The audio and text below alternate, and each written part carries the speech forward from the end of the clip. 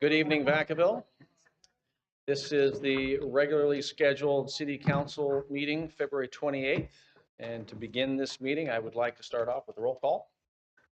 Council Agency Authority Member Stockton. Here. Ritchie. Here. Silva. Here. Chapman. Here. Roberts. Here. Vice Mayor, Vice Chair Wiley. Here. Mayor, Chair Carly. Here.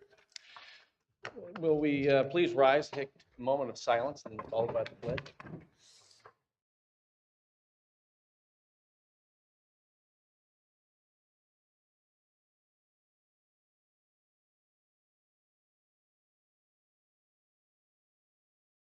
Allegiance to the flag of the United States of America and to the republic for which it stands, one nation, under God, indivisible, with liberty and justice for all. Thank you. With that, item 3, we have the approval of the agenda. Mr. City Manager, do we have any changes? No, we do not, Mr. Mayor. All right, thank you. And item number 4, approval of the minutes. Any changes or any comments for the approval of our minutes? We just did. Oh, we have to approve the agenda too, so sorry about that. Thank you. So with that, do I have the approval? Do I have a motion to approve? Second? Second. We have a second. All in favor, say aye. Aye. All right. Next, approval of the minutes. Any changes to the prior agenda's minutes? We have a motion to approve and a second. All in favor? Aye. Aye. Thank you very much. Next, we will go on to presentations. Seeing none. Item 6, we will go to the consent calendar. Any member of the council or the public wishing to pull an item from tonight's consent calendar? All right, I see Councilmember Silva. I'd like to pull 6A. Okay, and we have 6A to be pulled. Any other item? We only have 2 items on our consent calendar. So with that, do I have a motion to approve the consent calendar excluding 6A? So it would be item 6B. So moved. All right, do we have a second? Second. All right, we have Roberts as a second. All in favor? Aye. Aye. It passes. We will move on to business from the floor. This is, excuse me? Sorry about that. I'm getting too far ahead of myself. It was consent item, but 6A, we will open that up for discussion. Councilmember Silva. I had you there. I touched it. Thank you, everyone. So, just a quick question for city manager. Can we just, I just want to make sure we publicly put out there what this process is. This isn't, we're just moving through the process to go through the motion of announcing the land as surplus. And can you please just explain that? Certainly, Councilmember Silva. So the request before you tonight is a request to initiate the surplus property rules in accordance with the state guidelines for city-owned property there on Brown Street. Council is aware that we were directed to initiate the process for the next steps in a potential Boys and Girls Club site on that city-owned property. There's also a park project that the city is working on there as well. But to begin either of those projects, we need to initiate property rules with the state so that we can get that process underway. And that way we can then move to the next steps associated with the Boys and Girls Club project, which is the exclusive negotiation rights agreement, and then so on into the further steps. So this is just really to kick things off. Those other processes for those other projects will certainly be open to the public, and we will make sure that council and commissions and the public receive all those notifications when those elements to occur. With that, any other council comments? I will open it up to the public for comment on this item. Seeing none, I will close the item. And do I have a motion? Motion to approve 6A. I have a second? Vice Mayor Wiley, we have a second. And all in favor, say aye. Aye. Aye. Thank you very much. We will move on to item 7, business from the floor. This is the time when anyone from the public wishing to comment on an item that's not on the agenda that is in the purview and within this council, you may come forward now.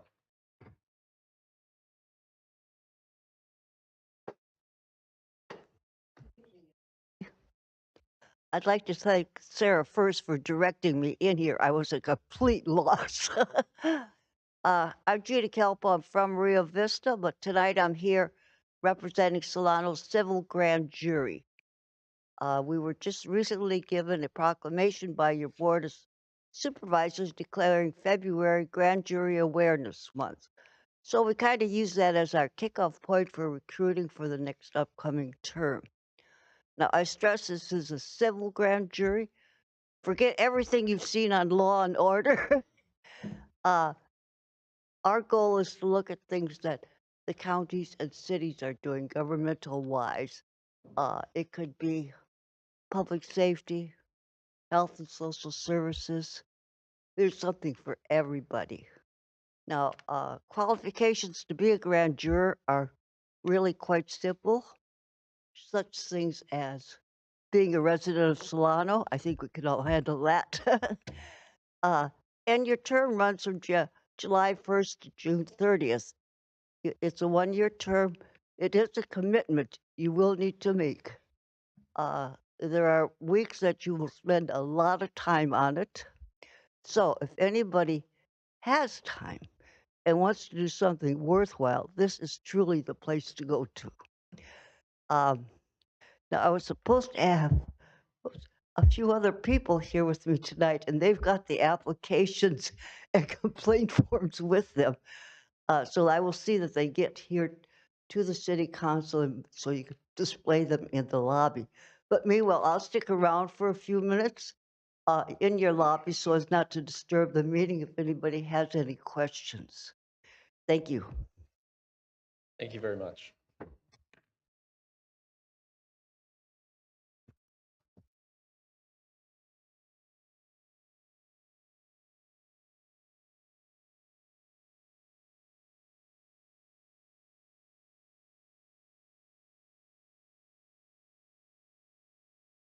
I'm a lifelong resident, born and raised in Vacaville on Lower Callan. My reason for being here this evening is to request to have on a future agenda the city's policy as it relates to the city's warming and cooling centers. It was brought to my attention that the city has a standardized operation guideline that is in draft form, but nothing official. I tried to locate an official policy, but was unsuccessful. I did find a press release dated December 12th, 2016. Being a retired state employee, I know firsthand that the Department of Corrections and Rehabilitation has in place a policy which is called the Heat Contingency Plan, which states when outdoors temperatures reach 90 degrees, the inmates are to be offered increased access to water, access to fans, access to portable cooling units, and given ice. Based on conversations that I've had with some of you council members and with the public, it is evident that there is not a complete or clear understanding of such a policy for our homeless in Vacaville. Although my focus is on the homeless of our community, there are other city residents that by having a policy in place for warming and cooling centers could benefit, our elderly and our children. In closing, it is my hope that we as a community can come together and put such a policy in place and not draft something up, but make it our own for the city of Vacaville. Thank you. Thank you.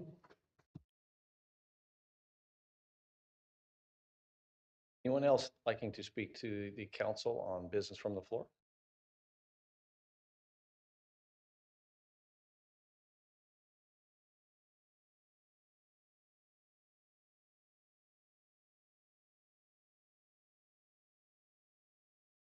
Work for Epiphany Church, cooking and serving the homeless community, and also at St. Mary's Church, passing out food to the homeless. And I drive around every Tuesday with Gail, delivering food to the homeless community that can't make it into Epiphany. So as much as I want pickleball to get their own designated courts, many of them in one place, and hopefully at Three Oaks, there is a more immediate need, and that is a warming center for the homeless community. Days like today, we're out there in the rain delivering food. Cold. Last Tuesday, if you remember, we had that horrible wind. It was freezing cold. I get out of my car for 3 minutes. They're freezing. And this is at 1:30 in the afternoon. What's the rest of their day look like? They're going to be sleeping on freezing cold concrete. They're going to be sleeping on freezing cold dirt under a tree. Even if they get in a wind block, they're still chilled to the bone. These are people that have had a hard life, whether it's from infancy or whether it's from circumstances. But it's not for us to judge. This is our homeless community. I'm a Vacaville resident, and we need to take care of them. The least we can do is give them a warming center for days like today. There is a freeze warning in effect for tonight. People will be running out to cover their plants. These are people. These are human beings. They need a warming center. Thank you. Thank you.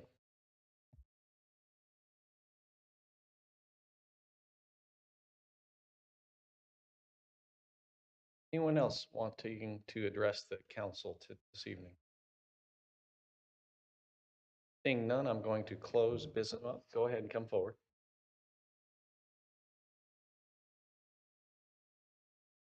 I almost didn't stand up after that because I do want to talk about pickleball. My name is Linda Panario. I'm a Vacaville resident for the past 23 years. I coached soccer and volunteered in the schools, and now I'm a retired healthcare professional. I have skills and time to support our community, and equally as important, I have some disposable income. I also play pickleball.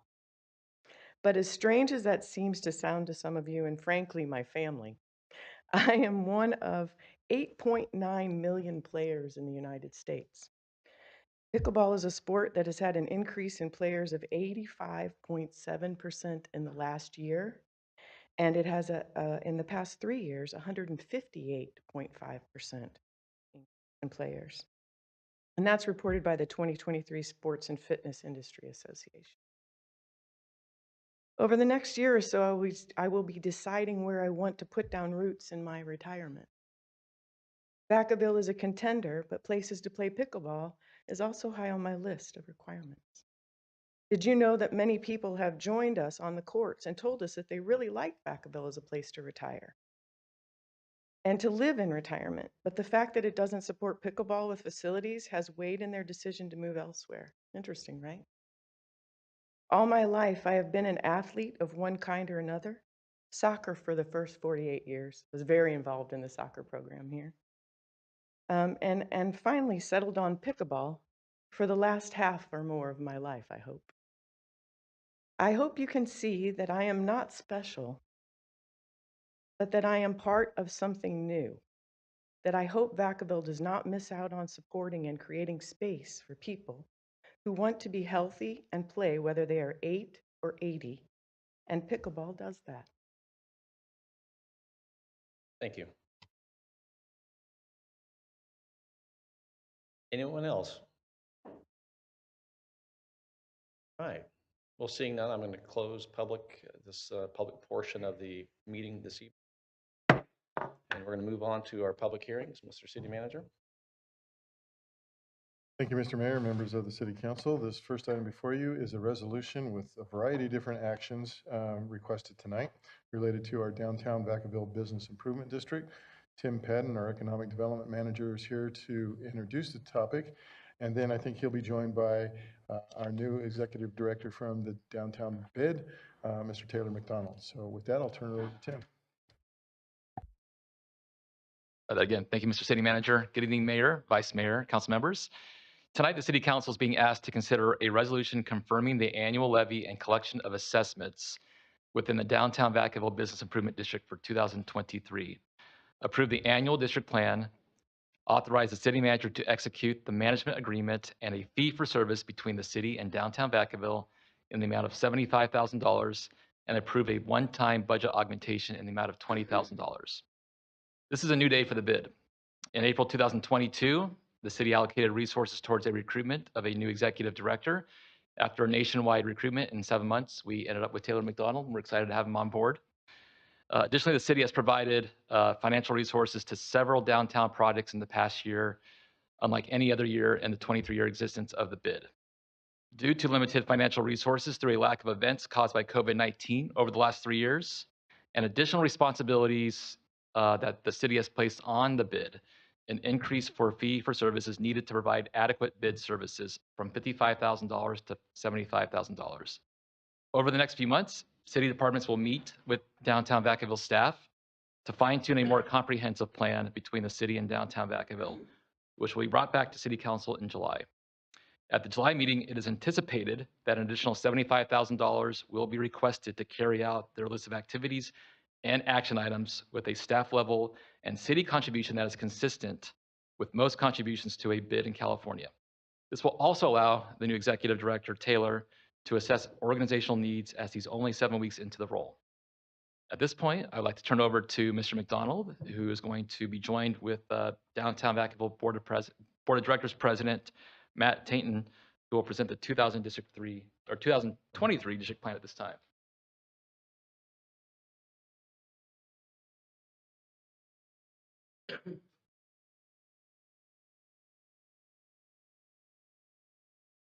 Hello, members of the City Council, Mayor Carley. My name is Matt Tainton, and I am the new president of the Downtown Vacaville Business Improvement District. And I am also the owner of the Tweed Hut Music Store, which is located at 359 Merchant Street here in Vacaville. I moved my business to downtown Vacaville in 2013. It's been about 10 years, and I've been a Vacaville business for 19 years. And over the last 2 years, since the COVID pandemic, I've sold over 2,200 guitars. I've done over $3 million in business. Business can be done in downtown Vacaville. It's a place that you can be successful in, but I think it needs help. And that's why I'm here. That's why I've gotten involved with this association. I tell you this because I am a stakeholder in downtown. And we have a new revitalized board of directors that are all stakeholders as well. And it's very important to them, along with our 450 plus businesses that we represent, that we create an environment that allows business to prosper even more than it is right now. We are not the same business as usual organization. We have spent the last 60 days restructuring and reorganizing the organization. I know I'm short on time and I need to give Taylor some time to speak about what we've come here for tonight, but I would like to say just a couple of things. We've already, in just the short time that we've had this year, we have sent 3 of our members to California Main Street training so that we could better align ourselves with the downtown specific plan and understand how Main Street America works. So we want to be in alignment with the city. We want to help with the downtown specific plan. We have created a properties owner engagement committee, which we have almost fully staffed. Our chair is Greg Scholes, who owns Gallery of Fireplaces, which is right on the corner of Merchant Street and Mason. You probably recognize there's like a house right there. That one house where he sells fireplaces. We also have Glenn Beto is on the committee, and he's a retired mortgage financial institution professional. And we have Solano Mortgage Management. I'm probably confusing that name. Solano Property Management. Yeah, sorry. Has also joined the committee. So we have some real professionals on there to help us engage with property owners in downtown area. The last thing I'd like to tell you about, we've held our first event for the year, which was the Vacaville Love Stroll. And in comparison, we worked really hard on this. Last year's event revenues were $2,600, and this year we reached $7,600 and tripled participation. And it wasn't luck, it was hard work, it was cooperation, it was teamwork, and we have a great crew of people that are participating and working really hard to turn downtown into the type of downtown that I think the city of Vacaville would really like to see. So if I can just say one more thing here, on behalf of Downtown Business District and the Board of Directors, and more importantly, the 450 businesses that we represent, their families, their employees, um, I want to thank you for your investment and your encouragement um, in the search and the recruitment for Taylor McDonald, our new Executive Director, and I'd like to turn the podium over to Taylor now. Thank you. Thank you for your time. Hello, everyone. Nice seeing you all. I've met most of you. I haven't met some of you yet, but I would like to. Personally, thank you for the investment that you've made to bring me here. Obviously, I wouldn't be here without your support, so thank you all for that. And I know that we're known for community events and beer sales, so I would like to change that and make it more, obviously, working more with the community services and programs that help uplift downtown Vacaville more than just community events and beer sales. So that's why I'm here as well. So let's get started. A little introduction about me, obviously. So I have about 7 years experience in a small business, a small farm business in San Diego. Worked at a lot of farmers markets in San Diego. We're not going to do that here, but we are still going to continue our small business more online and classes, teaching it. But I do have a lot of experience with small business, obviously. I have experience with a business association and working with business associations. So I worked with North Park Main Street in San Diego, and it says Main Street, but it wasn't really a Main Street program, but it says Main Street. So I just wanted to point that out. But it was interesting working with them. It was right when COVID hit, so I helped a lot with setting up parklets, which was an interesting thing to try to get people, businesses to invest in something when you're obviously not investing in anything. And a lot of research, master's level research about business associations across California.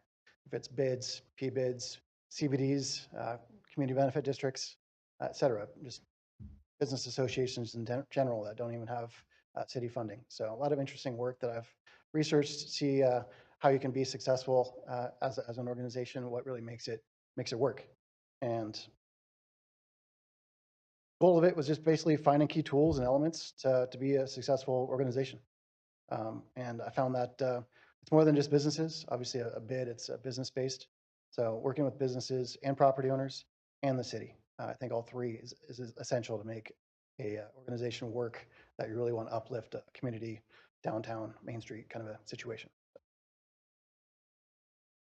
I also have experience with neighborhood associations, and this one, it's a nonprofit, City Heights Town Council. I was the chair for 5-6 years, working with one of the most diverse communities in the country, over 28 languages spoken, very, very unique community. And it was challenging, fun, rewarding, and really interesting trying to get more community involved when oftentimes they're disengaged and don't trust government in particular to get involved. So interesting experience working there for 5-6 years. Other experiences just to round out who I am as a person. Worked in social services, real estate, customer service, sales. Oftentimes people say, oh, you're new to Vacaville, come from far away, San Diego. Yeah, I've been in San Diego for the last 20 years, but it's kind of a homecoming for me. I'm from the Bay Area. I grew up San Francisco, Marin, Oakland. So went to high school in Oakland. So Bay Area is it's kind of a homecoming for me to be around here. I have family in Danville, niece, nephews. So I feel like it's a homecoming, not coming from far away and not being from around here. Granted, I'm not Vacaville, but we made it home. My wife and I, we moved here, so we're committed to Vacaville now. This is our office, Parker Street, downtown, cleaning up, trying to make it more presentable, welcoming to people to come in. This is obviously the bid map. I'm sure you've seen this over the years many times. That's the Zone A, Zone B, if you're curious what that differences are. And this is the downtown specific plan map for obviously downtown. They're similar, close, but not quite the same. So often confused of which maps what, and that kind of shows that they're very, very close, but they're not the same. So here's an old slide that kind of interesting of what we did. Obviously working with economic development department. community events, obviously the beer sales I was talking about, marketing and promotion. Oftentimes it was marketing and promotion of the events, and tourism and promotion, obviously the big four with Visit Vacaville. And what we didn't do. We want to change this. Obviously, this is an old slide. So this is a new crew, new board, new leadership. So what we were known for, sure, but what we can do with your support is obviously doing more maintenance, security, even if it's appropriate, and working with programs for homeless issues, capital improvements, working with different departments with the city, community development in particular, and parking and transportation. Obviously, parking is a contentious issue, so I have a lot of ideas of creatively working with making just more parking available of what we have.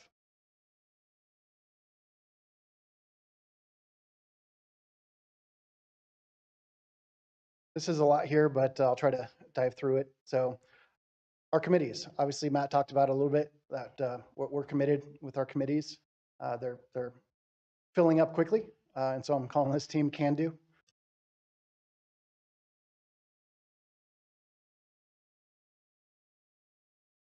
This is a new one, property owner engagement and participation. This was a request for us to add as one of our committees, and I completely support it. Again, one of the three keys is property owners and working with the city.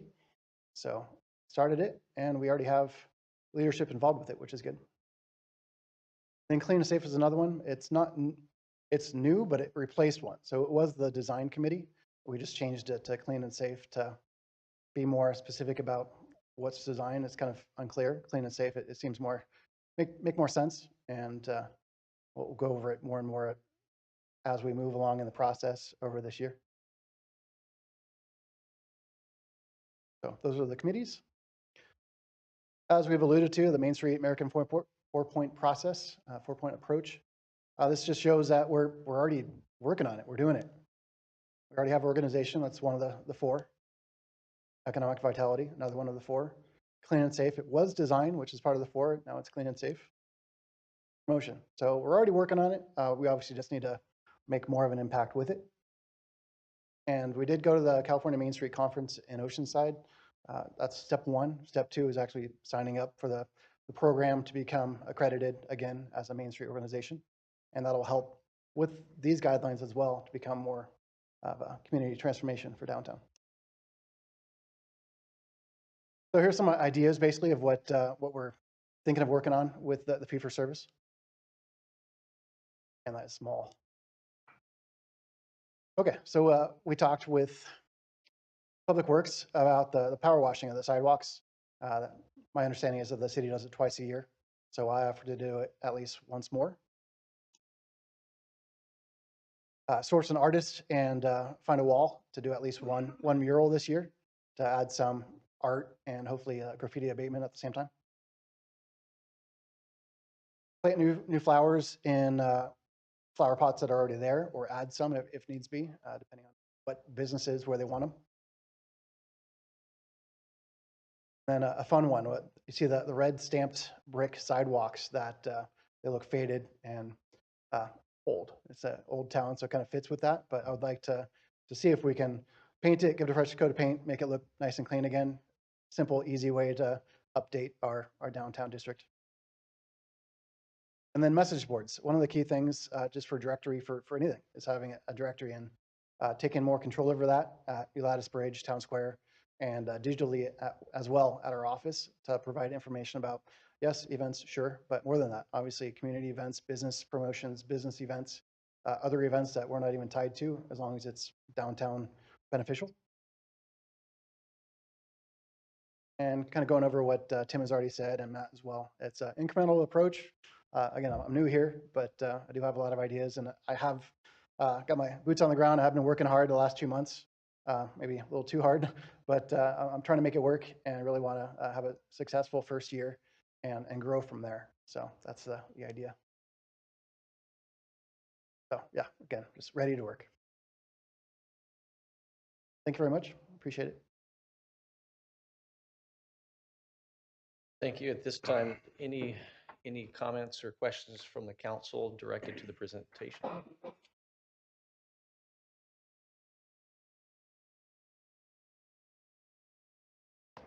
Seeing none, I'm going to open it up to a public comment.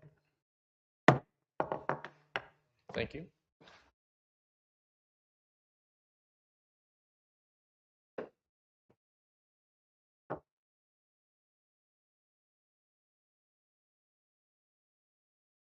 Cloutier. I own Laney's Furniture over here on East Buena Vista. We are on the outskirts of what we call the DVBID. We would like to benefit more from the whole downtown vibe that we got going on here in Vacaville. Oh, I apologize. A busy girl, sorry. Anyway, but what Taylor's doing and what Matt's doing and what our board is doing is we're trying to revive our downtown. I feel like in the last few years, maybe more than that, we've lost the focus that the downtown is our heart of our city. We've spread out, we've got the nut tree, we've got other things going on, but your main business owners who live here, who work here, who have kids here, who pay taxes here, who vote here, they all own businesses here in the downtown. So this group here, we've got a few of us here tonight. We're all wearing these blue caps. We want you to know that we're here. We're here to stay. We want to invest in this town, but we just need a little help. So that's what I'm here to tell you. But thank you for listening. I appreciate it. Thank you. What else?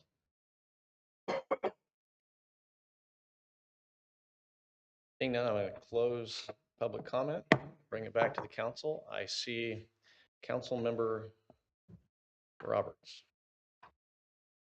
Yeah, thank you. Yeah, appreciate the presentation. Welcome, Taylor, and all the new board members that are going on with the bid right now. I did have a question for Taylor. I know you probably have a lot of grand plans coming in for the bid, and I know the fee for service that you have on here or that's in the staff report, 75,000.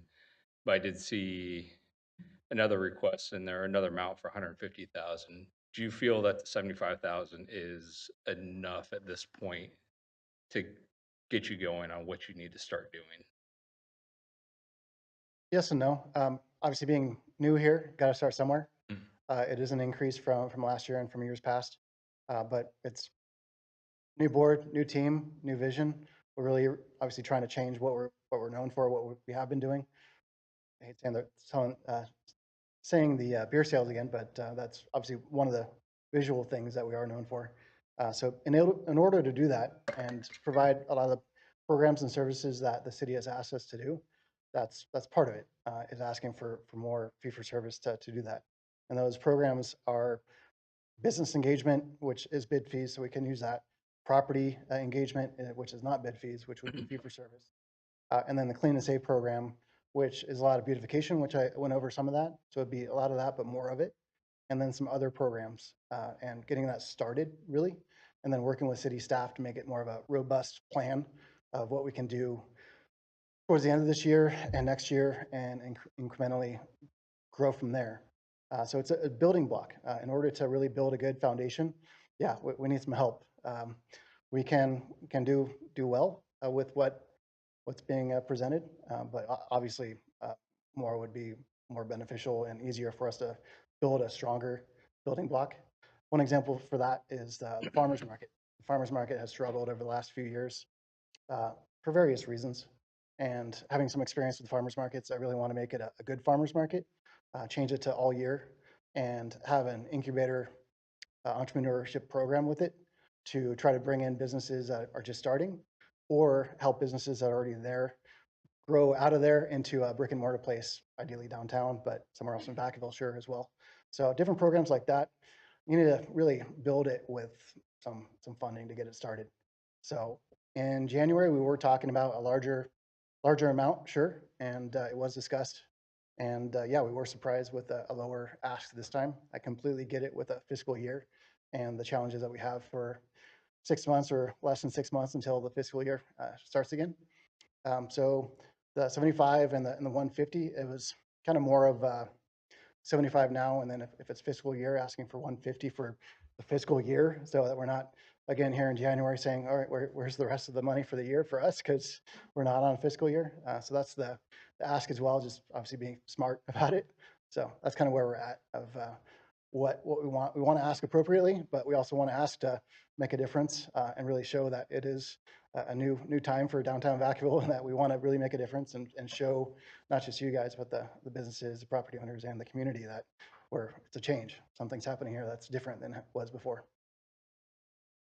Yeah, thank you. I appreciate it. Well, I can't speak for the other council members. I know in the past, a lot of us have fully supported the businesses downtown. And personally, I think it should be a little bit higher. I know there is a fiscal year because the budget's already set, so we can't go all the way up to that 150 mid-cycle. But the thing I'm concerned about is like, because of the fiscal year, even if you do come back, will that be enough time to support the stuff going on for like 4th of July and Creek Walk? Because I know a lot of the stuff has to be planned well in advance and probably paid for before then. Um, yeah, I do feel like it should be a little bit more. And then also with that, going back to the businesses, it is your guys' business and properties as well. And I do think there needs to be some adjustment there as well. I know business owners don't like increasing fees or anything like that, but I mean, the fees haven't been increased in what, 24 years now? And could you sell products or your services that you have now with 1999 prices? You probably wouldn't be able to survive or provide the same level of service. So yeah, if as we do increase these, I do hope that the business owners would be on board of helping themselves out as well with increasing, not crazy amount, but enough just to make sure you guys get the services that you need. Because I mean, it doesn't drive business. It's like an investment to your business. I know previous bids haven't done a lot of the service aspect of it, or it's been primarily events, but hopefully with the new guidance and the new team that you'll be able to beautify downtown and drive more business there as well. So my thoughts on that. Thank you. Councilmember Stockton. Yes, thank you. Thank you for the presentation. Thank you for your enthusiasm for everyone that showed up today wearing the blue hats. And thank you for what you're doing for our town. It doesn't go unnoticed that you are fighting for the soul of our community, especially the business community downtown. And we all want to have a beautiful downtown. But it just seems frustrating. I have hope now that that you've got everybody together and you have a vision that looks absolutely fantastic. So I'm very excited to hear this. But one of the things that is troubling for me is, we hear from you, a couple times a year. We go downtown and we might see some of you, but I think it's really important if we want to see a change downtown that we improve our communication. We have 3x3s with the school district.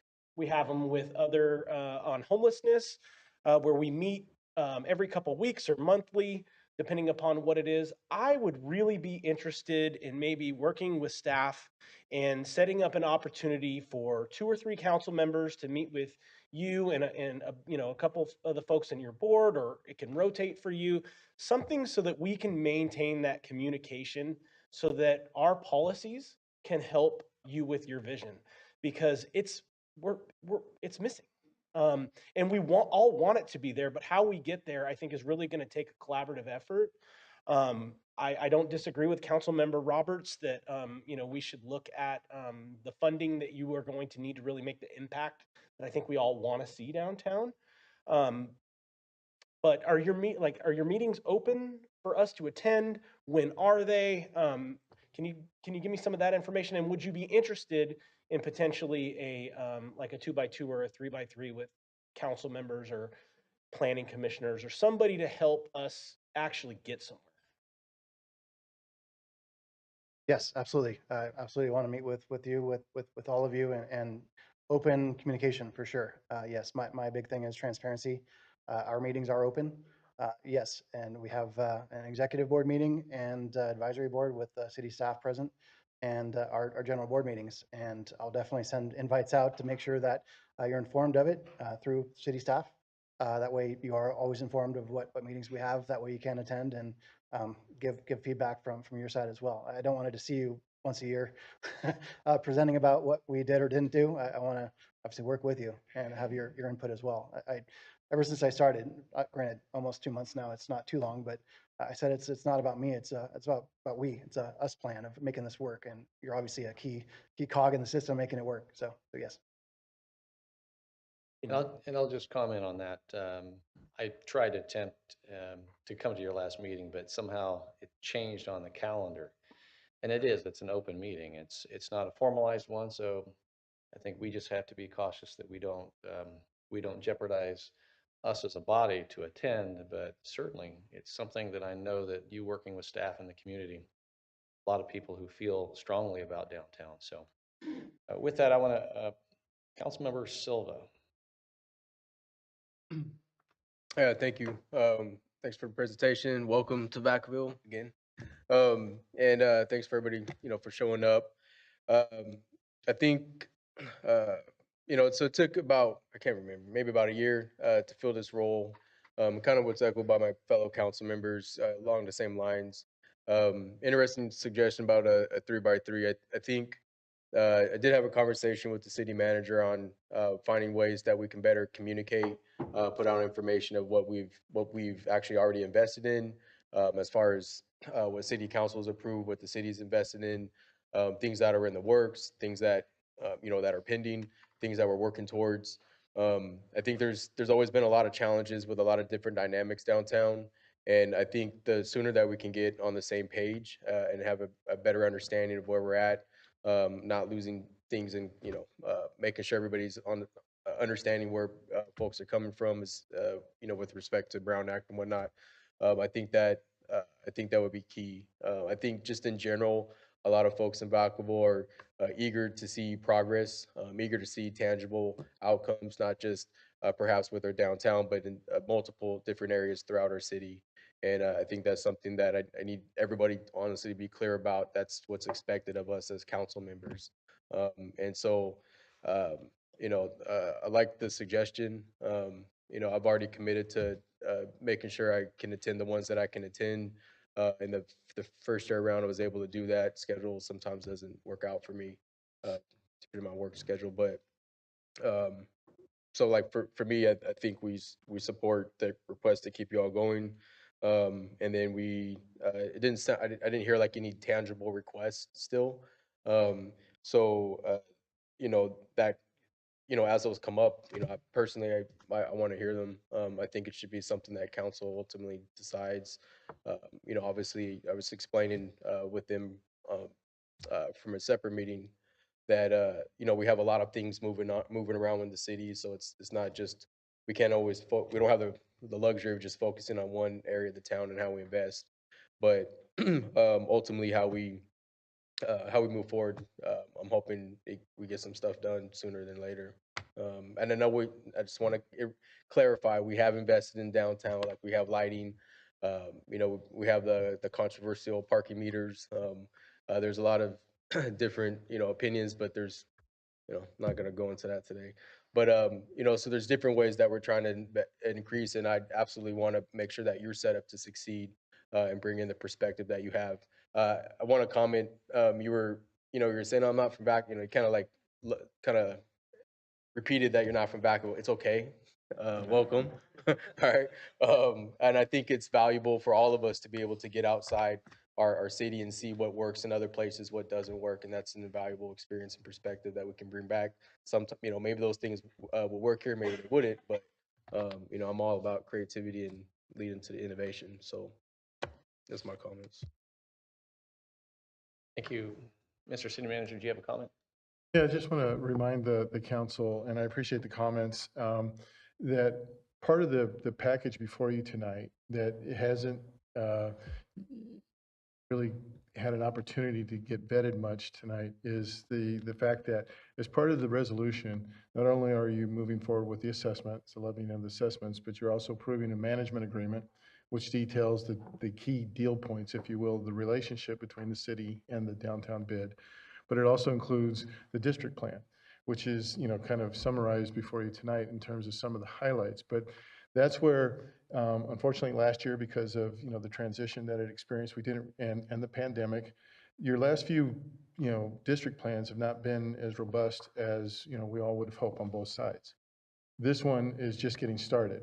And so when you talk about, we'd like to see this, we'd like to see that, how do we work with you and what is the service deliveries, what's the scope of services? That's what the plan's for. And so that's what we're suggesting in our recommendation tonight is that, Taylor, I've met with him a couple of times. He's out there running full speed ahead.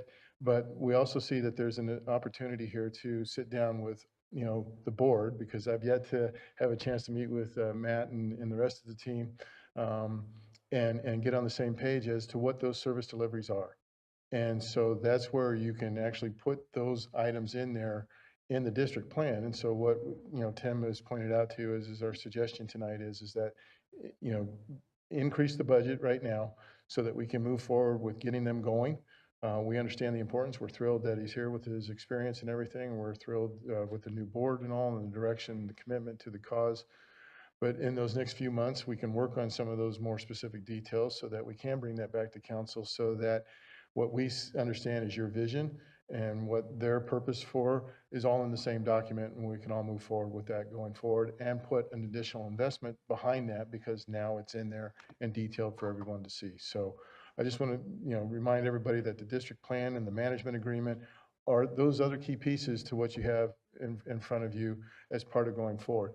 The other piece, just as a quick reminder, is that at the end of the year, so, it was mentioned about the calendar year and the fiscal year budget. Well, so we're here today because the ordinance that created the bid originally in 1999 says that those levies must be in effect by March 1.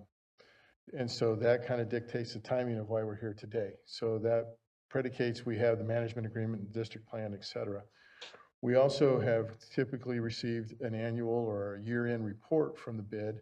And so that typically will come in October, November to say, okay, here's what we set out to accomplish in February. Here's our scorecard. How'd we do? And so then that plays right into the following year coming in February and saying, all right, this is how we did. This is what we need more to go to that next level. Council, we need your help. This is the things that we're doing. And so the process, rinse, repeat, cycle, et cetera. So there's lots more to be done here, and staff is very excited working with the group out there. But we just recognize that there's still some more dialogue that we believe needs to happen so that we can give council that, firm game plan of what's going forward, moving ahead. Thank you. Thank you. Vice Mayor Wiley. Thank you very much for the information tonight, and I haven't had a chance to sit down and meet with you, so hopefully we'll be able to do that in the next couple of weeks. I do know that a lot of people in town are very interested in supporting small business. They're very happy to go to a store that's not a chain store because I hear a lot of, we just have all these chain stores, so we want something else. And I see that quite a few people here are in businesses that have been in business for a long time, like the music store and some other stores. So my question is, what sort of support do you have for those stores that just are trying to get started and new businesses? Do you have like a mentorship program so that the people that are successful can help the new businesses? And that's my first question. Well, it's just me. So Oh, I can mentor as best as I can with my small business experience. But besides that, it would be partnering with other organizations like Small Business Development Center, county, and any other workforce development type organizations that we can partner with to make it work. so that's not really part of the bid issues. BID does a lot of promoting and working with the small business promotion, not necessarily building businesses. Okay. And obviously, I want to change that with some help. And Vice Mayor Wiley, I'm sorry. Yeah, we actually work with the SBDC, as Taylor just mentioned, on kind of mentorship. And there's a organization or actually a subset of the SBDC that focuses on restaurant mentorships. And so that is really very much a small business development center kind of program. But obviously the bid could be a part of that as well. So like in my district, there's like some home bakeries and things that have businesses out of their house. If they were interested in maybe coming downtown to a space, then they should work with the Small Business Association? That would be the place to start, yes. Okay, okay.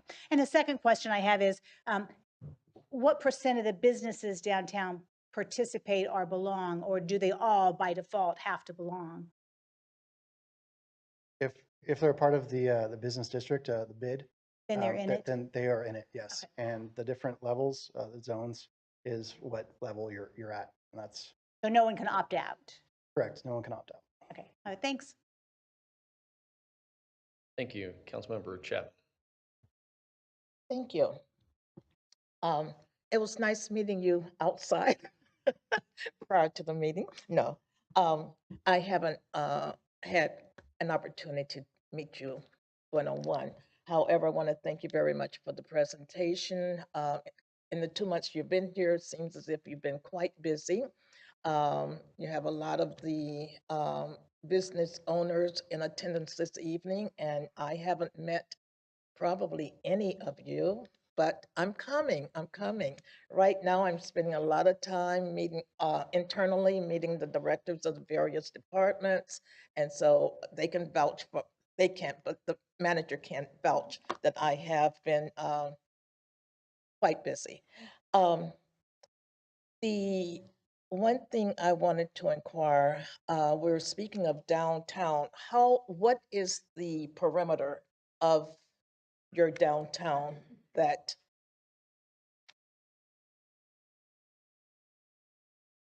Put the map back up there and maybe describe it better so people understand there's two different zones and kind of call out the perimeter. We think of downtown mostly when those who come is just Main Street, but it's so much larger than that. Thanks for the question.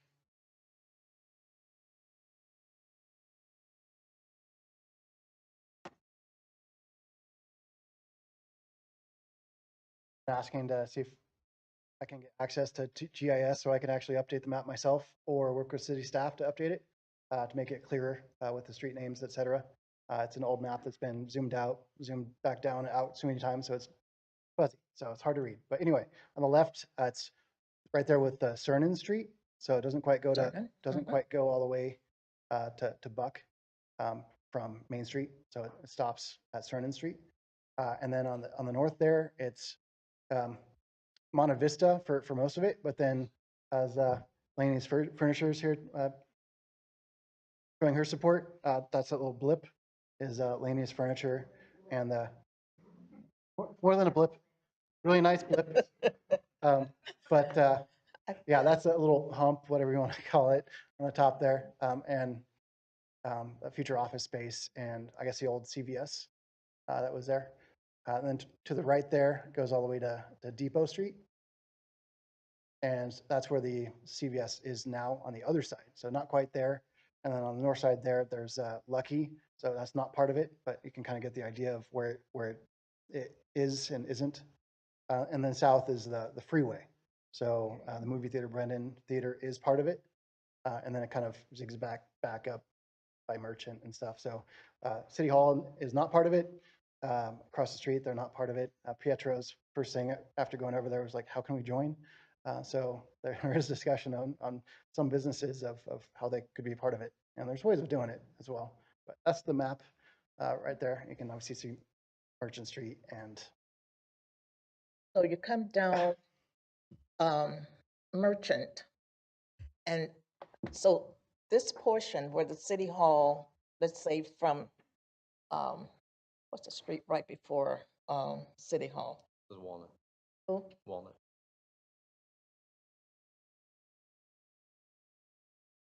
Lover's Lane on this side? oh, well, okay. The family-owned restaurant across the street. Come on, Yes, Pietro's. Pietro's. Yeah, we're Yes. just there. Are they in the? They're not. That's what Pietro's I was Okay, talking about. So so- Pietro's number 2 is not. Pietro's number 1 is differentiation. Intersection. Yeah. Okay. All right. Thank you for that. I think it's helpful to know what business are included in the improvement district. Have you had many calls from others wanting to get involved, be included in the district? And then how do you say no to them? Great question, Councilwoman Chapman. The city has actually talked to the bid for several years about expanding the bid boundary and making it larger than what you currently see on the map.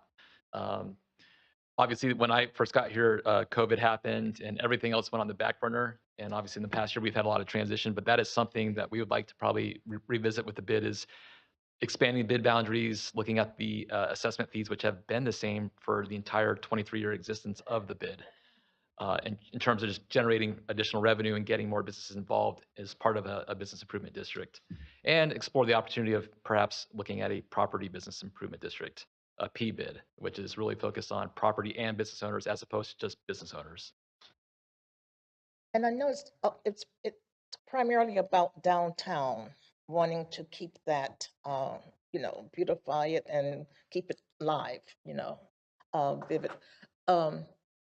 Yet, and I have to put this yet out there, we have other small business owners that could benefit from support from the city. So how would we, and that's something we can talk about later, how is it about creating additional improvement districts? Or are we only focusing on downtown improvement Mr. districts? City Manager, maybe you can answer some of these questions. Yes. So I'll take a shot at it. So with regards to small business assistance, outside the boundaries of the bid. So right now, we're focusing on the boundaries downtown because the main element of this particular action tonight is approving the levy assessments within the boundaries of the bid that was established back in 1999. So in terms of the businesses within that district, that's established by that district that was created back then, okay? If there's a desire to do that elsewhere, we could explore that, but generally, in terms of assistance, the council put ARPA funds to use for all small businesses, not just downtown, but citywide, okay? And then additionally, the resources that, you heard Tim mention that are available to those small businesses downtown, they're also available to citywide businesses. The chamber is actively working with those businesses as well. So it's not that they're separate and lost, it's just in a different location. But I will say that one of our speakers earlier today said that don't forget that downtown is the heart of your city. Well, we recognize that, and that's why the council approved and authorized us moving forward with the downtown specific plan and investing not only in that manner financially in building a long range plan for downtown, but we have invested in new infrastructure. We're partnering with a private developer for our property down there, what used to be the East Project, now 700 Main. So you'll see new investment down there because we do recognize the importance of maintaining and preserving, expanding and growing downtown because it really is the jewel of our community. And that's why you still see all the events down there as well. Could there be other opportunities for some of those events? Possibly, but it's that old traditional charm that keeps them down there. And that's why we're continuing to put proposals in front of the council to continue to support investing in our downtown. Thank you. I wasn't going to talk. I own School Rock, but I did get sent to Oceanside and I learned something at the Main Street California conference. You both asked about small businesses, and I'm a small business that started, 3 years ago this month. There is huge opportunity when you grow your downtown to support small businesses, people who are doing businesses out of their home, for instance. They're called incubators, is what I've learned. You can bring them in to be at a farmer's market or maybe in an empty space downtown that nobody's using, and they grow their business, and then the next thing you know, they own their own, they're renting their own space and they're having a business. So that's one point that I've learned on this trip, and I don't want to discount the fact that growing our downtown can really support small businesses out of your home. People that are doing things in a small way can actually grow when we do more downtown. Yeah.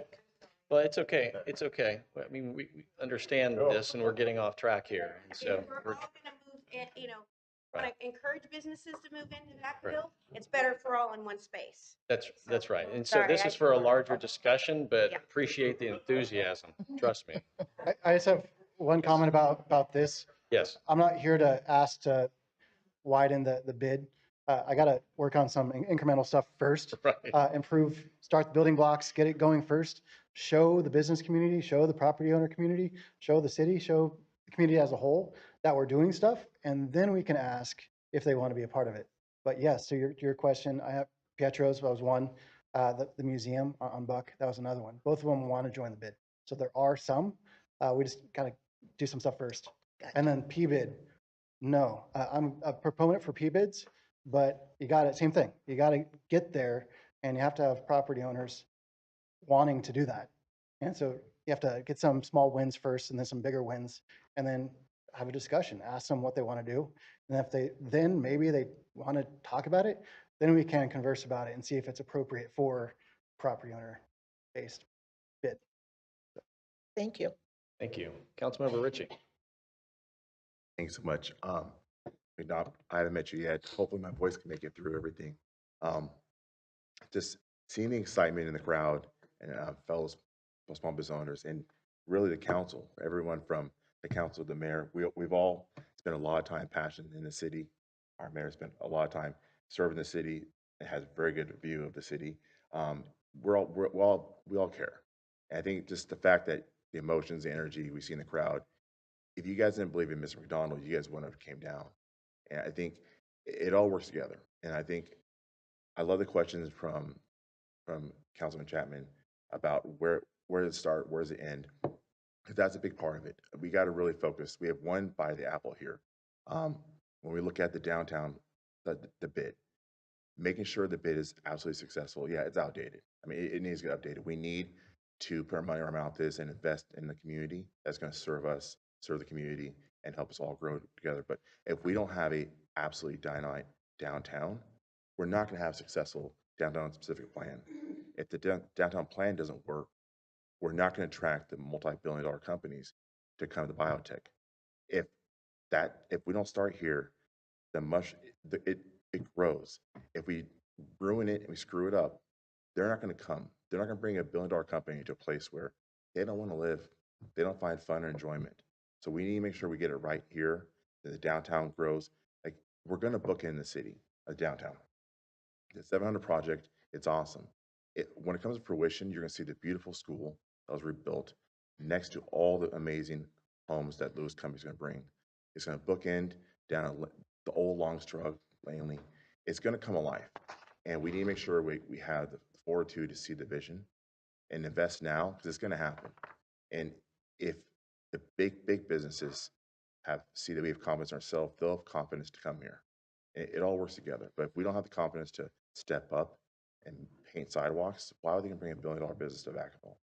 So I think it all works together. So we got to start now. So I'm excited for the next step. Thank you. Councilmember Roberts.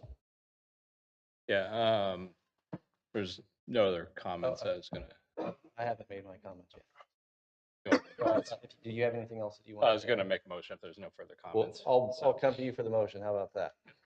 That'll work. Thank you for your presentation tonight and all the questions and obviously the enthusiasm within the audience.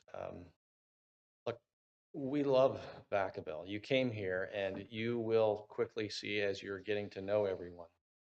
You have a charm here. There's something really special.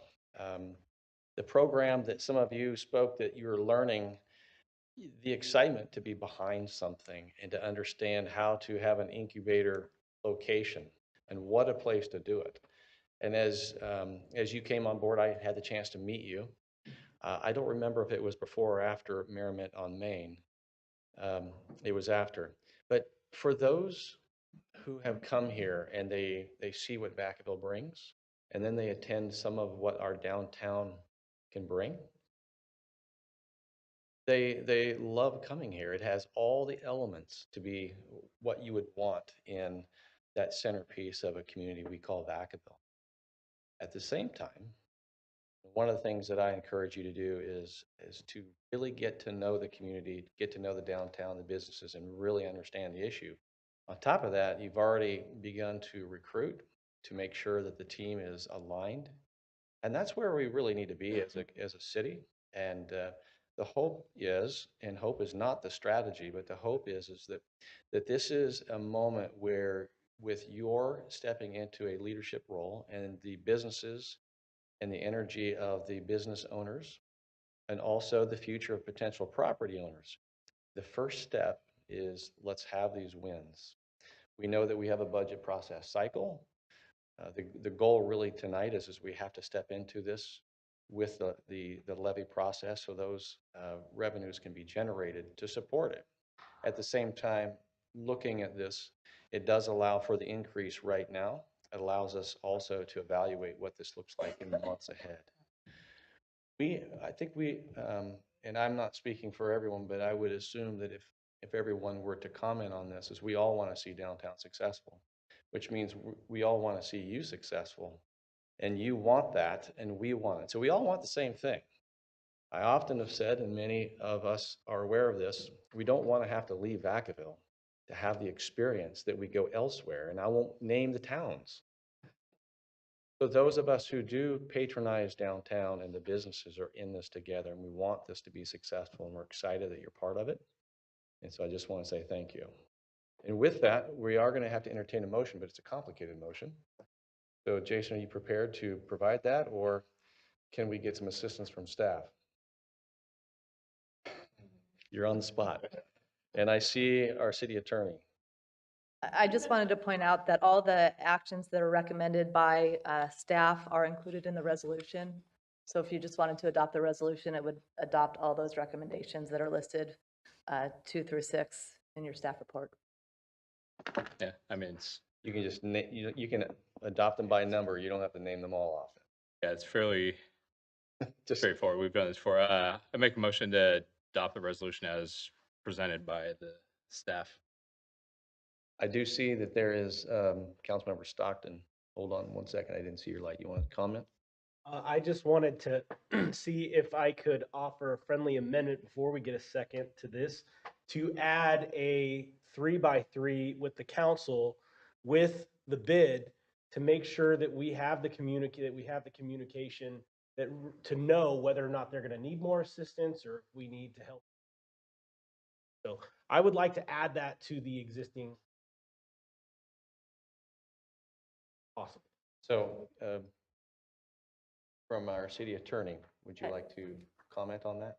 I would just caution that we may want to bring that back to consider the Brown Act implications of forming that committee in this manner. So is this something that we can bring back in a discussion from staff and then bring that as an idea? I understand where you're coming from. Wanting to make sure. Bring back when? At the end of fiscal, in a month, in a week? I'm just curious. Well, we can bring it to your priority setting session. So how about we do that? Bring it up as a topic of discussion during our priorities. When is that expected to happen? What? It's on your calendar for March 17th. Perfect. I just wanted to make sure. That's it. Does that work? And by the way, Laney's is the tip of the spear for the downtown. Okay. Just saying. All right. So we have a motion. Do we have a second? I'll second. All right. Councilmember Silva is the second. All in favor, say aye. Aye. The ayes have it. Any opposed? None. It passes. Thank you very much. Thanks for the presentation. And with that, I see that the public hearing 9B has been continued to a date to be determined. So we will move on to business from the floor. Item number 9A, Mr. City Manager. Thank you, Mr. Mayor, members of the City Council. This next business item for you tonight is an update on the pension and other post-employment benefits. Our Director of Finance, Ken Matsumiya, and our HR Director, Jessica Bose, and guest consultant are here to make a presentation for the update for you tonight. Thank you.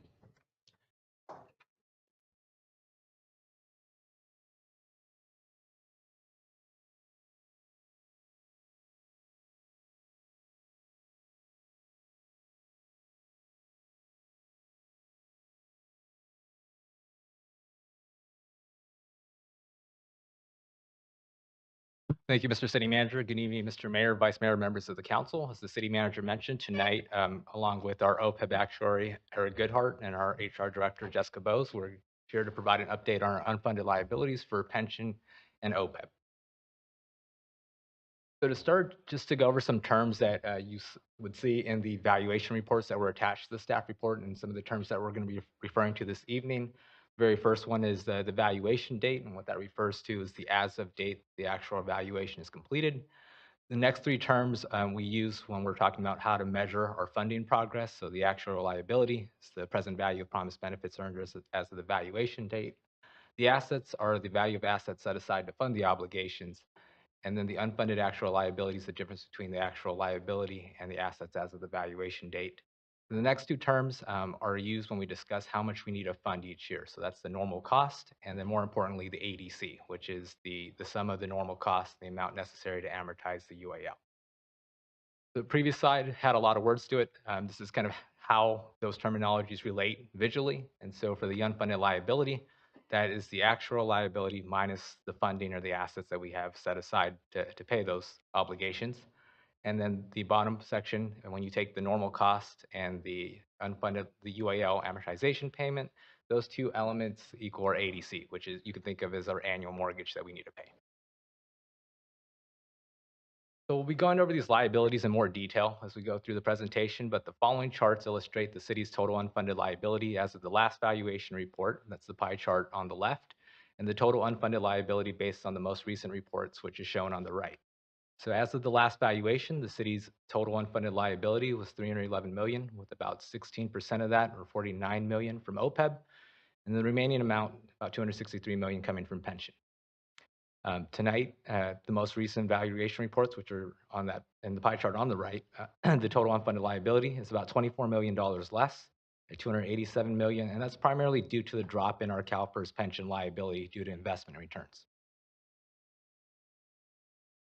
So to start, we'll be talking about the pension side of the unfunded liabilities. And when we refer to pension, there's two main plans that we're referring to. The first is our CalPERS plan, which is the city's main pension plan. And then there's also our PARS supplemental pension plan, which has been closed or was closed for new hires in 2013. So the following slide is a high-level summary of the pension valuation results, comparing the results from the prior valuation, which is the chart on the left in blue, to the current valuation on the right. The primary purpose of these third-party actuarial valuation reports is to determine the ADC,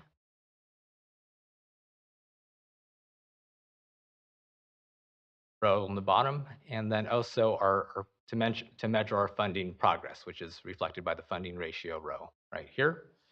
And one of the main things I wanted to highlight on these tables is the valuation date. And so you'll notice that for both PERS and PARS, the dates are different. And so if we're looking at the current results that we're presenting this evening, the PERS results are as of June 30th, 2021, whereas PARS is as of this last fiscal year, so June 30th, 2022. And that's important because as we go through this presentation, there's definitely a difference in how investments performed in 2021 when they were really good, and 2022 when they were not so good. So for PERS, those actual valuations are performed annually by in-house actuaries at CalPERS. Like I mentioned, they are a full year behind, and so our most current valuation is as of 2021.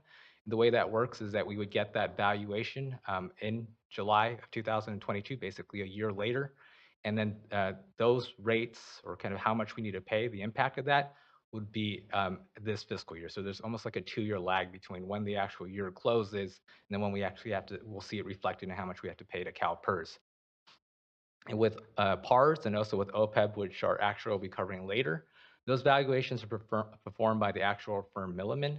So these reports, they were being completed biannually, but then we moved to an annual valuation. That's primarily so that we could get the information a lot more frequently. And so we moved to that annual valuation system. The data is also a lot fresher with PARS and OPEB. It's as of our last fiscal year, so 2022, whereas with PERS, you are looking at data that is more than a year plus old. So going through the results for PERS, the unfunded liability, so the UAL, dropped from $223.7 million to $176 million during the year. And the funded status improved from 65% to 74%. I'll cover that as to why that took place in the next slide, but that's kind of the key pieces from on the PERS side. And then for PARS, the UIL did the opposite. So it increased from 38.8 million in 2021 to 42.5 million in 2022. The funded ratio also declined, going from 42% to 37% for PARS. And then in the last row, it shows sort of how much we're going to have to pay in the upcoming fiscal year, so 2024. So for PERS, it was at 27.8 in our last valuation. Current valuation has that at 28.7 million. For PARS, it went up about 400,000 from 4.1 million to 4.5. So in each of the actual valuation reports, there is a section that discusses the actual gain or loss between the valuations. So since these valuations are a projection of the future, assumptions are made on how long people will live, when they will retire, salary growth, investment earnings, et cetera. And then this section measures the difference between those assumptions and what actually occurred. So an actual loss would result in an increase in the unfunded liability. And then if you have a gain, that would result in a decrease from what was expected to the unfunded liability. And so as I mentioned, kind of two different situations here for CalPERS and PARS. So kind of going with CalPERS first on the left, you'll notice that kind of working from the top down, we had our investment gains. We had an investment gain of 66.7 million, and that primarily has to do with the fact that in 2021, CalPERS annually assumes that they're going to earn 7% on their assets. In 2021, CalPERS earned over 20%. And so the fact that they earned so much more than what the valuation assumes, that results in a gain. And so the gain was 66.7 million in 2021. Also, as part of the assumptions, I'd mentioned that outside of investments, they also look at how long people are going to live, sort of their salary increases, when they are going to retire, so on and so forth. That's kind of referred to as the non-investment component. And so for non-investments, there was also a gain from the demographic experience, so sort of mortality, retirements, things of that nature, and salary growth being more favorable. So they were better than what was assumed in the valuation report, and that's why you also see a gain there. And so in total, in 2021 for CalPERS, we saw an actuarial gain of on the unfunded liability of 68.5 million. And that is why on the previous table, when you look at the unfunded liability in 2020 compared to 21, it went down significantly. That's primarily the reason why, is because of the investments. For PARS, as I mentioned earlier, 2022 was a different story on the investment side. And so for PARS, the investment loss was greater than what was assumed. And so on the PARS valuations, we assume that the assets are going to make 6.5% each year.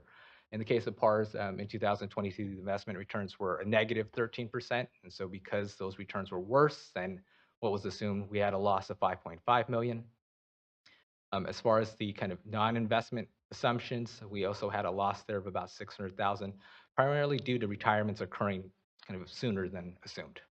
And so in total, during 2022, PARS, we had a loss on the unfunded liability of about 6.1 million. And I think for both of these situations, it really highlights the importance of the investments and how that does, because as you can notice in 2021, we had a great year, and that's because investments did extremely well. In 2022, with PARS, we had an actual loss, and that's pretty much driven by investments. And that's kind of why investments are so important, that PERS and PARS, and that they hit their mark with those investment returns. So I did mention that with CalPERS, it is a year behind, kind of 2 fiscal years behind, because the data is as of 2021. We do have some updated numbers for 2022. They're not quite official yet, but CalPERS back in July had mentioned that their preliminary estimate for what 2022 returns looked like was a negative 6.1%. And then towards the fall, although I don't think this has been publicly announced, I know at a conference they had mentioned that they kind of revised that number. It looked like they lost probably closer to 7.5%, so 7.4%. Because of the timing, like we're not going to have the official valuation that reflects that until July of 2023. And I'd mentioned that's not going to impact what we pay until fiscal year 24-25. But just to be prudent with our budgeting and our forecasting, what we've done, because CalPERS does have a forecasting tool, is to kind of plug that in and see, well, we're hearing that they lost 7.4%. What does that look like to our funded status? And then how much are we going to end up having to pay over our forecast? And so later on this evening, we have a budget item. When we do the 5-year forecast, we've kind of not only included the valuation results that we're talking about right now, but also an assumption of what 2022 looked like as well. So kind of using CalPERS's forecasting tool. This is our projection of what the funded status would look like. And so back in 2020, we were at a 65% funded status. In 2021, when we had those really great returns, we jumped up to 74%. And then because the 2022 returns, CalPERS assumes that 7%, they returned a negative 7.4%. In all likelihood, we pretty much kind of dropped back down to a 66%. And so that is our projection of sort of how that's going to play out. And then we'll find out again in July. And so I'll pass it off to our HR director to talk about the next section. Good evening, Mayor and Council. For the OPEB section, OPEB stands for Other Post-Employment Benefits, with other meaning other than pension, which Ken just covered. The city's only OPEB is retiree medical. We have 3 tiers of retiree medical. Tier 1 and 2 are both closed plans, and Tier 3 is our newest plan that was effective in 2018 for non-safety and 2020 for safety employees. The city contracts through CalPERS for all health benefits for active and retirees.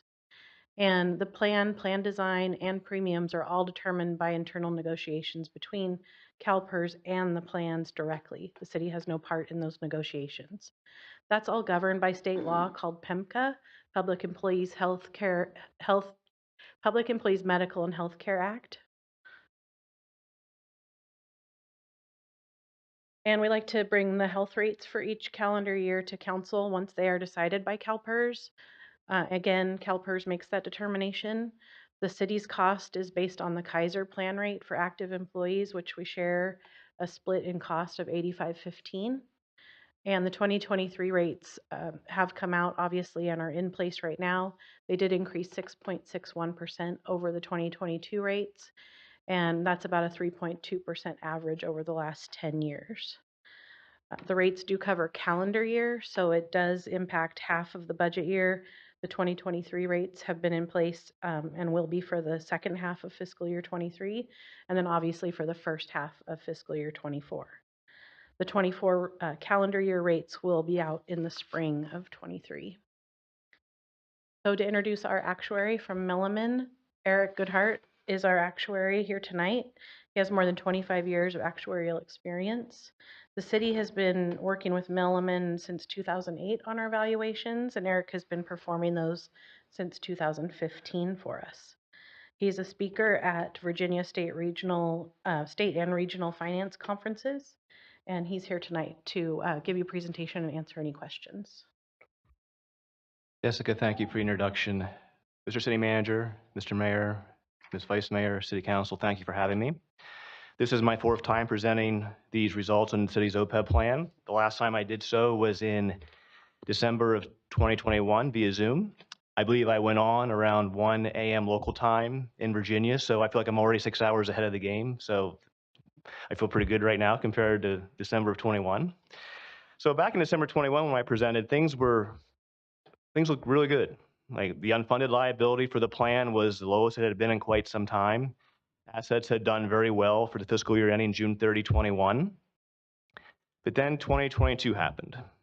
And as we can see here on slide 12, we had some changes, and all these items tend to tell the same story. Surbit assets, that's the trust that the city uses to fund OPEB. That balance decreased by about $7 million due to poor investment performance, but that's universal. Everywhere, every fund across the country likely experienced losses during fiscal 22. As a result of that performance, the plan's funded ratio decreased from 56 to 44%. As a result of that decrease in funded status, you can see that the UAL increased from 48.5 million for fiscal year ending June 30, 21 to 68 million for fiscal year ending 22. And the city's actuarially determined contribution, which Ken discussed a few slides back, increased by $2 million from 7 million to 9 million, primarily because of the amortization component. Funding, you have to pay off that increased unfunded liability over a period of years.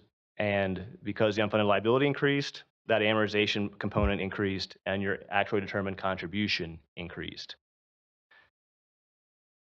So the most recent valuation we completed for the city was of June 30, 22. This was 1 year after June 30, 21, we've moved to an annual valuation cycle, as Ken mentioned earlier. That allows us to see how things are operating more frequently as opposed to every 2 years. So what has changed since the last valuation? Well, when we looked at the June 30, 22 census data, it allows us to see how our assumptions, our actuarial assumptions that go into the valuation are working. We get to see what part of the population turned over, who died, who retired, who left voluntarily, and compare it to the assumptions. And that resulted in a actuarial loss or unfunded liability increase of about $2 million. And to put that in perspective, the city's liability is about $120 million. So I'm not going to lose too much sleep over a loss of $2 million on 120. That's about 1%, a little over between 1% and 2%. Not too bad, all things considered. The health-related assumptions, meaning the claims that we assume that retirees are going to incur, and the rate that those costs increase over time, those assumptions also changed. Those assumptions resulted in a liability increase of $9 million. Now, with respect to the trend assumption, I'm not talking about what happened between June 30, 21 and June 30, 22. Our healthcare trend assumption addresses what we think healthcare costs are going to do over a long period of time, not just in fiscal 22, but many years, fiscal years into the future. In fact, we have an assumption for every year that the plan will provide a payment. So it's just not what happened in fiscal 22, but it's a long-term assumption. And inflation has hit all sectors of the economy, and healthcare is no exception. So the new healthcare trend assumption used in the June 30, 22 valuation increased liabilities compared to what we use as the June 30, 21 valuation. We also made a change in the assumption for what proportion of retirees are electing to cover a spouse. Maybe some retirees aren't married to begin with, maybe the spouse has coverage through another plan. We have been using 75%, but based on inspection of retiree data for the past 5 years, it appeared that assumption was a little aggressive. That it was closer to 65%. So we lowered that assumption by 10%. So we were assuming less retirees that retire in the future will be covering a spouse. So that results in a liability decrease or a liability gain of $2.2 million.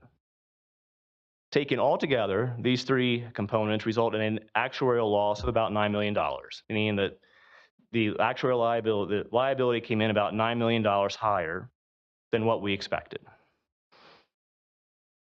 That's only half of the equation. The other half of the equation is how the assets performed. And as Ken discussed with relation to the PARS plan, fiscal 22 we experienced a loss on the assets compared to our 6.5% rate of return assumption. Now, that 6.5% rate of return assumption is based on the CERBITS, the California Employees Retirement Benefit Trust. They had 3 asset strategies. The city uses strategy 1, which is the most aggressive strategy of the 3. We look at the asset allocation according to that strategy and use our capital market assumptions developed by Milliman's investment professionals to come up with what we think is a reasonable long-term rate of return. Not just a rate of return for fiscal 22, but what we expect that allocation to earn in the long term. And that is 6.5%. So we expected plan assets to earn about $4 million during fiscal 22. Assets actually earned a negative actually lost $8.4 million, resulting in an actuarial loss or unfunded liability increase of $12.5 million. So the assets were more of a deciding factor on the actual loss on liability or the UAL than on the liability side. It was mainly due to assets, not because of things related to healthcare costs, demographic experience of the participants. And that happens. I mean, this is my fourth presentation, and I believe on the first 3 presentations I've come here and I've had mainly good news. Assets have always done better than what we've assumed. The demographic experience, the healthcare experience has been pretty much what we thought, not too much going on there. But this year we had a double whammy. The liabilities came in a little bit higher than what we thought, coupled that with assets that came in lower than what we thought. Combination was, you can see that the 8.7 plus 12.5 is about $21 million of higher than expected as far as the UAL is concerned. But let's keep in mind the big picture. Where have we been and where are we going? So I like to compare, the first time I presented on this plan was June 30, 2017. I came here And at that time, the plan was 22% funded. Assets compared to total assets of 23 million compared to a liability of about 106. A lot has changed in 5 years. No one's going to argue that. Even with all the volatility recently and the poor asset performance in fiscal 22, the plan is still twice as well funded as it was from the day I sat here and we presented the first time on this. And if you compare it to 11 years ago, or from the valid date to July 1, 11, you're 4 times as well funded. So, we can't guarantee that the assets are going to perform at 30% every year or over 2 years, and that the liabilities are going to decrease with every passing valuation. But on a long term, when you look at things in the long term, you see a trend that has been improving. I mean, at 44%, that is the second highest funded percentage on the chart, even with everything that's happened in fiscal 22. And now every year we're going to be doing this exercise every year as opposed to every 2 years. So as Ken has said, we'll be able to monitor these happenings more frequently and, address any changes that need to be made or any strategies that need to be considered, if we continue to see volatility in the markets, what have you. So that is my presentation on the valid results for the OPEB plan for June 30, 22. And that concludes the presentation. We'd be happy to take questions. Thank you for the presentation. Any members of the council have questions on the presentation before I open it up to the public? Vice Mayor Wiley. Questions, and I'll start from the back since that's where we just were. So tell me what was the CERBT we just saw? What does this stand for? Yeah, that is the California Employees Retirement Benefits Trust. And they have 3 portfolios that participating municipalities can invest their OPEB assets in. Strategy 1, 2, and 3. Strategy 1 being the most aggressive. And you said we were the most You are aggressive. strategy 1. Mm-hmm. So if you were in strategy 3, our investment return assumption would not be 6.5. We would be somewhere closer to maybe between 5.5, 5.75. I don't know exactly. That's only because of the asset allocation under strategy 3. They're more conservative investments, probably more higher proportion to fixed income as opposed to equities. But it helped us last year. Presumably, yeah. Right. I mean, all the service strategies probably did very well during fiscal 21. Right.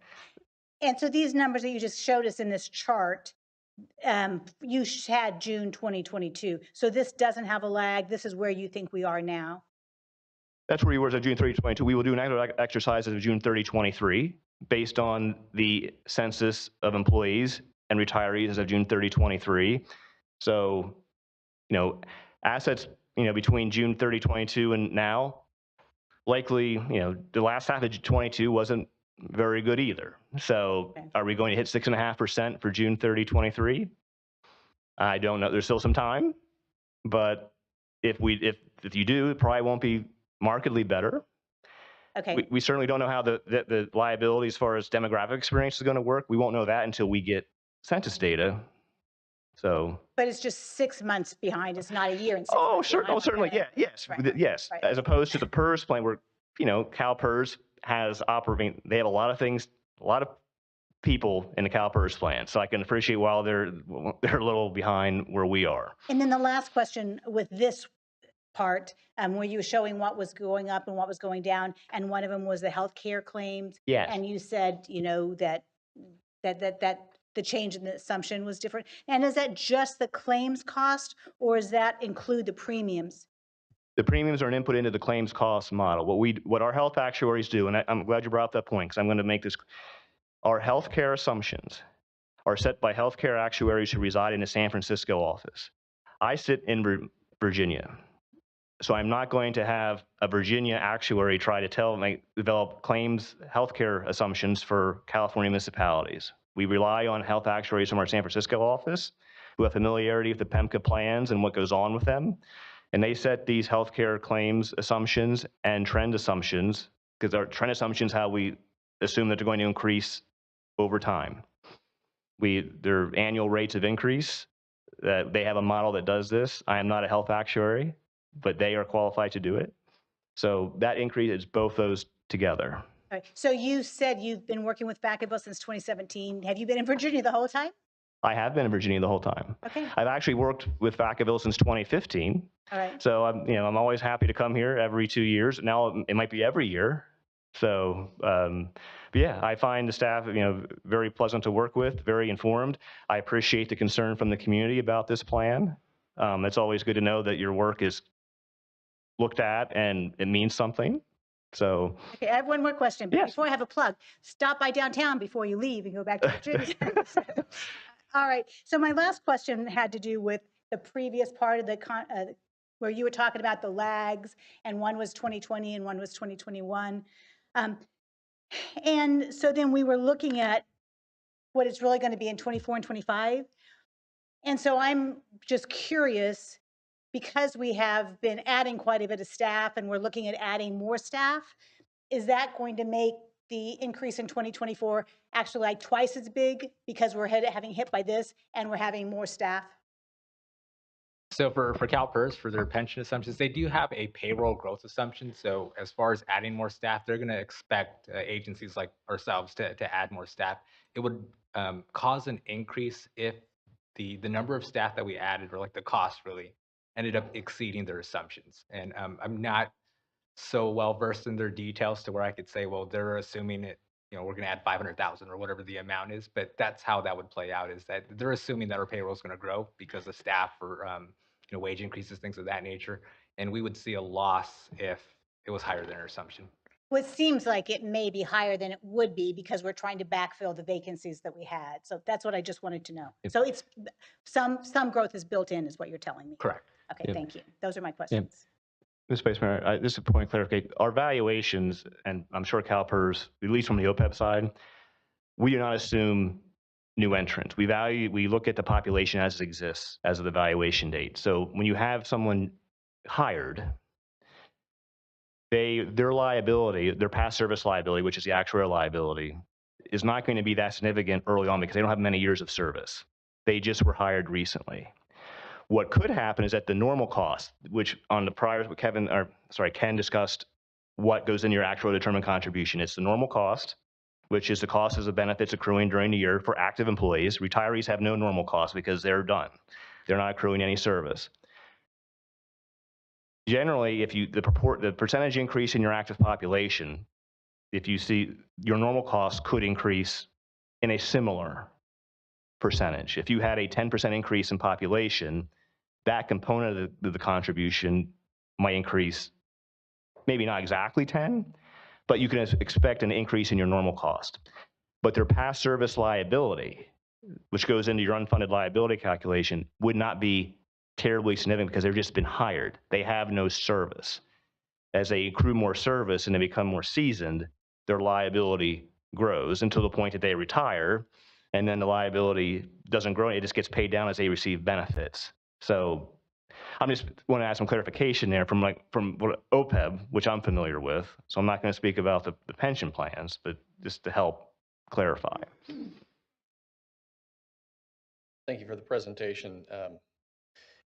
It's always very complicated, but just like personal investments, we always want a good year. One of the questions I had was, we're using strategy 1. Who determines that? And as we see a changing in our forecast, since OPEB is really what we're kind of looking at right now. Obviously, PARS is a closed program and a supplemental pension. You kind of indicated certain percentages. Would we be better off? And when do we make decisions to say maybe we need to rethink our investment strategies and not be so aggressive in a volatile market?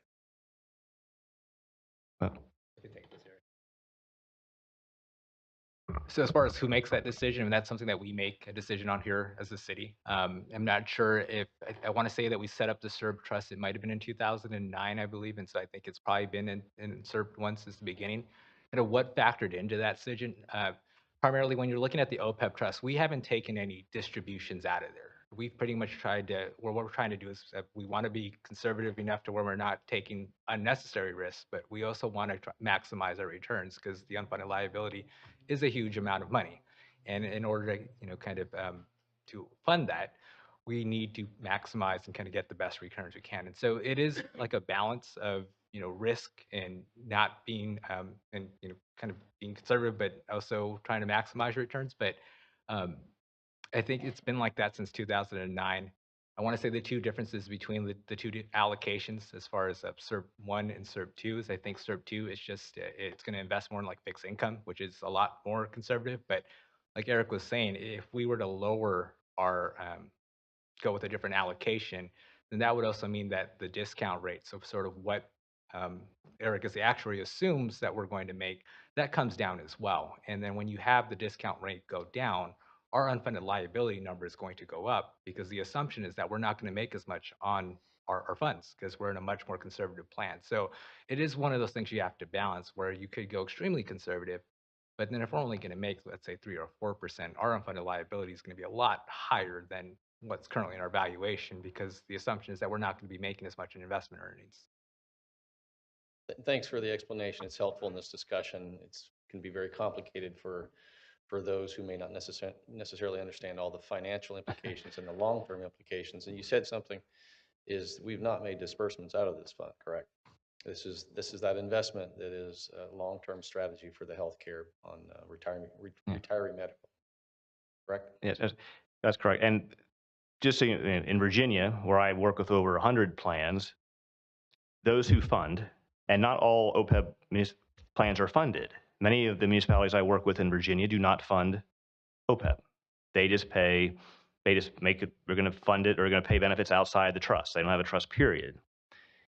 But those that do have a trust do not use the trust yet to pay benefits either, which is sort of when a pension trust, pensions always use a trust to pay benefits. It's unheard of for a pension fund not to use the trust to pay benefits. They don't pay, you don't see them paid out of general revenues. But OPEB is just something that, I can't speak to the genesis of why that is, but they just would rather wait and pay benefits from the trust at a later time. I don't know when that time is going to be. They're more than welcome to do it, both here and in Virginia. I did work with some California municipalities that did. I no longer do. So some do use their trust for that purpose, but City of Vacaville is not alone in not using the trust yet to pay OPEB.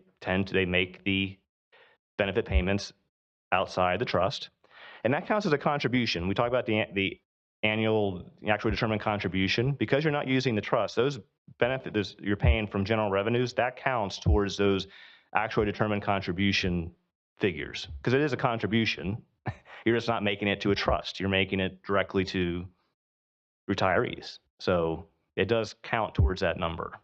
Whereas if you were paying it from the trust, you couldn't count those benefits paid as towards your actually determined contribution. Thank you. Councilmember Silva. That was a great question from Vice Mayor. Great question, Mayor.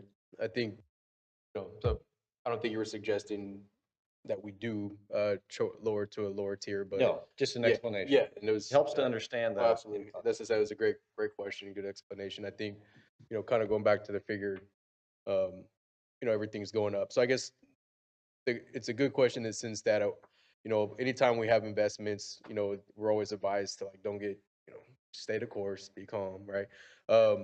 At what point would we at what point would staff or outside consultants suggest that, hey, we look at a different approach? I can start with this, and then Eric can chime in if I happen to miss something. But my understanding is, I think so. Currently, our funded status is 44%. What we're noticing with the ADC and how much we're having to pay in retiree premiums, that number continues to go up. It's not coming down. And so, when I've had this explained to me in the past, you want to make sure that your funded status is kind of closer to that 80 to 90% range as opposed to the 44% that we have right now. And then you also want to see that your retiree premiums, so the amount that we're paying for kind of our retirees every year, that amount's starting to come down. We're starting to stabilize because with the trust distributions, we can only take, I think the amount that we can take from the trust, it's a combination of how much we put in for that year and then how much we're actually paying in retiree premiums. So we don't want to be caught in a situation where, let's say, for example, that we're only paying like $500,000 to retirees in a year. Because that's going to be the only amount we can take out. And so if we have $80 million sitting in a trust, we're going to be limited to only taking $500,000 out a year. And so that's one of those things that, as far as the best time, I think it would depend on sort of when we're seeing those retiree payments stabilize. And then I think that, and our funded status increase, that would be the approach that when I've kind of talked to the CERP folks as well, that's sort of been what they suggested, is that, you don't want to have your retiree payments decrease significantly, but you do want to see it start to stabilize. You want to see your funded status increase much higher than where we're at right now before you start considering going that route and going more conservative. What you could do, and I'll just make one more point on this.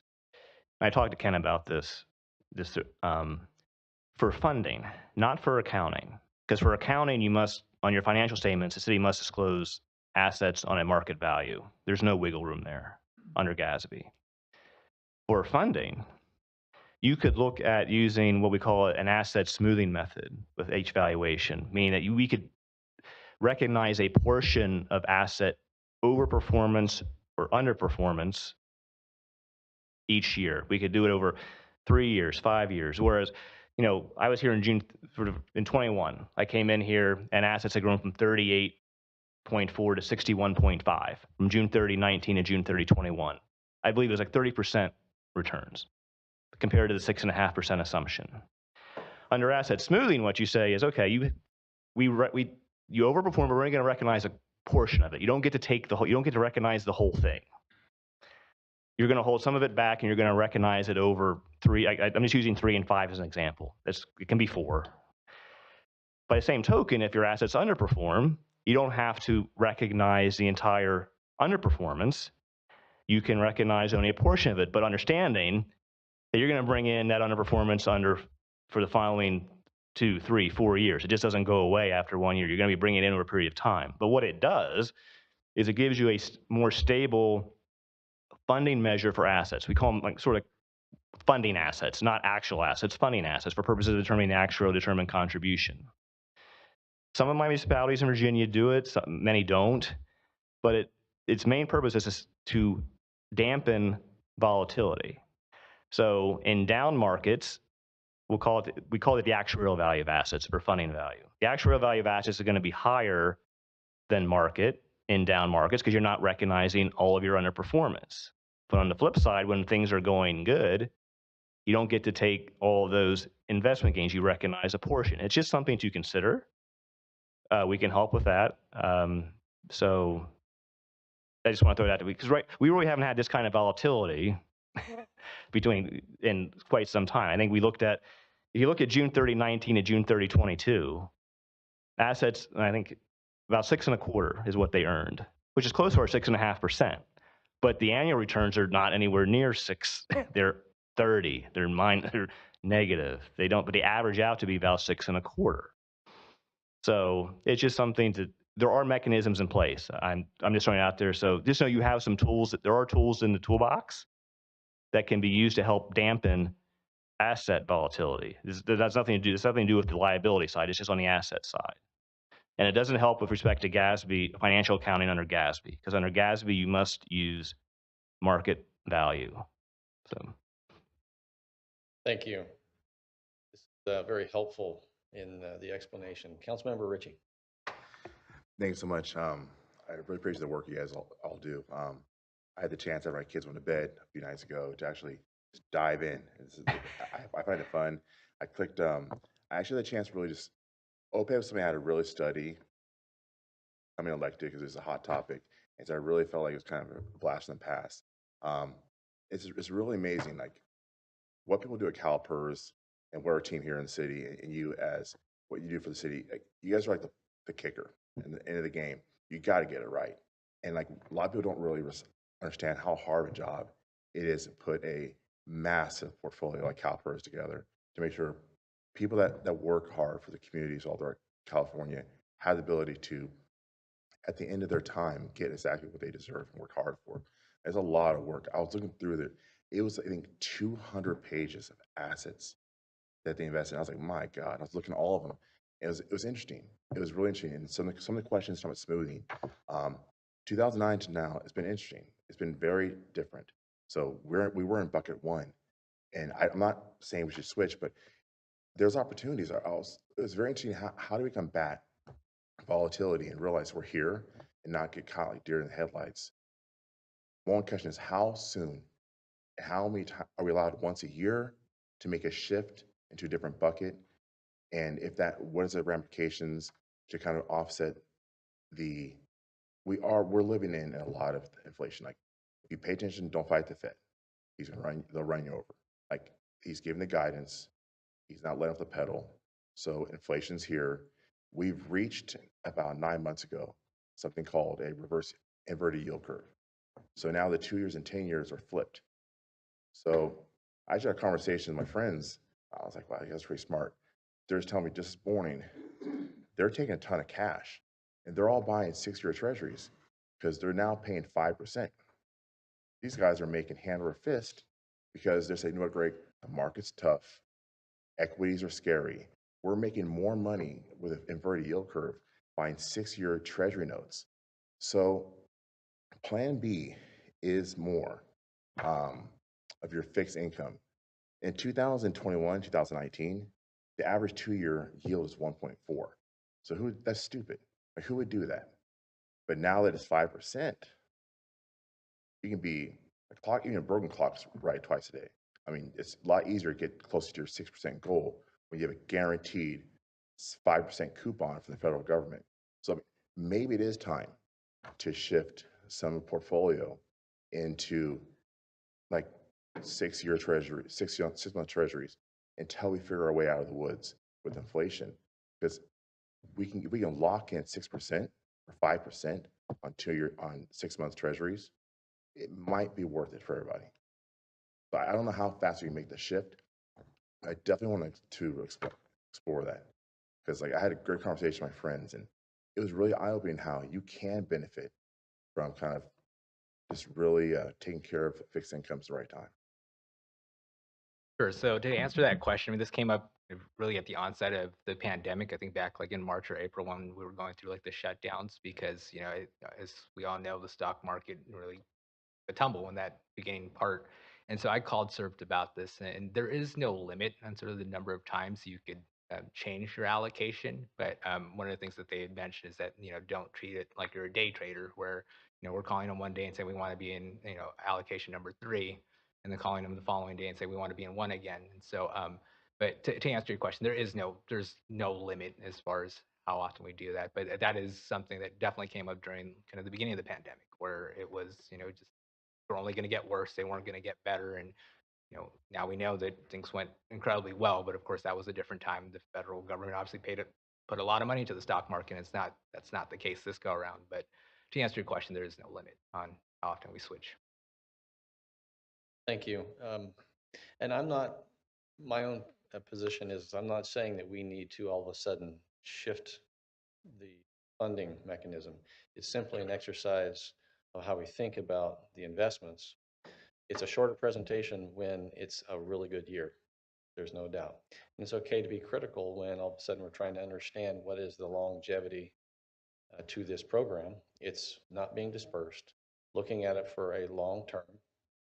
So it seems like it's in the highest potential gain comes with risk.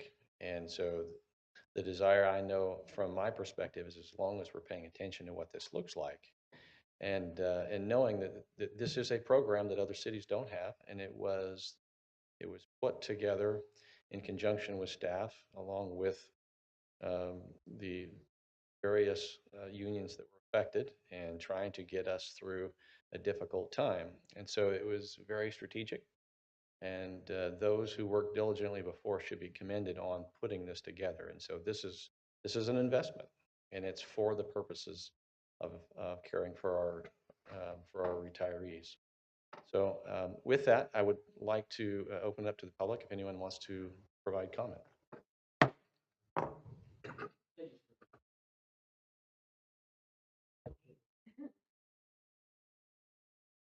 Hi, good evening. My name is Alicia Minion, and I just have a few questions. So the PARS Trust had the funding ratio that really stuck out, and it's always been really underfunded.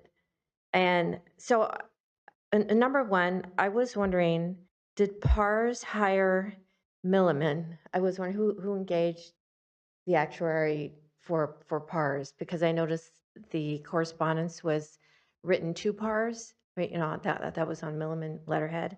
And then number two, when you look at the performance track record of CalPERS, in the CalPERS actual valuation report, I think it goes out at like 20-year track record. How's the performance of PARS compared to CalPERS? And the reason why I ask is, and I don't know if this is a possibility, but on PARS, does the city have the flexibility to hire a different manager? Can you have a different, trustee? I don't know. It just seemed like once you sign up with PARS, you're kind of stuck with PARS. Is that the situation?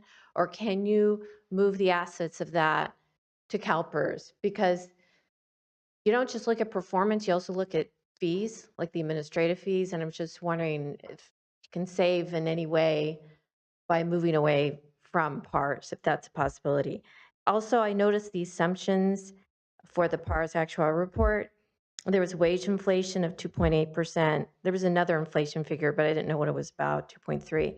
So I'm just curious, the wage inflation, where's that data point coming from, and when would it get adjusted? What's sort of the index on that? And then I also heard on the PARS, one of the reasons why the funding ratio declined was because there was more retirees than anticipated.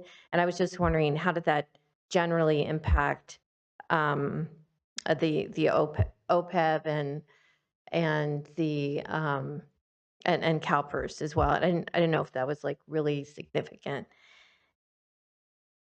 And then the discussion about the CERBT, the strategy 1 and 2, just as an FYI, you can look at the performance breakdown of those two strategies on the CalPERS website, and they break it down by asset class.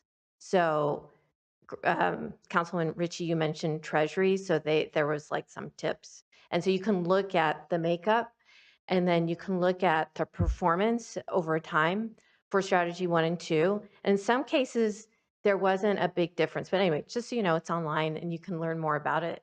Thank you for the questions, and I'm not certain if there's anything specific that you would want to address with those questions right now, or we can accept them and we can look at staff. So is there anything you wanted to comment on any of those questions?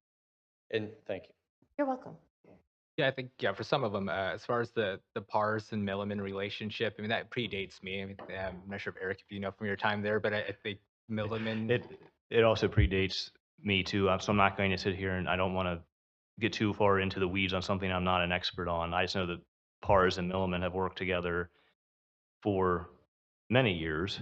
I do know that PARS likes to be sort of like the middleman. They like to, like, I believe we contract with PARS and they run the show, so to speak. But I don't want to get too far afield from something I'm really not intimately familiar with.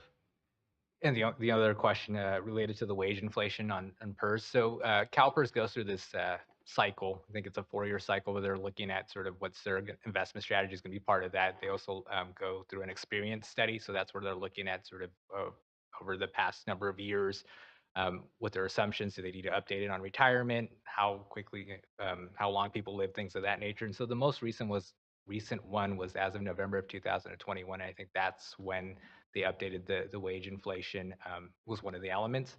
And so I think based off of the cycle, I think the next time they would look at it would probably be in another 3 or 4 years is my understanding of how that cycle works. Thank you. Mayor Carley, Madam Vice Mayor, Council, Mr. City Manager. Sean Bird, retiree, resident. Obviously, the city is impacted by CalPERS investments, both directly and indirectly. I got my newsletter from CalPERS explaining that they've changed their position from being fiduciary to investing ESG. This is going to affect our cost to PERS, and that concerns me greatly because that difference, or philosophical view instead of being a fiduciary, is going to impact how much the city has to lay out. So I would encourage the city manager, you, Mr. Mayor, to direct somebody to look into this ESG. I have looked into it myself, and a number of states and municipalities have dumped investment firms that they don't have CalPERS, and we're locked in. That's a good thing, actually. But they've gotten away from those who are interested in ESG rather than rate of return. And as a resident and retiree, this concerns me a lot. Side note, I like how you think there, Mr. Ritchie. I think you're on the money. Thank you for looking into that. I hope you will. Thank you. Anyone else? Seeing none, I'll close public comment and bring it back to the council for any discussion. I'm seeing none, so does anyone want to entertain a motion? An update? It's for just information, so there's no action to be taken on this. All right, so Mr. City Manager, 9B, thank you very much. Thank you, Mr. Mayor, members of the council. Next item before you tonight is an update presentation on the status of the enhanced infrastructure financing districts. Our Community Development Director, Aaron Morris, is here to make a presentation.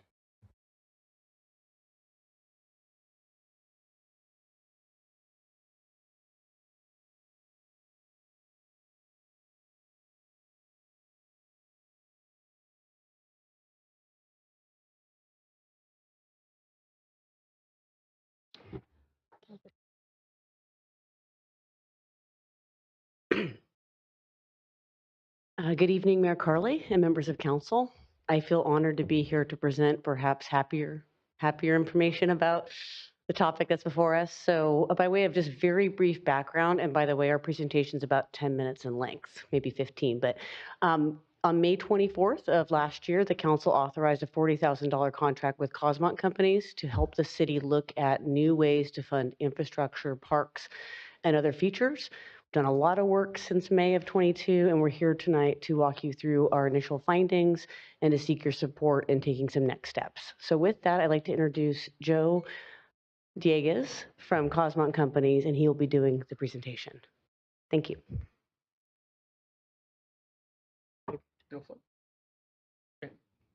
Thank you, Mayor, members of the City Council. Good to be with you all. I'm Joe Dieguez with Cosmont Companies.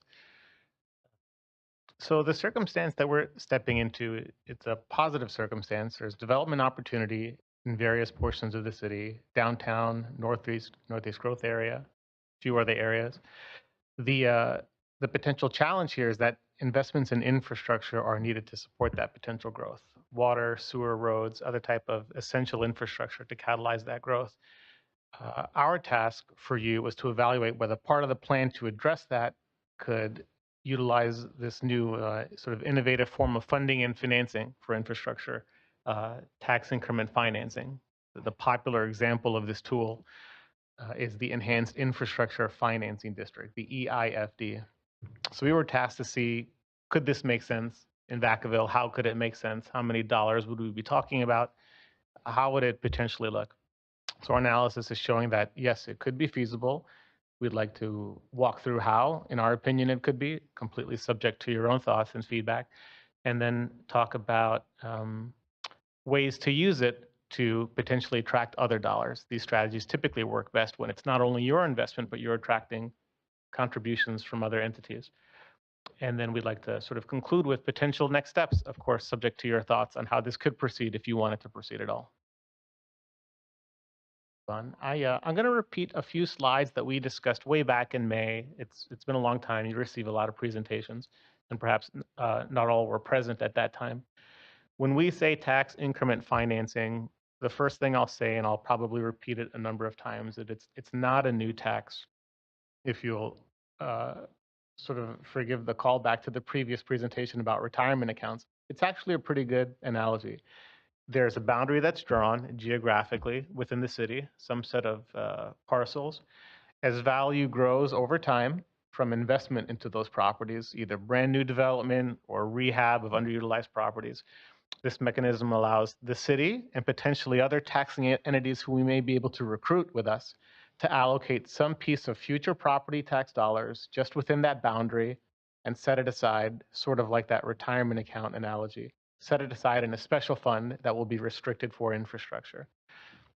And the idea, sort of with that same retirement account analogy, is to see if we can attract other partners, let's say the County of Solano, to be almost like an employer matching our contribution, investing with us if they agree that what we're talking about funding in terms of infrastructure and the new development that we're talking about catalyzing could be of more than just benefit to this community, but perhaps the county or the larger region.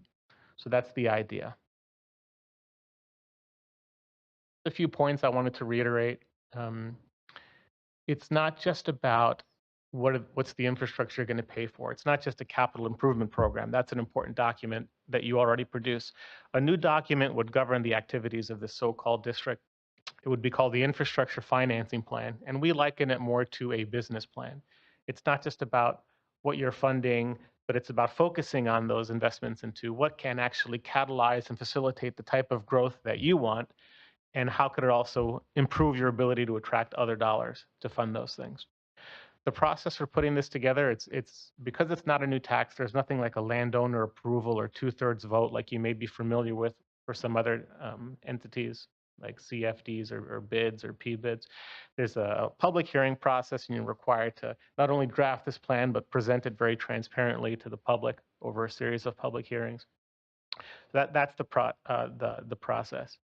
What's eligible for funding? I talked about water, sewers, and roads. That's probably the most popular types of improvements that are paid for with these entities. We'll show a graphic in a few slides. It's broader than that. It's infrastructure, very inclusively defined. Water, sewer, roads, transit infrastructure. It could be affordable housing, parks, childcare facilities, libraries. It's quite broad, somewhat under the umbrella of infrastructure. Why is it being done, and why may it make sense for Vacaville? The target is infrastructure that needs to get paid for somehow. This could be a tool in the toolbox at your disposal. Oftentimes, it's just about generating some level of growth that wouldn't happen otherwise, or happen as fast or as intensely, and about the general fund fiscal revenues that come from that, potential job creation. It could be about housing production. Those are generally the reasons why we see other communities doing this. Very importantly, number two is the ability about using these tools to attract other dollars. So there are in place, as an example, several grant programs at the state housing and community development level, HCD. You may have heard of the Infill Infrastructure Grant, or the Affordable Housing and Sustainable Community Grant, or Transformative Climate Communities. These are very competitive grants that come in big buckets, 12 million, 15, 20, $25 million for infrastructure oftentimes.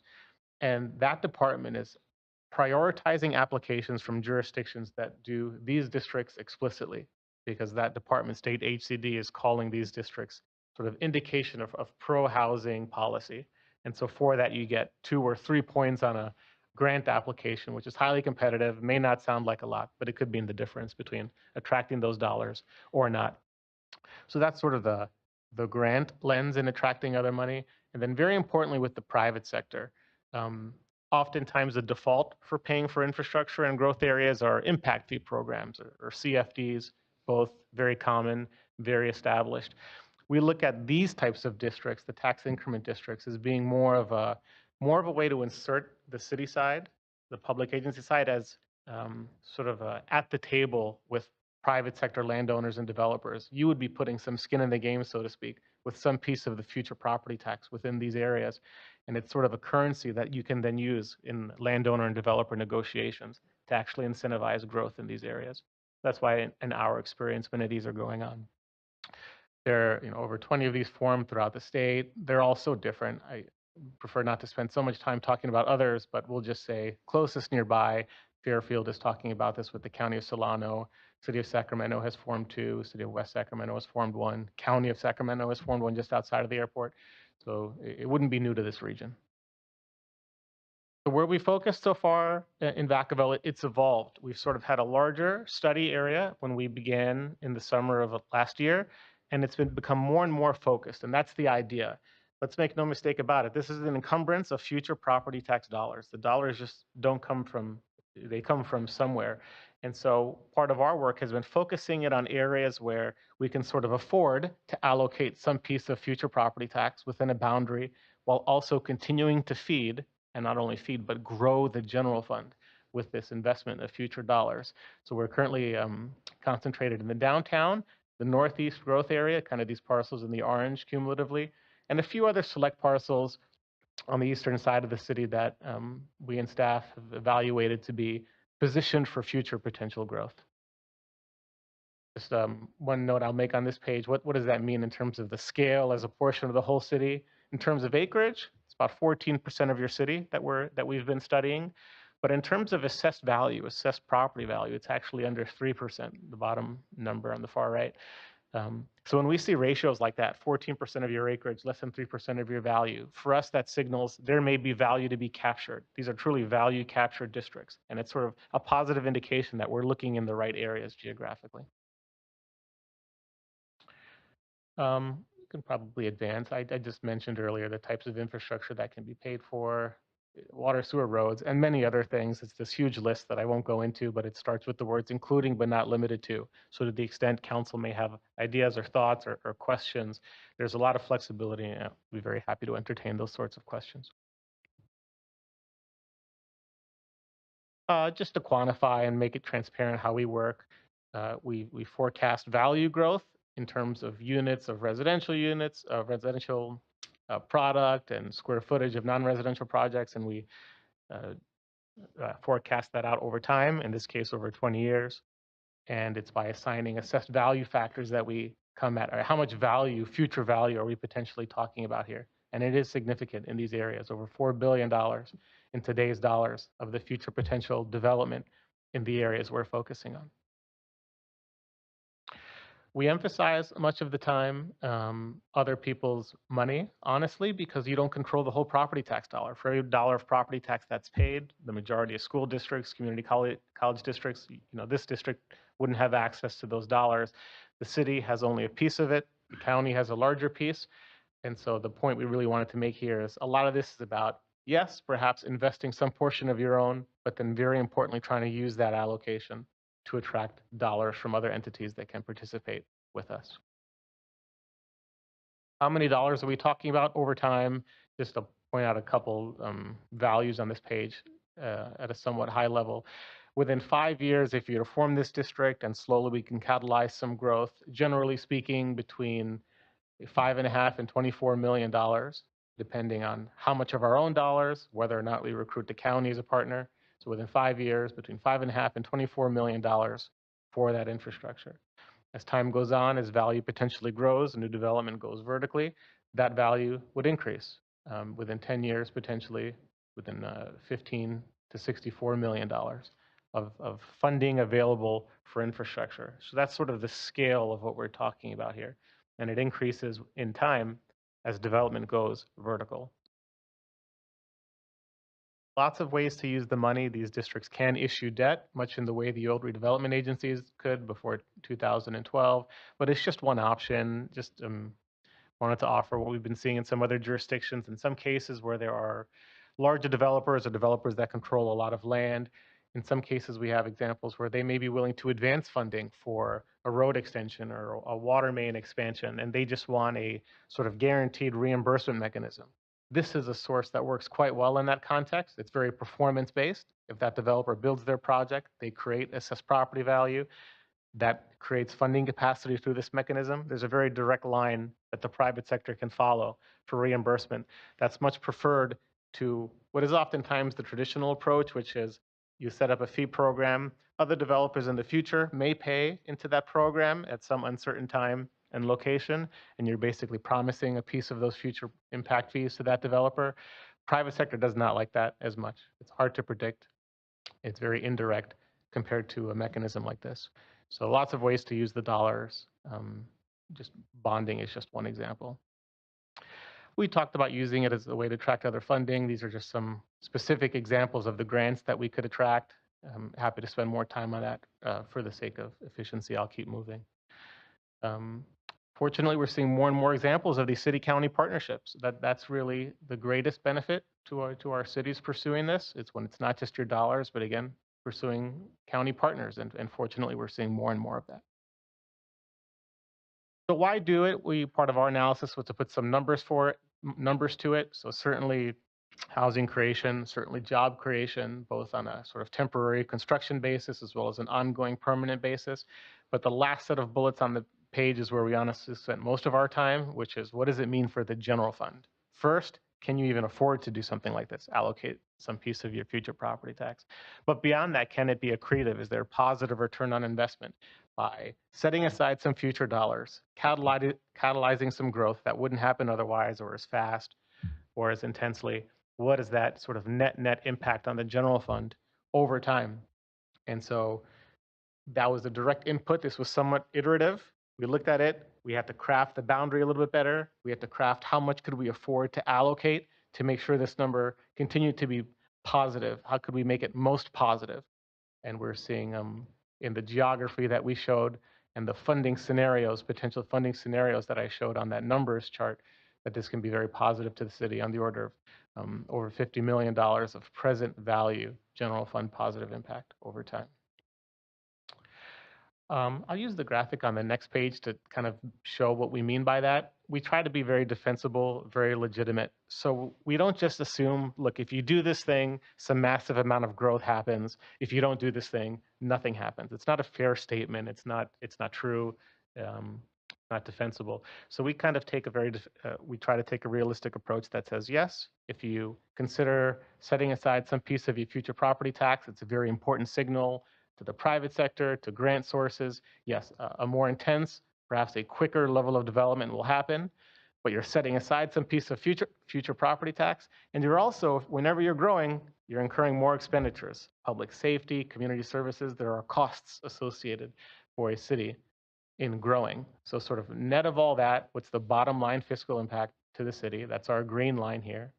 And then in our blue line, we take a very defensible approach. Look, if you don't do this tool, something's probably still going to happen. You'll likely still attract some level of private sector investment, but it likely wouldn't be as intense or as quick if it happens at all. But then you're also not setting aside some piece of future property tax. So what does that look like? And so we're always tracking this sort of green versus blue to make sure if you're going to do this at all, it better be a positive return on investment. And so that's what we're seeing, fortunately, under the set of circumstances that we've arrived at. This can be absolutely accretive for the general fund over time. I've repeated these just points that we want to hammer home. It's great if you do it on your own. It's even better when you get other people to partner. We're very careful about what percentage we're talking about potentially allocating so that it's a positive return, not just can you afford it, but how can you generate positive return?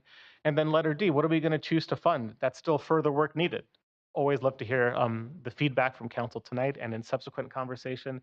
That's a step that if you want to continue with this at all, we'd like to continue to go down that path.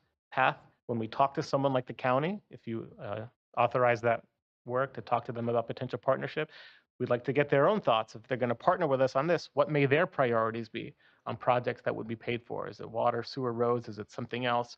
What can city and county together agree as the projects that make sense to fund? Yeah, please. There's the whole roadmap. For the sake of time, I won't go through it all. So we've formed many of these districts across the state. There's a prescribed way. I covered the basics earlier. You prepare a plan. It has to be very prescriptive. What are you going to do with the money? How much money over what time period? What are the impacts on the general fund and for anyone else that partners with you? And you have to present that plan over a series of public hearings. City council would approve. If the county were a partner, county board would approve. Sort of lots of transparency, nowhere to hide.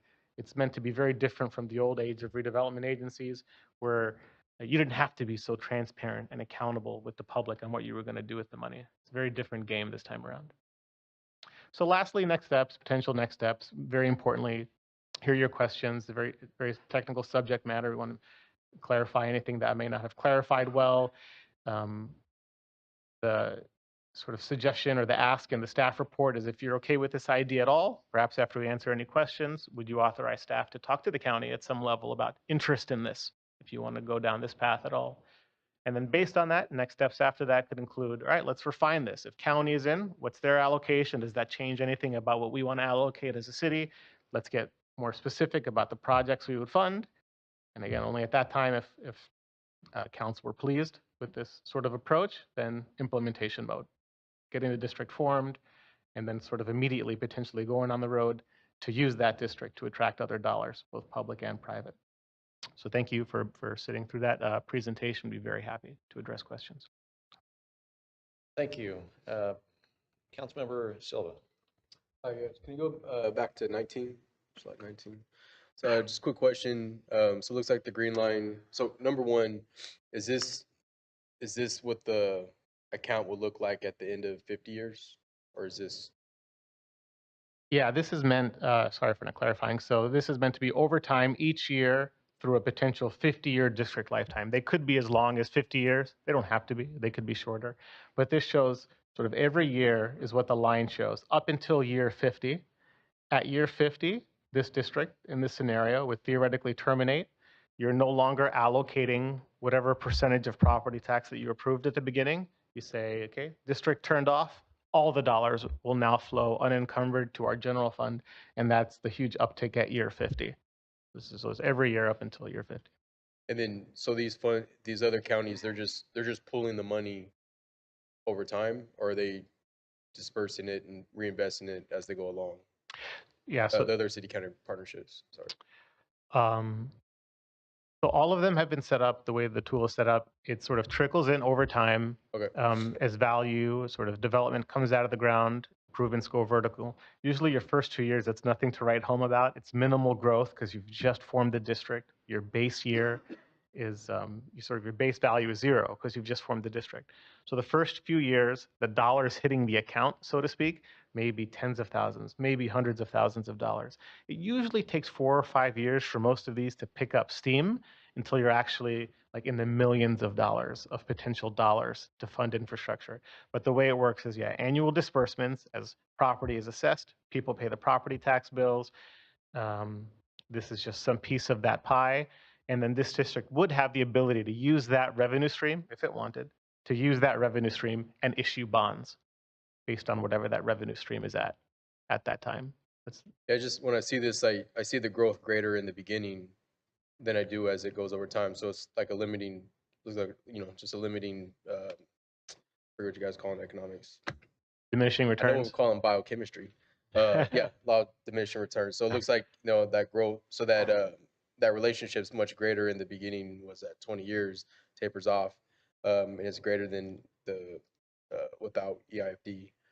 So so here I would argue that, sorry, the way I kind of see it is like we see greater growth after year 2 or 3.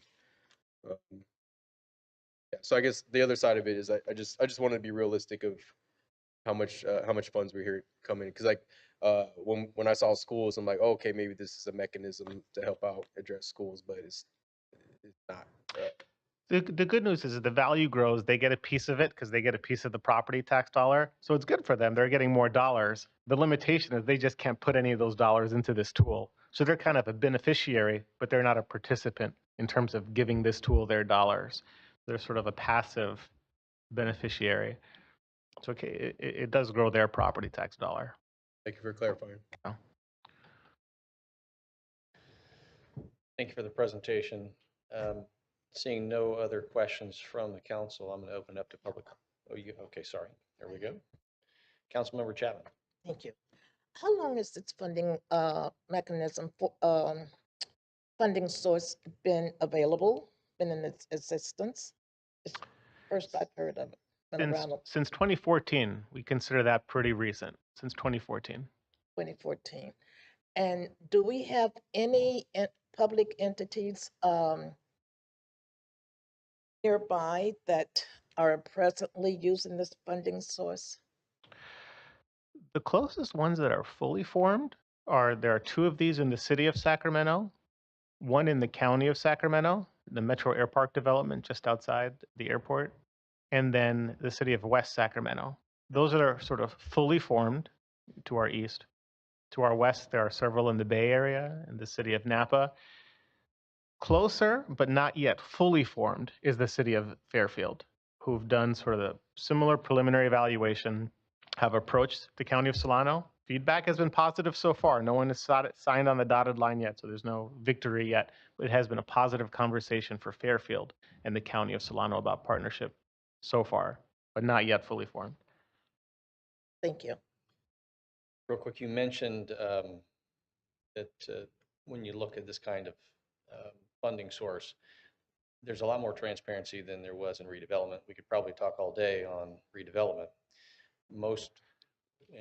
Great to hear from you, and or maybe even some way to summarize that in the absence of redevelopment after 2012, the Great Recession, trying to fund everything, it became evident that cities did not have a way to fund redevelopment. So other terms now would be called revitalization. How do cities build infrastructure when there is no more redevelopment? Am I correct on this? I would agree, absolutely. Yeah. This is not the new redevelopment because it's very different from the redevelopment that was abolished in 2012, particularly because the city can only capture our share of the property tax pie. We can't engulf everybody else's, right or wrong. The old redevelopment brought a lot more money to the table, but this appears to be, from staff's perspective, one of the few tools that can function a little bit like redevelopment and basically create a funding source for the city of Vacaville to leverage in our infrastructure projects going forward. And then a follow-up question with that. 2014, relatively new, and there's very few of these statewide. And even listening to Councilmember Silva look at these, I see inflections early on, 10 years and 20 years, the diminished returns. Is that based on projections that there is build out, and so you don't continue to increase? But if I read this correctly, at the end of 50 years, while the EAFD ends and it terminates whenever it's 50, it could be 20, 25, 30. That spike there, can you explain what that represents so everyone understands? Thank you. Absolutely. Yeah, I'll start at the beginning of the question about the timing. So yeah, introduced in 2014. I don't think any of them were formed until 2017. That's where the first ones were formed. And now we have 22 of them, most of them in 2019, 20, 21, 22. It's sort of grown quite quickly to where we are today. The whole point about inflection, it's absolutely based on forecast of development. So the way we do that is we look at what's approved in terms of your planning documentation, and then staff tracks sort of a development pipeline of actual potential new projects, and we forecast that out over time. So the steepest areas of growth in those early years is because that's where our development projections are concentrated, pretty much everywhere throughout years 0 through 20. If development takes longer, that will be a flatter line. If it happens better than forecasted, it would be an even steeper slope kind of early on. The answer to the last part of your question is the same in any scenario, though. Why the spike at the end? So my comment earlier was, make no mistake about it, this is an encumbrance of future property tax dollars. The general fund would be setting aside some portion, even if it's just a quarter or half of the property tax, just within this boundary. But it is setting aside some piece of property tax outside of the general fund and putting it into a special fund that is restricted for specific purposes. In this case, infrastructure. That's an encumbrance of general fund dollars. What would happen after this district terminates is you're releasing that encumbrance. Everything that you've been sort of putting into that retirement account, you're saying, I'm going to stop contributing to that. I'm just going to put it all in my checking account. The checking account being the general fund in this analogy. So at that year 50, you're saying, I'm done contributing to the special fund. I'm going to let 100% of my property tax dollars within this area just go right into my general fund. You're sort of turning off the spigot for this tool and directing all those dollars back into the general fund. That's the uptick. You've created some growth in that green line. That's a great thing, but it's sort of cost you some allocation each year throughout the lifetime of this district. It's cost you some allocation, some percentage of your property tax. At the end of it, you're done allocating, you sort of return to full. All the dollars flow back to your general fund. You could really realize at that year 50 the fruits of your labor. Thank you. Councilmember or Vice Mayor Wiley. And on this graph that we're looking at, is this only supposing the city's involvement and not the county's involvement? And if we did get the county involved, then the green line would be even higher? So, so we would say yes. That kind of goes into the world of the subjective. To be very clear, this is the city general fund perspective. If we or staff or whoever went to talk to the county about partnership, we would want to do this from the county general fund perspective. But to your question specifically, it's the key question at hand is if the county is in, can we Make either more money. could we get more money overall, or could we afford to give less of our dollars because they're matching us? I see. In either of those scenarios, you could argue, yeah, you'd probably look even better. So I want to say yes, but there's a little bit of subjectivity that I wanted to explain before just saying yes. Okay. Yeah.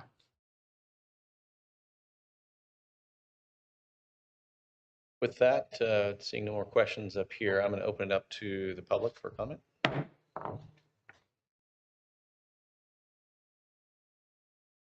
Alicia Minion again. Okay, so I have a lot of questions. I'm going to try to get through the 3 minutes. So number one question, what are the risks? What is the downside? Who is accountable for the funds in the TIF? Let's say it generates money and there's money, so who's accountable?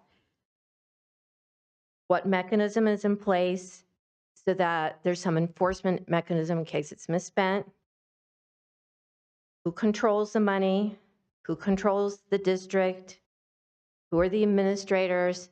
And so let's talk about the TIF. It's going to issue bonds to finance the infrastructure. I'm hearing that the district can be 50 years.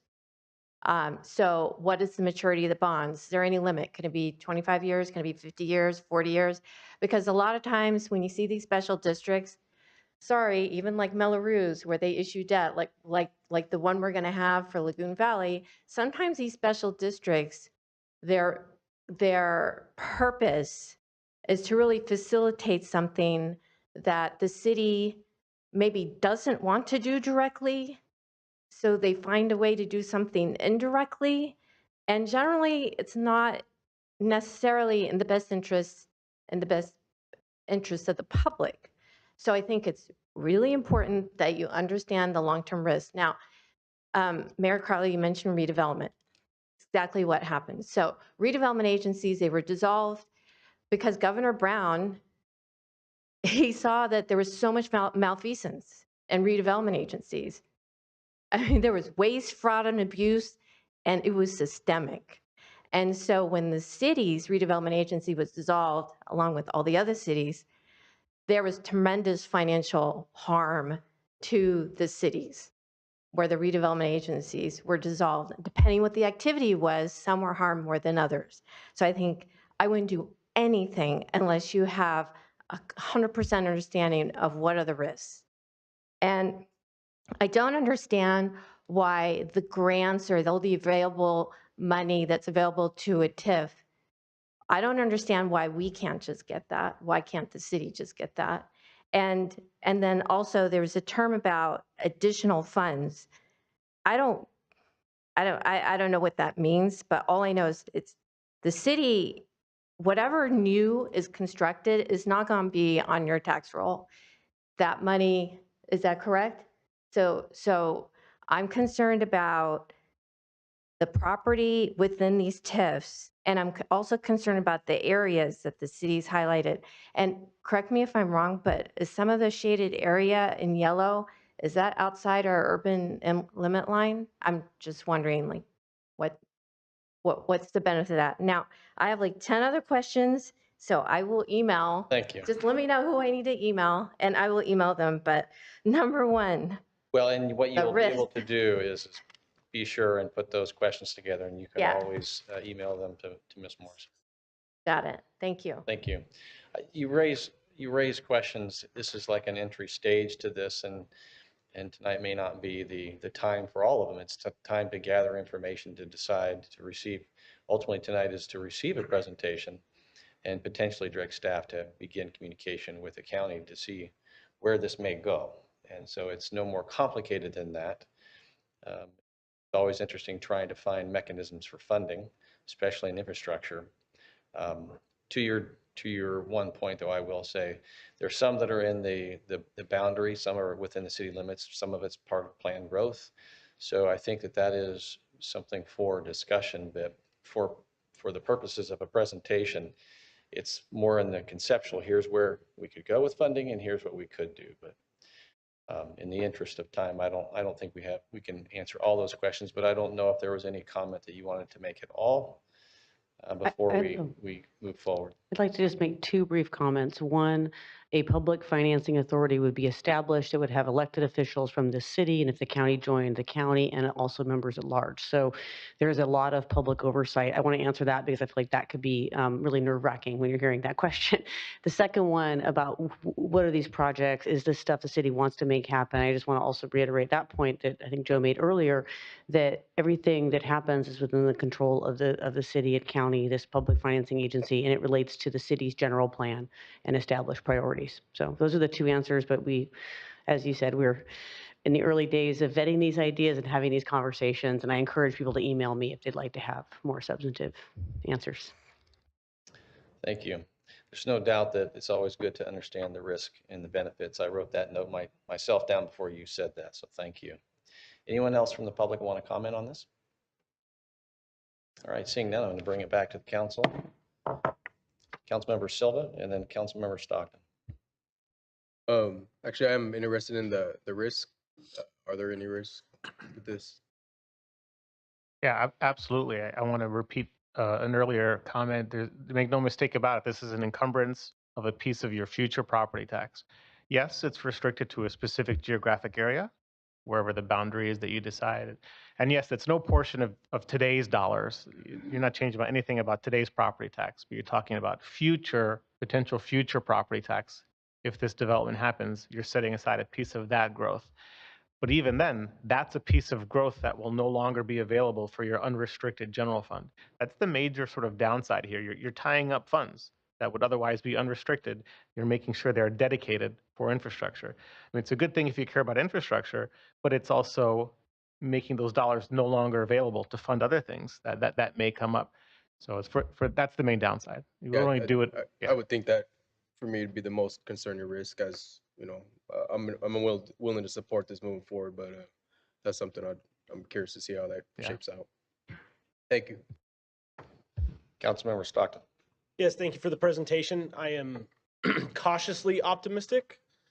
I do want to know more about the risks. But I think the thing that concerns me the most is the extended amount of time. We're learning every council meeting how fast things can change in Sacramento and how fast we can lose control over the investments that we make, and the fact that we're making a 50-year investment into infrastructure to build things that we want to build now, but may not have control over in 6 months to a year, is terrifying. And so I guess one of the things that moving forward, I would like to know is I really think we need to dial in the zoning in the areas. I'd like to have a priority of what staff feels, which areas are the most viable for this. Also, I think that, and I know we're going to talk about it really soon, some of the objective standards that we want to set for the city related to development, future development, and whether these developments are what we want for Vacaville. So I'm really nervous about 50 years. That's just an eternity when it comes to development. I recognize that we want to invest in Vacaville, and we want to bring, businesses and jobs and affordable housing and different things like that. I just don't want to be a sucker. Councilmember Ritchie. Well, thanks for the presentation. I really appreciate kind of the explanation. I like seeing other cities. It's very interesting that about 90% of this is going to be in the unincorporated area. That's the county. The area that will possibly urban reserve. 90% of this is in District 2. So it's very interesting for me to really see the fact that this growth and idea would be right in my backyard, and have to kind of really pay attention to what's going on. I have been paying attention, and it's interesting to see the other cities throughout California, how they're cooperating with the county. And I think as we talk about our plan in Vacaville, we're having more conversations, actually starting the process already. Maybe I'm starting the process already of really realizing that if we're going to think big, we better get everybody involved. And so I've been talking to county representatives for quite a while about what is the master plan? Like, what can we do to start working together and start creating a dialogue? And it's very interesting to see that this opportunity will be in District 2 predominantly, and we can really take a stab at it. If it doesn't work, it doesn't work. But to really get the county and the city all rowing in the same direction, as we build out the master plan, build out the biotech, build out the tech corridor, we're going to close the gap. It's going to happen. I was in the city when it was 30,000, and now it's not. It's going to come. Let's try to be like artists. Let's mold the city in the best shape we want. And this could be an awesome opportunity. I mean, we're going to close the gap between Leisure Town and Elmira. It's going to happen. It may be 2 years or 50. But at some point, we got to make sure we monetize, make sure we can do the right thing, that maybe the growth might not happen in every district, but that growth in certain districts can benefit the whole city. We got to take a good look at this. So I'm for it, but I share, concerns. Nothing's without risks, but if we really take a slow approach at it, I think the team here will make sure it's right.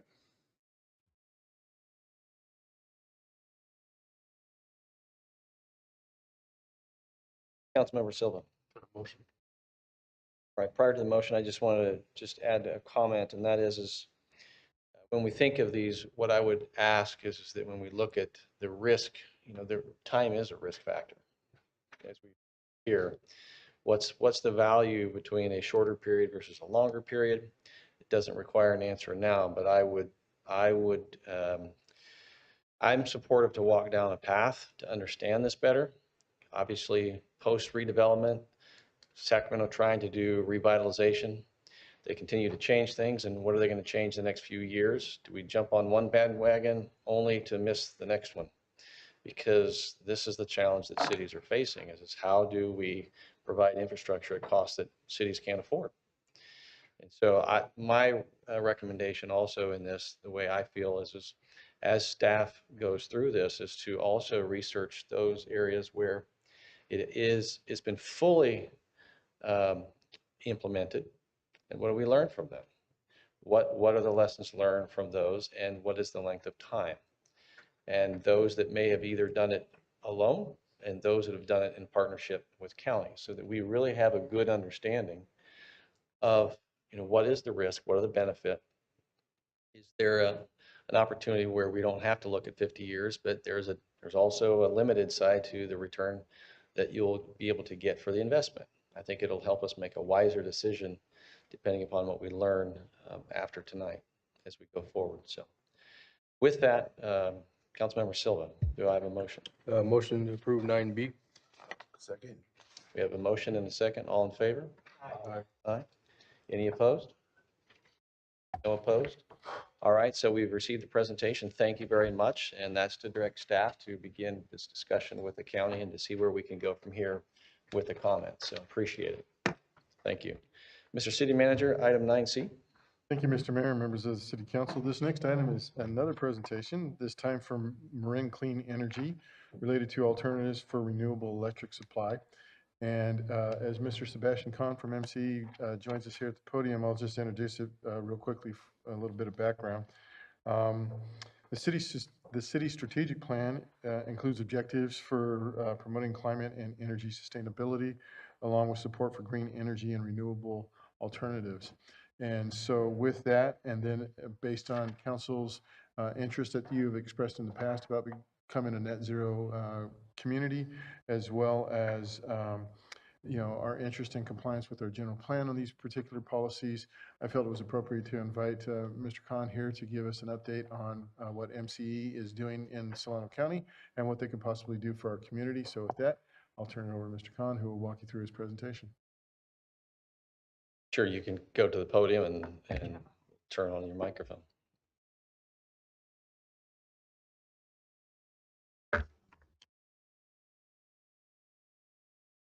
All right, well, thank you, Mr. City Manager, Mayor Carley, Madam Clerk, members of the City Council. My name is Sebastian Kahn. I'm a Senior Community Development Manager with MCE. MCE is a community choice aggregation program. We are a not-for-profit public agency that enables cities and counties to have more control over the source of the electricity for their city residents and businesses. I'm also joined tonight by my colleague Jenna Tenney, who's our manager of brand communications and community engagement, and really thrilled to be here tonight in Vacaville. A little bit more background about MCE. There are 37 communities that are members of our Joint Powers Authority, all of which have voting representation on our board of directors, which allows for local decision making and the ability to provide clean, renewable electricity on behalf of residents, businesses, and municipal facilities. Tonight's presentation is brief. It's an introduction to MCE, just to give you a sense of who we are as an agency and our governance structure. And with that, I think we can dive in. So as mentioned, we enable 37 different jurisdictions across 4 counties, Marin, Napa, Contra Costa, and Solano, with the ability to purchase clean, renewable energy on behalf of their communities. And this slide illustrates how that works in practice. So as you may know, all electric customers' bills includes 2 main portions, the generation component of the bill and the delivery component of the bill. MCE is responsible for the generation component of the billing for our communities. We buy and build cleaner energy, and you can see that demonstrated on the left-hand portion of the slide. Now, PG&E is still involved in the process. They actually deliver that energy across their transmission and delivery distribution lines. They do things like address service outages, they send monthly bills, but the end result for the customer is that they have a choice of where their energy is coming from. So they can remain with MCE as their generation provider, or they can always opt out and return to PG&E service. As a community choice aggregation program, choice is in our namesake. It's something that we really value, and the customer should have that choice when they are considering their energy options. So next slide, please. And just to give a little bit more background about community choice in California, in 2002, there was Assembly Bill 117 that passed that allowed for community choice aggregation programs to exist. It's the type of agency that MCE is, and really at the core of what we do is to offer an opportunity for cities and counties to come together to offer folks a choice of their electric provider and the source of their electricity. Again, we are a joint powers authority, similar to a waste district or a water district. And a JPA is helpful within the context of energy because it allows for communities to combine resources to procure new, cost-effective, clean energy that is locally controlled by a board of elected officials. MCE was the first community choice program in the state of California. We started in Marin in 2008 and launched service to customers in 2010. And now 13 years later, here in 2023, we serve 580,000 customer accounts across 4 different counties, which equates to about 1.5 million residents and businesses, all receiving their electric generation from MCE. And we have 3 investment grade credit ratings, and we were the first CCA in the state of California to achieve that. And if we could cycle back to the previous slide just real quickly. As you can see, we were the first CCA, but certainly not the last. This is a movement that's grown across the state of California, with hundreds of cities and counties now participating, from Humboldt County to San Diego. There's 24 active CCAs throughout the state, serving 11 million customers in the state of California. So it's a model that's grown quite a bit since we started in 2010. Next slide, please. Here's just a quick map of our service area. As you can see, in Solano County, we serve the communities of Fairfield, Benicia, Vallejo, and the unincorporated portions of the county. In total, within Solano County, we serve about 98,000 customers. And we typically see about an 87% participation rate in MCE services, meaning that when all of these communities were enrolled, about 13% of those customers in total opted out of MCE, and 87 have remained with MCE service. Next slide, please. Now, one thing that all CCAs have in common is our governance structure. All CCAs report to and are regulated by the same state agencies that PG&E is regulated by, including the California Public Utilities Commission and the California Energy Commission.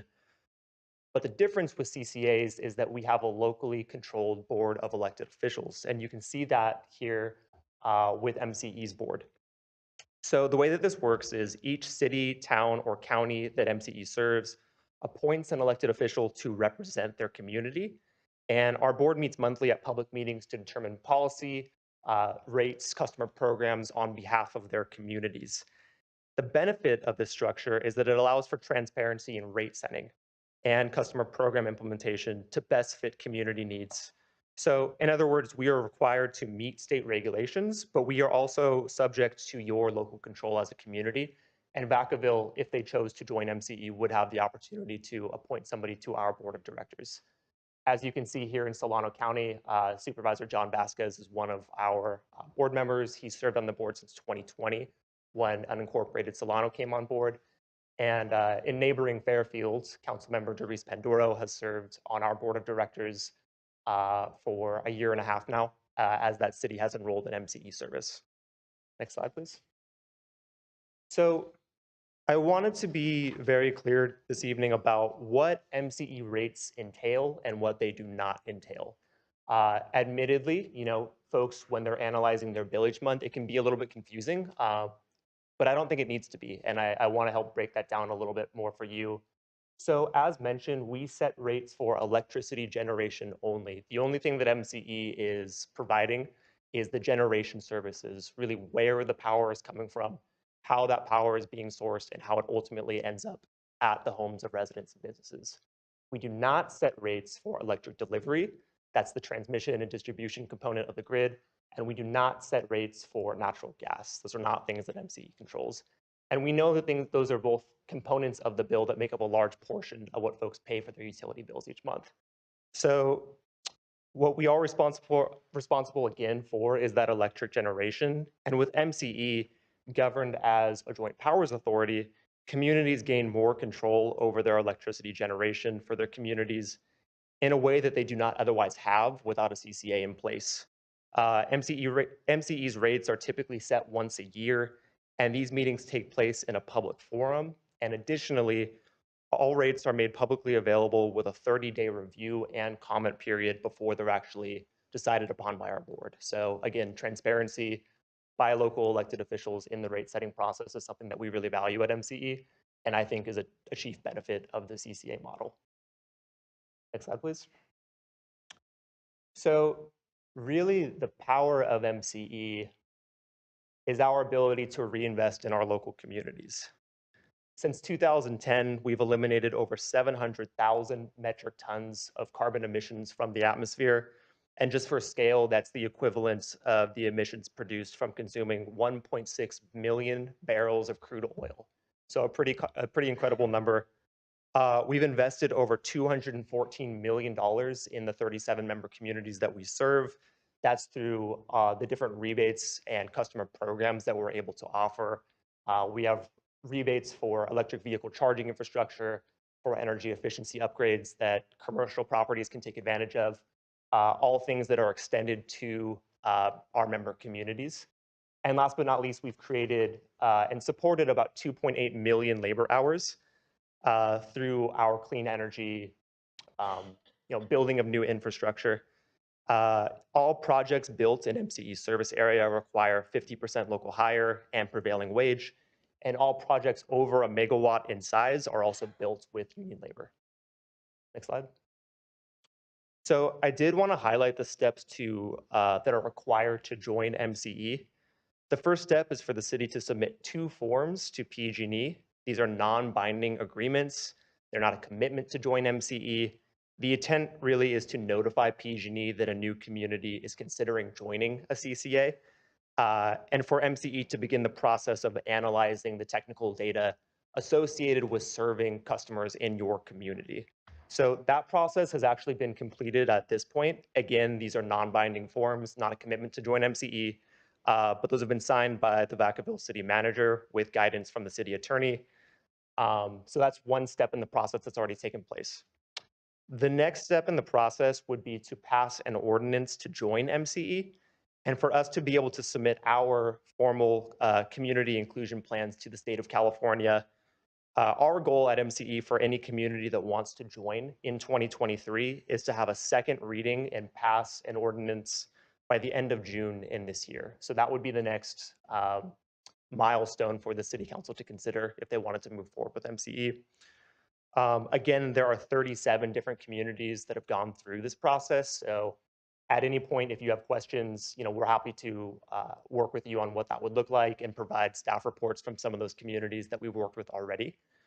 And then from there, after the ordinance is passed, the mayor would sign the signature page of MCE's Joint Powers Authority. From there is really kind of where the heavy lifting on MCE's end takes place. That's when we do our technical analysis with a third-party consultant who really analyzes how we would best meet the energy needs of the community. What are the new resources we would need to contract with? How much demand you actually have as a community? That information would be presented to our board of directors, again, that locally controlled board, typically in October or November of the year, and they would be able to review that technical analysis and say, yes, we want to move forward with this. At that point, we would submit a new community inclusion plan to the California Public Utilities Commission, and typically they get back to us in the spring of the following year. So the CPUC would likely notify MCE about our plan and whether or not it's been approved or not in March or April of 24, which would allow the city of Vacaville to join MCE and begin enrolling customers in the spring of 2025. So again, there's no cost to join MCE. There's no tax dollars associated with this process, but these are the steps to join. And I would just say that if there are any questions from the city council, we're always available for outreach and questions as well. Again, we're a local public agency, so all of our information is accessible online. Members of the community as well. But with that, I'll just say thank you and see if there's any questions this evening, and really appreciate the opportunity to present here. Thank you for that. And there are questions, so Councilmember Roberts. Yeah, a few questions. I'm fairly passionate about renewable energy and drive electric car, have a bunch of solar on my roof. One of the issues I also have is, current rates are outrageous, especially with PG&E, because electricity is about 4 times to twice as much as going over SMUD in Sacramento. Is where I work. Yeah, charging my car costs like $7 out there, but $20 out here. How do your energy production rates compare to current PG&E rates? Because I know the transmission and utilities and gas, those will stay with PG&E, but for production, what is? Sure. Yeah, total cost of bill for the average customer is running at about 1% cheaper than PG&E right now with our standard service. We don't always claim to be cheaper than PG&E. That's not something that we claim to do. We're subject to the same market conditions that PG&E is with procuring that energy.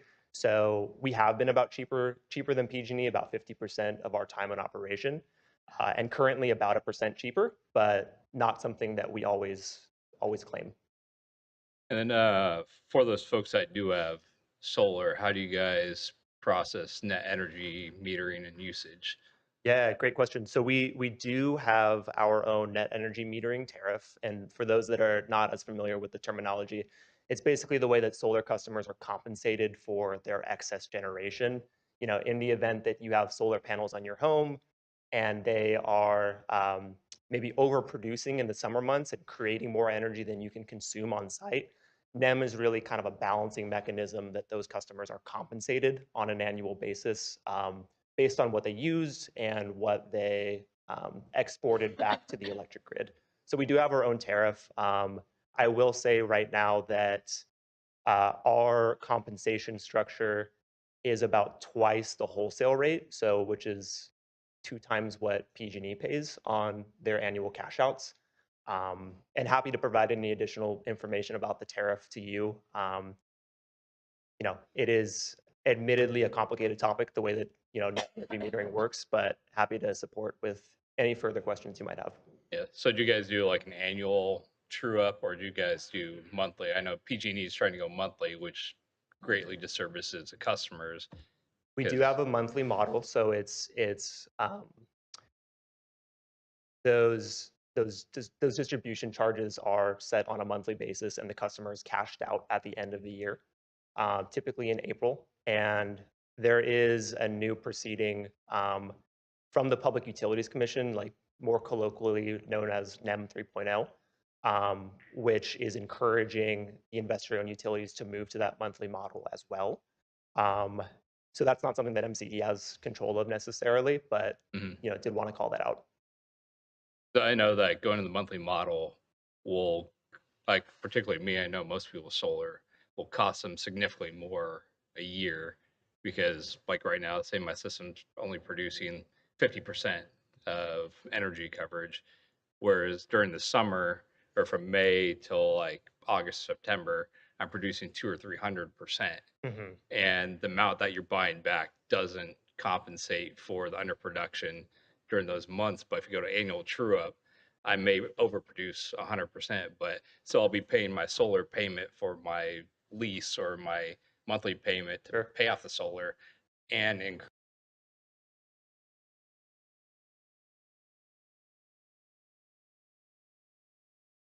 For example, like the first year I had solar, I went from paying a couple $100 a month, $300 or $400 a month, to having a electric bill of $60 for entire year, where that wouldn't be true with a month to month. I know they are allowed some people. I think there's an opt out in NEM 3.0 where you can stay in NEM 2 if you kind of grandfathered in that way. Before, and it's like an April 15th date. Yeah. Yeah. So would that grandfather carry into if we did switch over to MCE as production, or because we'd be changing providers, would that change the NEM status for those that already have solar? I haven't been asked that question before, and I'm happy to provide some more guidance. I don't know off the top of my head. I will say that our board governs our own NEM tariff, so the compensation rates by which folks are paid out and cashed out annually is something that MCE has control over. But I think Jenna might have some more info on this. Yeah, I just wanted to add a little bit more information. So MCE's NEM policy has always been on a month-to-month basis. So since we started, it's always been month-to-month, which is different.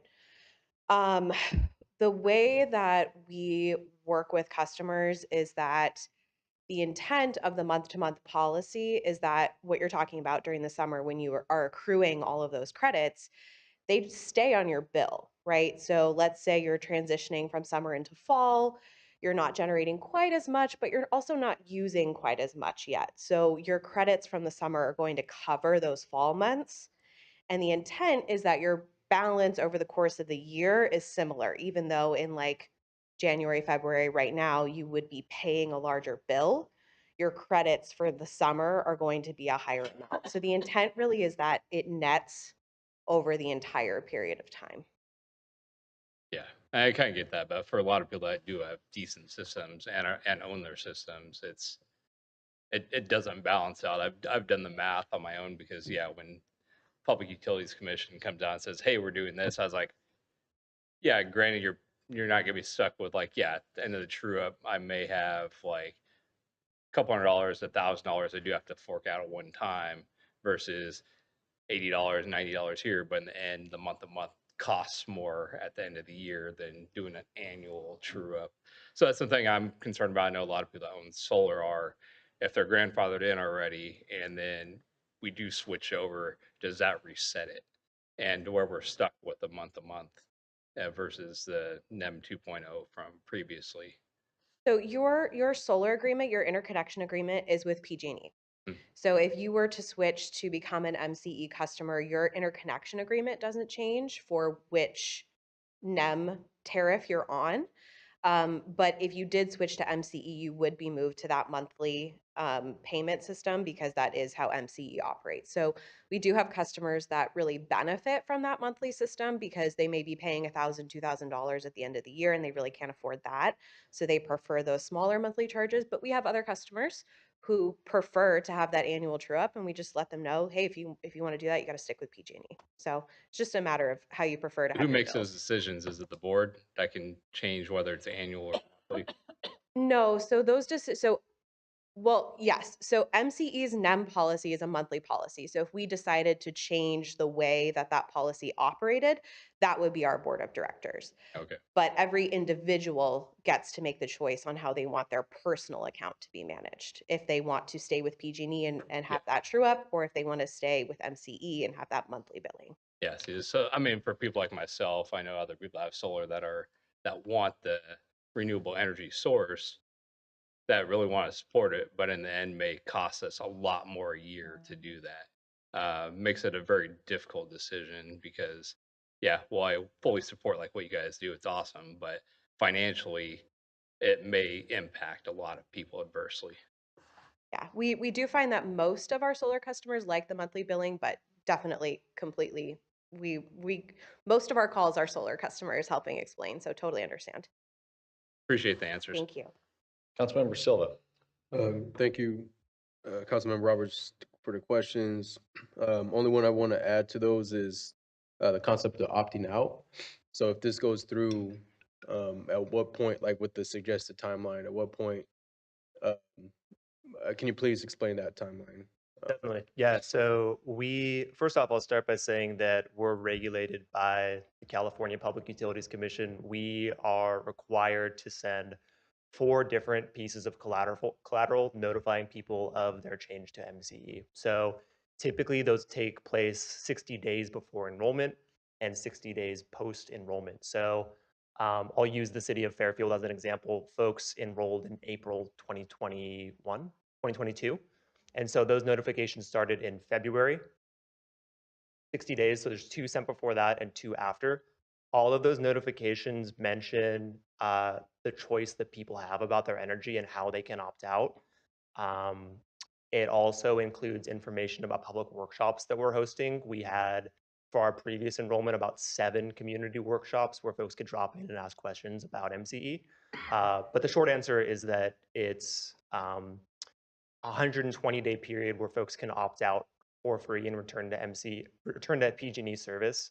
After that, there is a $5 administrative fee to return to PG&E once that 120-day window passes.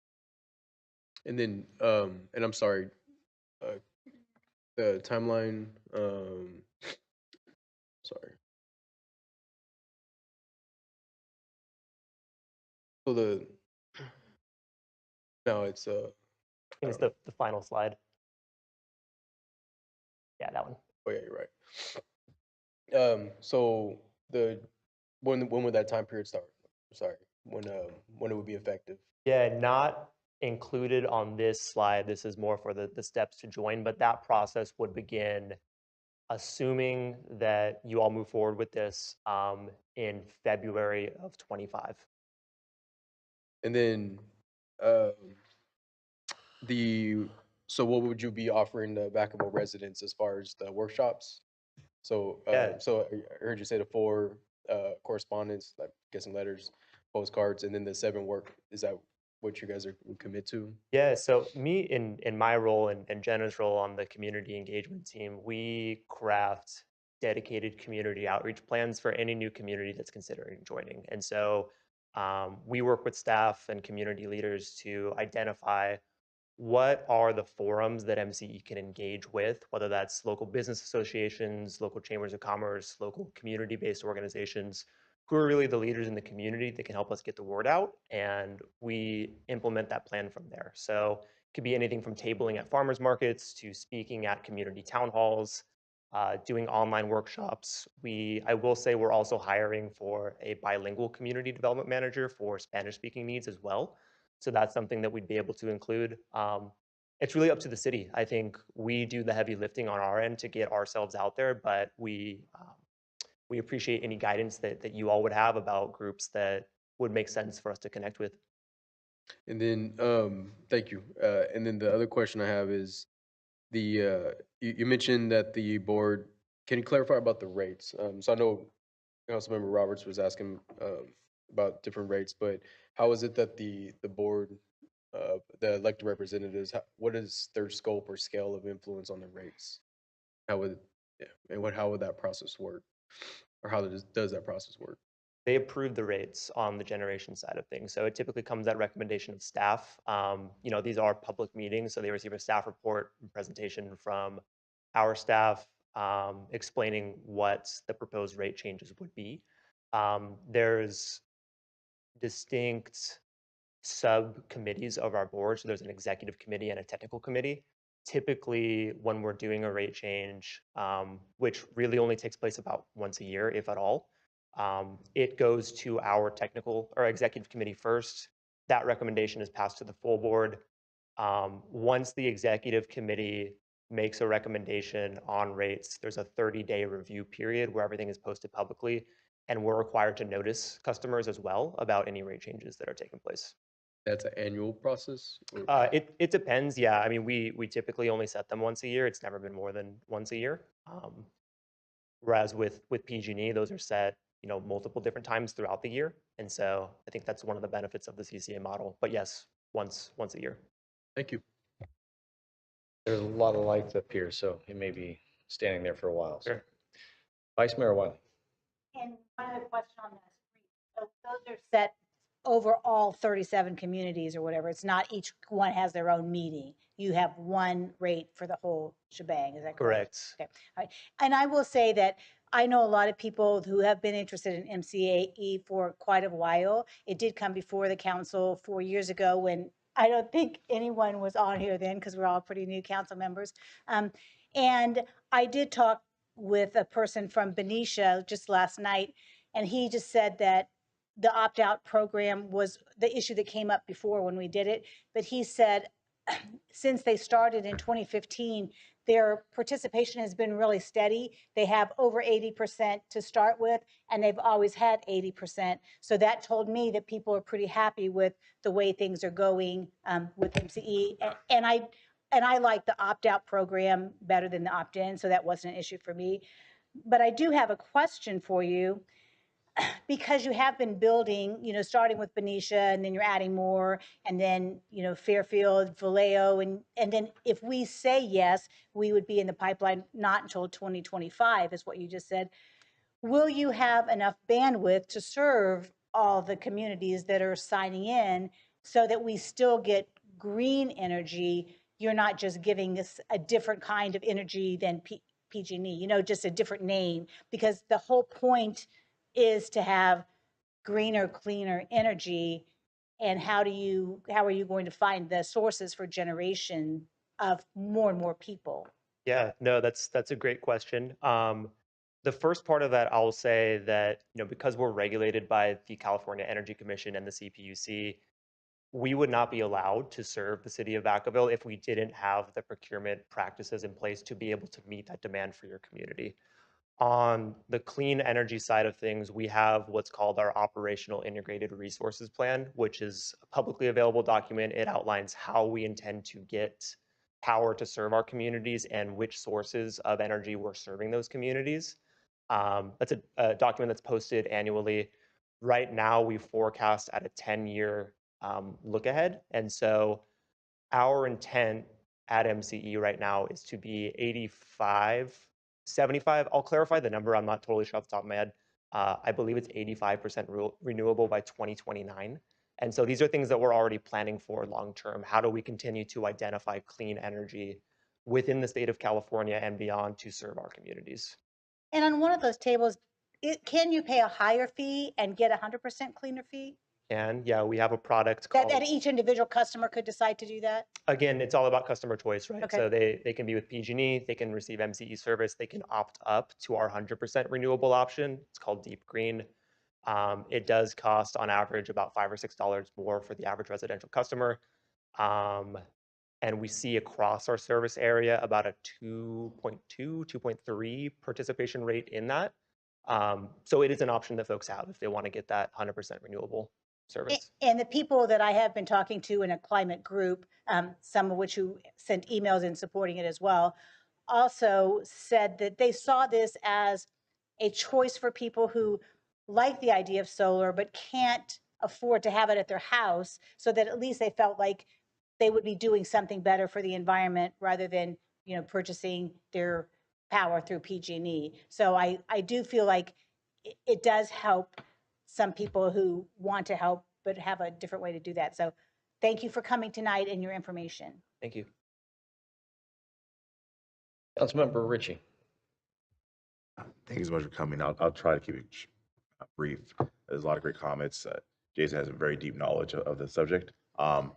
This is great. I'm excited that we're here. It's an opportunity. I think the real thing is about this is choice. I'm not a subject expert on this, but I think we met last year. I tried twice to bring this to the council, and we're glad we had the opportunity to meet, and we're here. So I'm glad that this opportunity is a choice, and I think people need every opportunity to have clean energy, make the choice to either get traditional old power or something that's a combination of full green or 85%. But if it's a reduction to the bill, that's what I'm happy about. If it gives people a chance to save money, one thing I didn't get clarification on is there any adjustment for like low to moderate income, or if you're handicapped, or if you have disabilities, if you're medically retired or your disability is to VA, is there any reduction that you might get for your bill? There are a number of programs that are offered with that customer segment in mind. At a state level, there's the California Alternate Rates for Energy Care, which gives folks about a 35% discount on their monthly billing. Regardless of CME or PG&E, that transition. Anybody can sign up for that, correct. For MCE specific programs during the pandemic, we knew that people were really struggling with paying their utility bills. And so our board of directors implemented a program called MCE Cares Credit, which gave folks that were already on that state care program an additional $10 off on their monthly bills, which I believe ended up being about a $6 million investment to help with low-income customers and their ability to pay bills. So our board has discretion to, design programs like that as well. We have Vacaville. We have a large population of people that are 55 and over, and we do some pretty good things to have a whole new community come, Green Tree, to help that continue. And the Solano County is awesome. It has the highest per capita of retired military personnel in all of California. So there's, by default, we're going to have a lot of people that are retired, above 55, and probably have disabilities that are medically tied to their service. So I want to make sure that our 55 and over that are not military, and 55 and over that are military with disabilities will get a chance to have a little more break, because the cost of living here is getting expensive. Councilmember Chapman. Question about. Great, thank you. Councilmember Stockton. Yes, thank you for the presentation. Great questions from my colleagues. Thank you very much. How much of this power is actually going to be generated in Vacaville? And do you have any solar farms here? Do you have any, talk about that a little bit? Sure. So we have what's called a feed-in tariff program. It's a program that allows local developers to contract directly with MCE to sell us that energy at a fixed rate of return over a 20-year period. To my knowledge, I don't think we have any projects in Vacaville at the moment, but if there are developers that would be interested in partnering with us, certainly happy to have them. I think the best example that you all could reference within Solano County is a project we have at Lake Herman in Benicia, a fairly large-scale solar development there that is enrolled in that feed-in tariff program. So across our service area, the 4 counties that we serve, we do have about 48 megawatts of power directly in our service area that are participating in that program. So the Benicia one is probably your best bet if you want a reference point locally here in the county. Okay, and that's a solar farm. What about storage? Do you have battery storage facilities? We do. We have battery storage at both a local scale and a utility scale. It's a requirement of that feed-in tariff program that I described to have a battery storage component. That on site? On site, yes. And then we also have, I believe it's a 75 megawatt project in Kern County in Bakersfield that's providing that dispatchable load.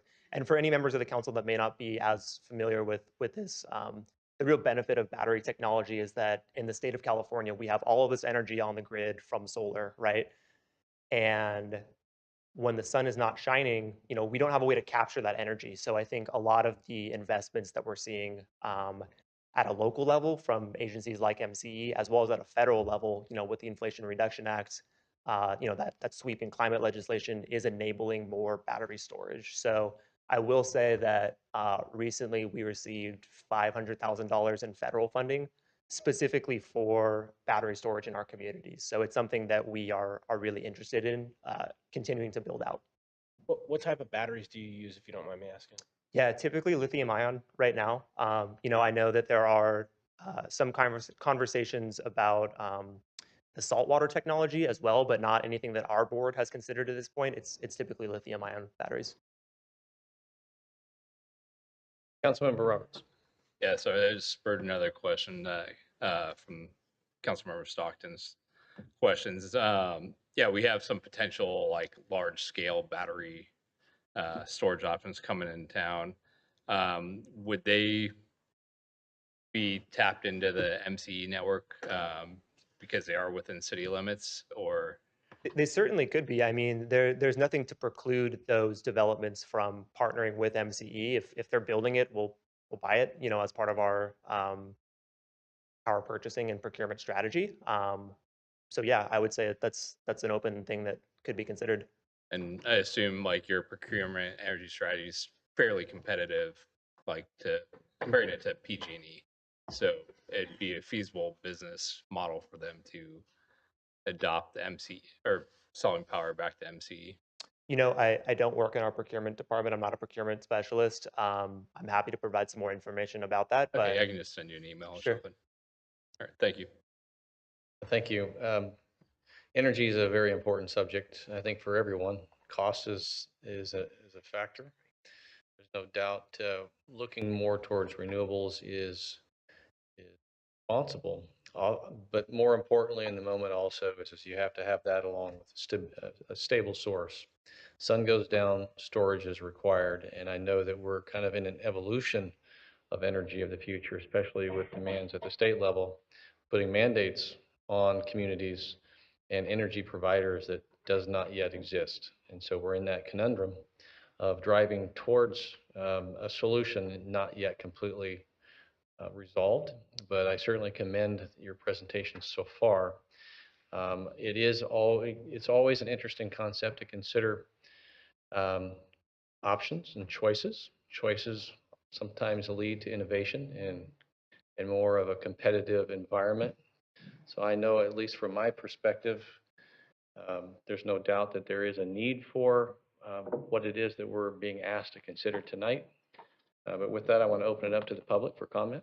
So thank you.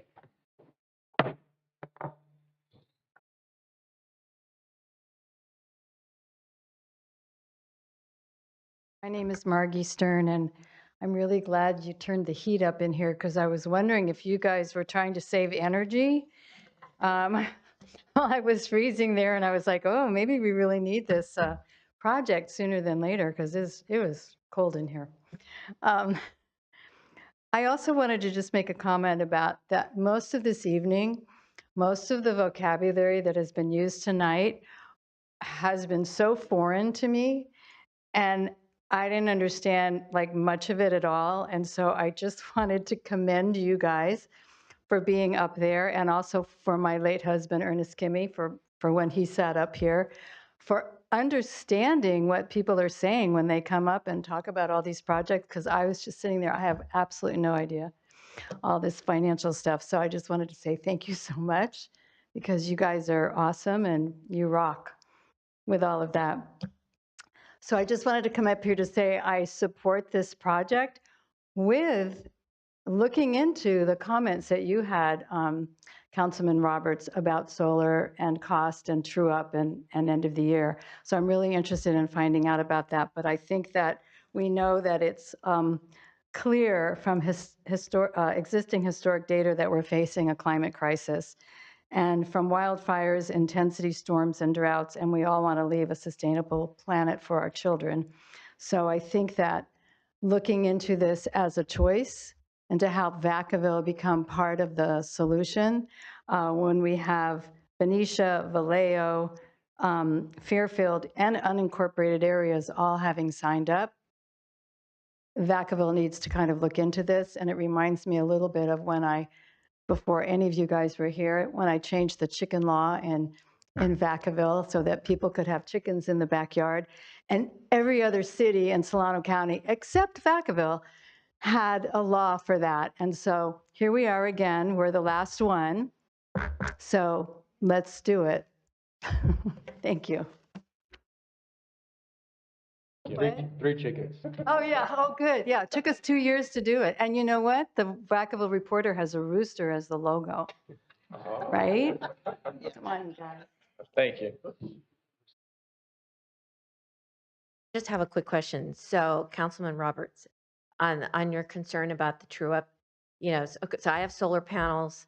The panel stopped working. There was an issue, and SunPower is like not very customer friendly right now. I don't know why, but it took 8 months for them to fix it. So my true up was like $1,200, but I didn't have to pay it all at once. So here's my question.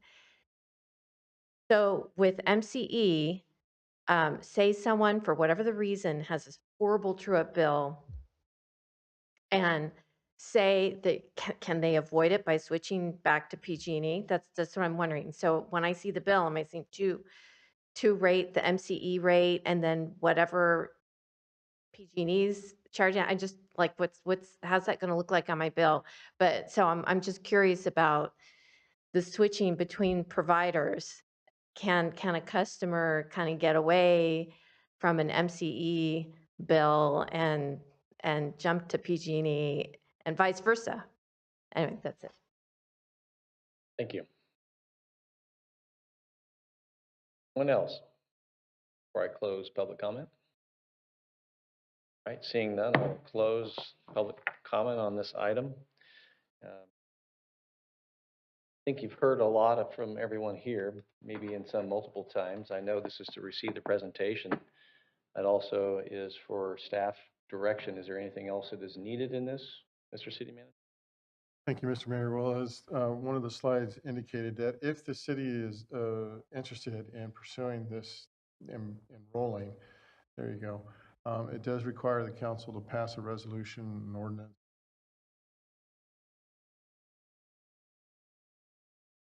2025. So we would need if you're interested in doing that, we would need direction from you all to begin that process so that we can come back with the necessary materials for you to officially vote on that. Sorry about that. The item doesn't say anything other than direction. There's no motion in this, but No, so we can simply just get a group consensus that you'd like us to come back with this, and that will be, sufficient for us to go ahead and move forward with bringing it back on another request with an official action by the council. and with that, Councilmember Silva. When would the outreach be done? Before the ordinance or?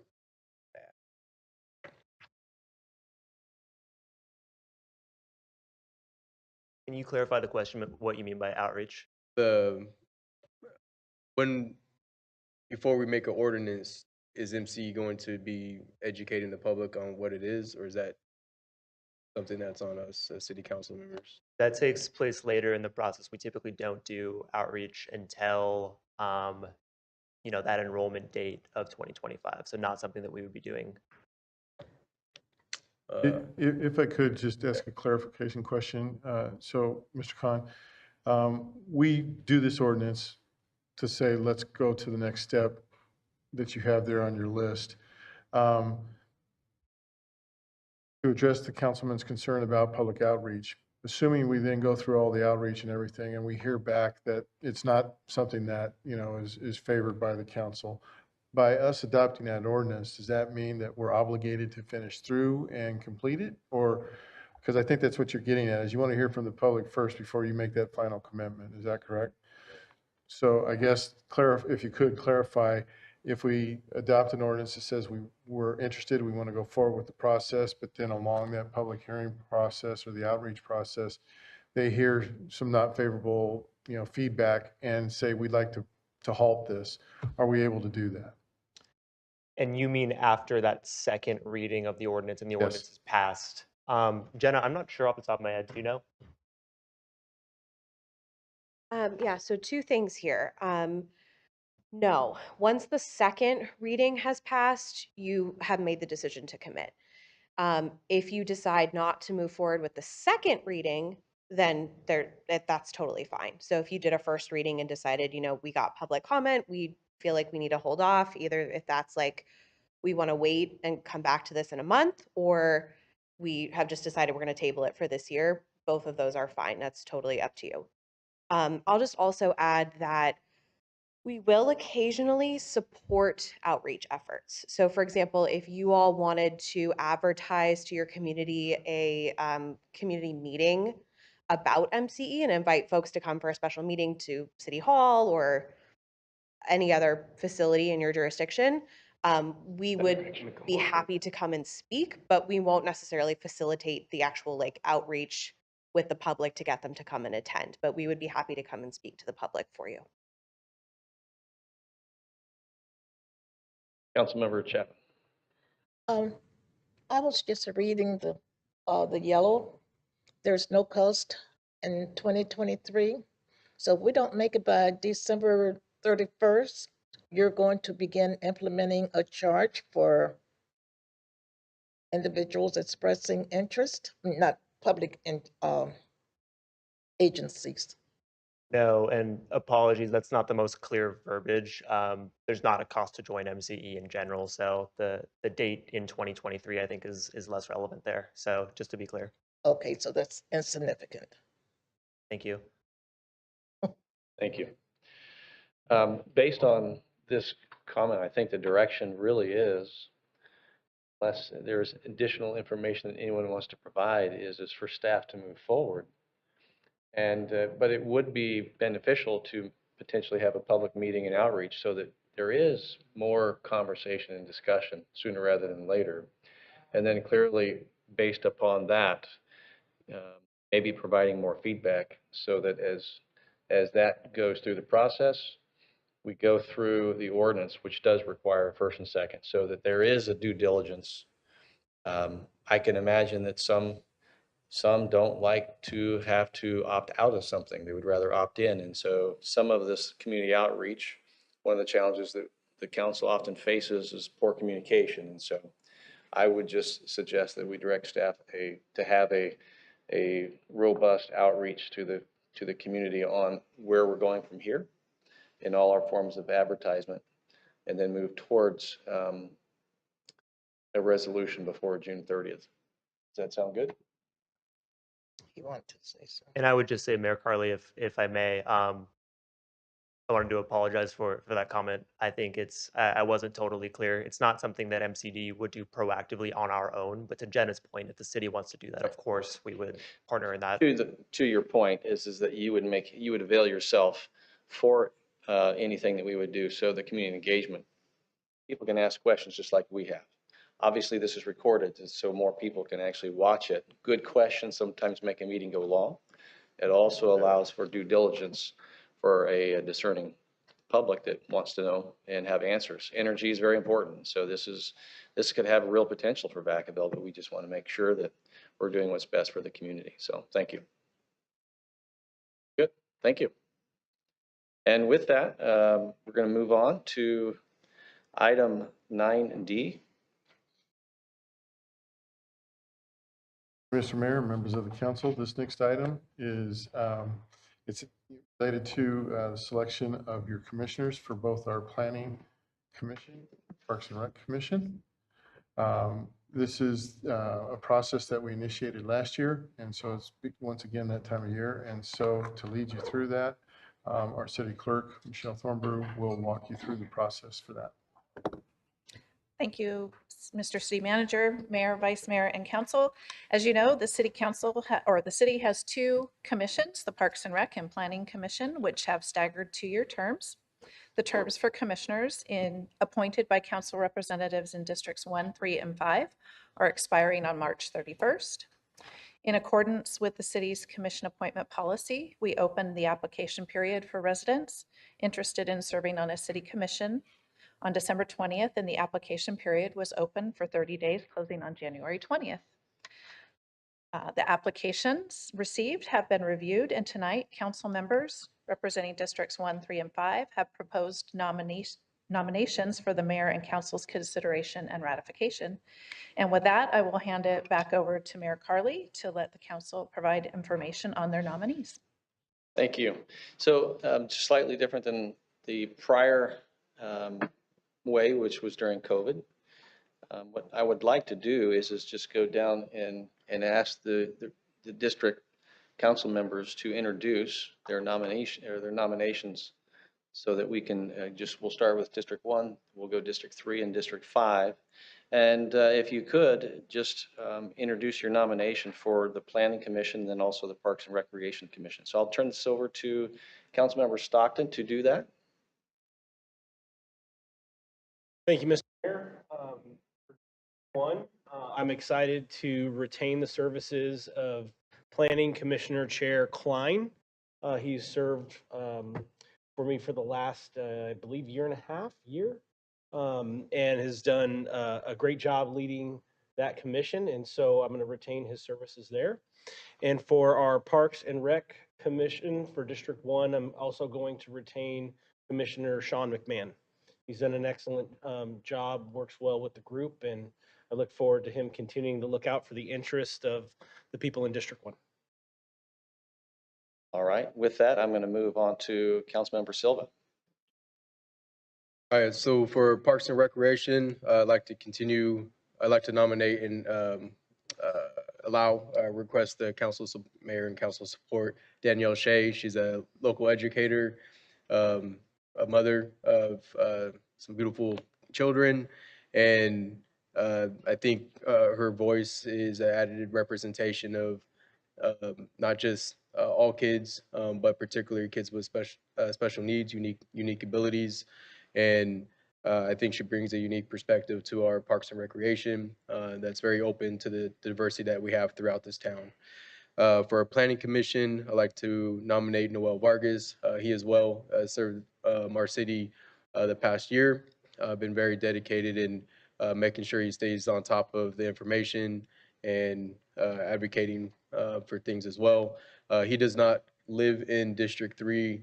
However, having get to know Mr. Vargas, growing up in Winters and growing up around some of our low-income areas, I think some of the unique experiences and issues that pertain to planning, that pertain to families that will live in some of our low-income areas. I feel that his voice and perspective is needed and valuable as he continues to serve the city of Vacaville. And they're not able to be here because I want them to be with their family tonight. So. Thank you. And Councilmember Roberts.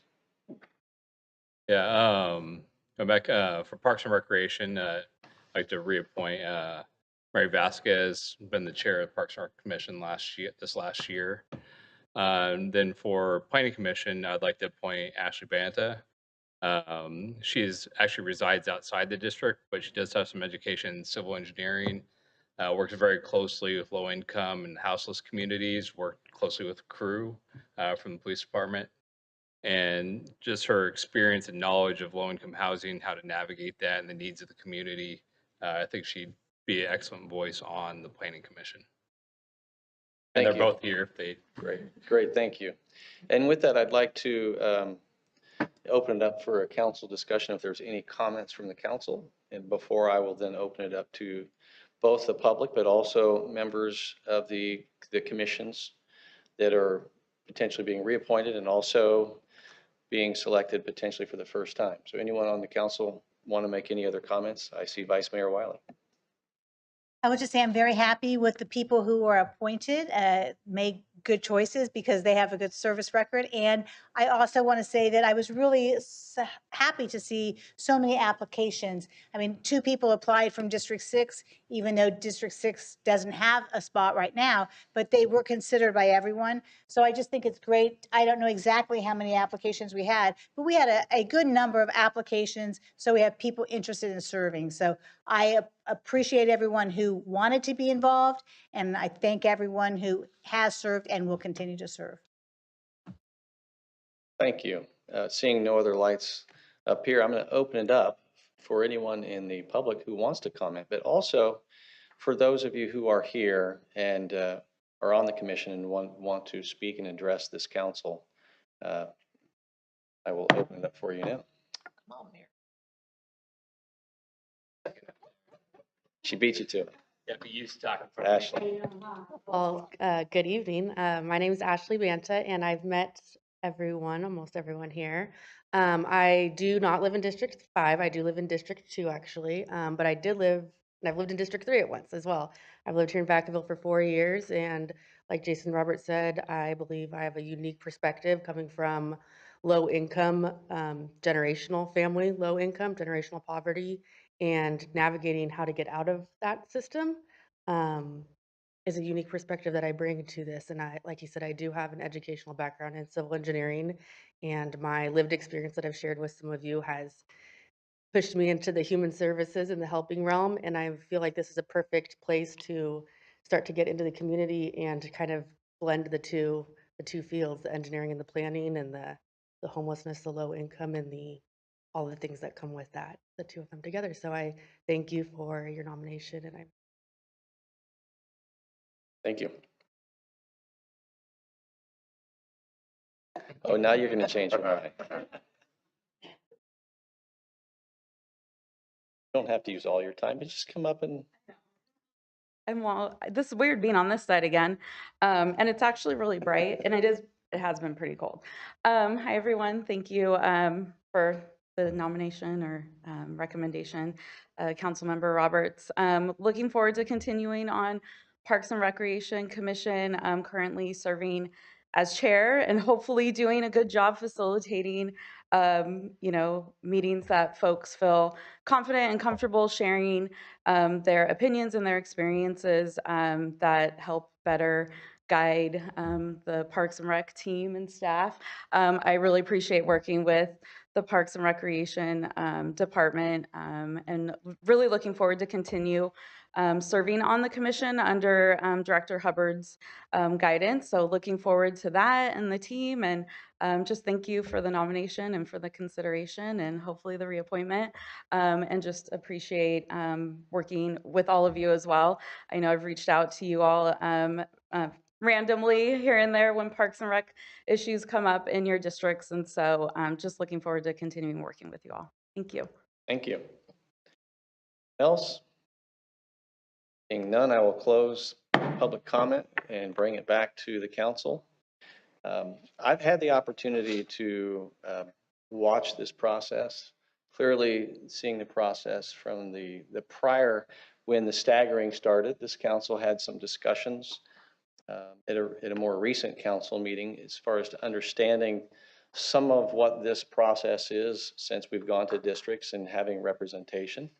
And notably, you're a Vacaville resident, whether you're in a district from appointment. The key is the council being able to participate in the process of identifying what's good for Vacaville. At the same time, our appointees, they serve the entire community. At the same time, they also can focus on individual districts so that we have both the macro and the micro view and can be informed as a council. And that's the benefit of having the 2 commissions that we have. And so it's been a pleasure to walk through this path and discussing some of these with members of the council and reviewing a lot of candidates. The way it works, if someone does not know, the existing list is good for 6 months in case there needs to be an appointment. That's never the anticipation, but for those who applied, thank you. And with that, I will accept the nominations as presented tonight. And to not delay the process, I simply, with both the Parks and Recs Commission and the Planning Commission, unless there's any other decision that wants to do it otherwise, simply to, by simple motion, ratify these appointments. So with that, I am just going to ask all in favor, say aye. Aye. Opposed? Seeing none, congratulations to our reappointments and to our new member, Ashley Bonta. Appreciate you joining. You're the newest member, so you have a lot to learn. But one thing that is important that some people do not know, you undersold yourself with your prior experience, and that information simply was attached to this agenda item. So you have a lot of experience and perspective to gain, and I, for one, have appreciated getting to know you. So thank you. And with that, we'll move on to the next item. Thank you, Mr. Mayor, members of the council. This next item is a presentation from our Parks and Rec Department, giving you an update on the Parks and Recreation Commission's ranking of the top 5 priorities from the Parks and Rec Master Plan. And as our Parks and Rec Director, Mr. Hubbard, and his assistant, Nemo, join us to get the presentation set up, I will just give a quick background that this is a kind of a challenge that I gave to Mr. Hubbard earlier on, shortly after we approved the Parks and Rec Master Plan. That was a significant effort that was completed with their guidance and direction, and certainly with input from the Parks and Rec Commission, and then ultimately approved by this prior council. But to ensure that this document, this very important document, did not just sit on the shelf, we wanted to make sure that we began taking the necessary steps to implement it. And so I think what this exercise did is actually gave them an opportunity to evaluate all the materials that have been put into it and some of the other documents that our team over there will give you some more background on, and then how they came up with the recommendation before you tonight, so that as we begin the new fiscal year coming up shortly, council will have some, good information on where our next move is. And so with that, I'll turn it over to Parks and Rec Director, Mr. Hubbard. Good evening, Mayor, Vice Mayor, and City Council. I probably should have given Aaron my talking points because he covered them all in his introduction, so I appreciate that. Yeah, the last time I was here, it's been a while, I was asking the City Council to approve the Park and Rec Master Plan, and you did that in 2021. We've subsequently been working with our Park and Rec Commission to get to this point. So Nemo's going to take the lead, and we're going to run through the process that we've gone through in addition to the projects that are contained in the Park and Rec Master Plan. So I will turn it over to Nemo. Good evening, Mayor, Vice Mayor, council members. Good to be back. For those of you who I haven't met, my name is Nemo Gonzalez. I'm a park planner. I don't know if you can tell, but it's a requisite that you have this haircut if you work for this department. The presentation is kind of long, so I'm going to get started. The purpose of our presentation tonight is, like City Manager and Director Hubbard have indicated, it's just a prioritization of some of our park projects that are outlined in the Park and Rec Master Plan. And with that, the first slide here is a project timeline. So staff's approach for tonight's presentation was to rely on the nearly 10 years of community outreach conducted from 2011 to 2021. This outreach was in preparation for 2 documents that help guide the city of Vacaville's evolving park and recreation needs. And those documents are the Recreation Needs Assessment, published in May of 2013, and the Park and Rec Master Plan, published in April of 2021. Now, these documents have several overlapping community requests. Apologies. And some of those are trails, bikeways, gymnasiums, multi-use rec center, linear fields, dog parks, and additional pool facilities.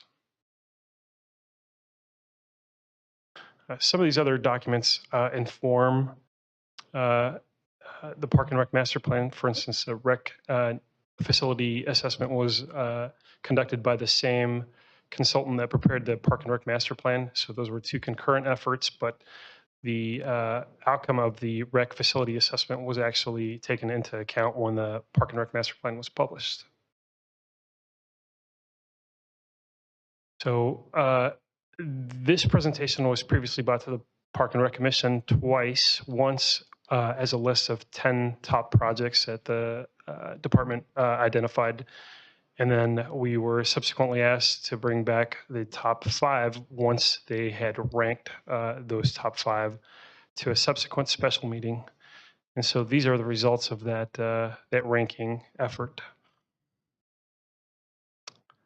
And with that, we're going to jump right into the projects. The Davis Street Gymnasium is also often referred to as a skate center. It's located on Davis Street within a commercial center and is adjacent to a movie theater, gas station, coffee shops, restaurants, and I-80. It's a privately owned building, and the former redevelopment agency initially contracted with the property owner, and that agreement was transferred to the successor agency once the redevelopment agency was dissolved. It's important to note that the successor agency is a separate legal entity from the city.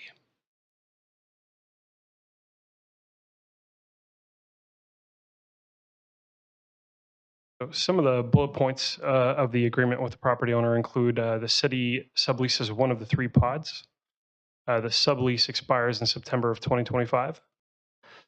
The agreement gives the city the option to buy the leased pod, so the one that's up in red. The agreement also gives the city the option to buy the entire facility.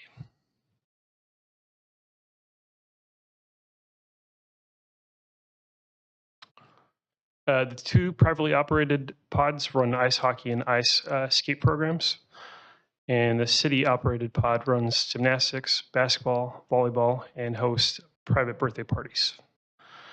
Now, this is a fairly, I would say that the programs that are run out of this facility are fairly popular. The total number of participants for gymnastics in 2022, technically it's only 11 months of 2022, were 7,478.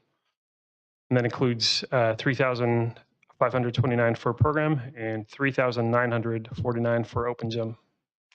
The number of participants for basketball in 2022 were 523, with 99 on a wait list. And the total number of participants in volleyball for 2022 were 555, with 51 on the wait list. So essentially that indicates that we don't have enough facility to service all of those on the wait list.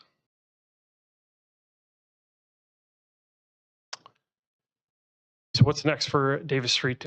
We have just over 2 years to do one of the following options, and that is either to renegotiate the sublease, negotiate one of our purchase options, or leave the facility for a new facility to host those existing programs.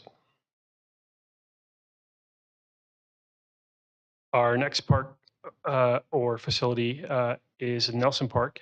It's a community park that is originally master planned in the 80s. I believe it was constructed in 1990 to have the following 108 parking stalls, play structures, informal trails, benches, and 2 lighted softball fields.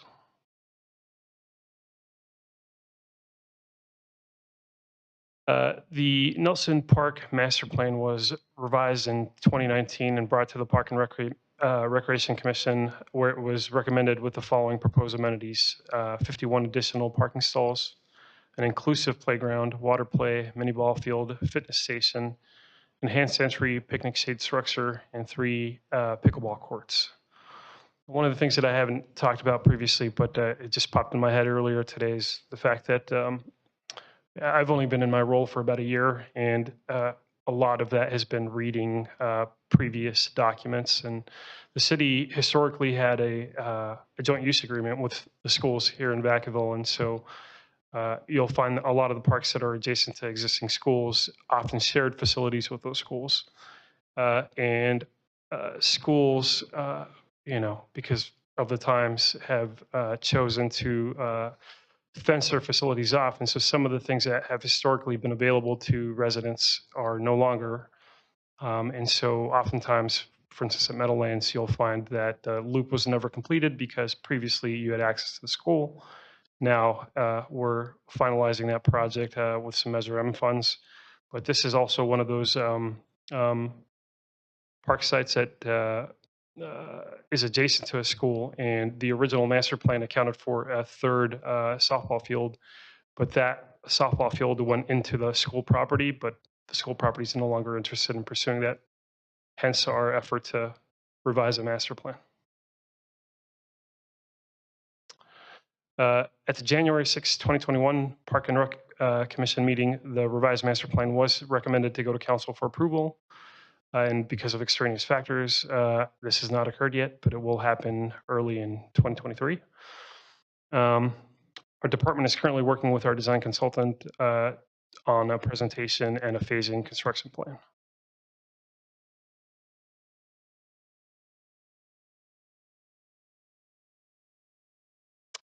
Our third project is the sports field complex. The Park and Rec Commission, I apologize, the Park and Rec Department commissioned a sports field pro forma.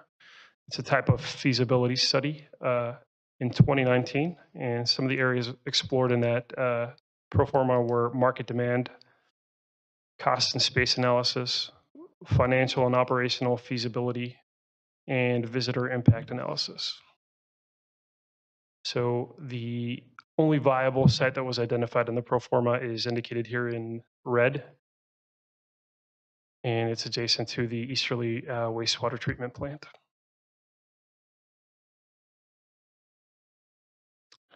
Now, some of the program amenities considered include the following: soccer, rugby, cricket, lacrosse, basketball, volleyball. So the pro forma, essentially, one of the major tasks that they had were reaching out to key stakeholders and potential user groups, which included, VYSL and a lot of other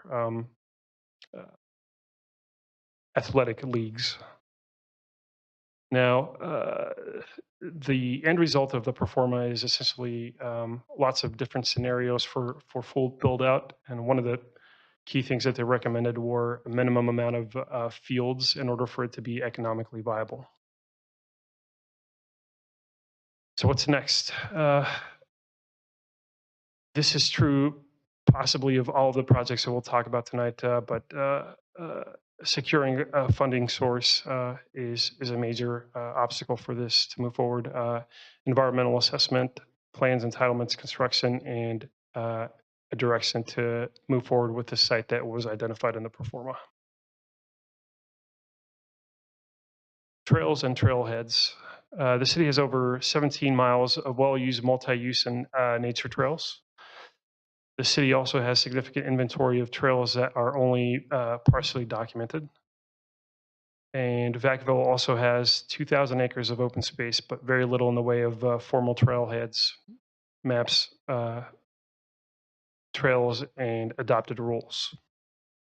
Now, most of the existing mileage that is accounted for as a formal trail is located at Lagoon Valley Park.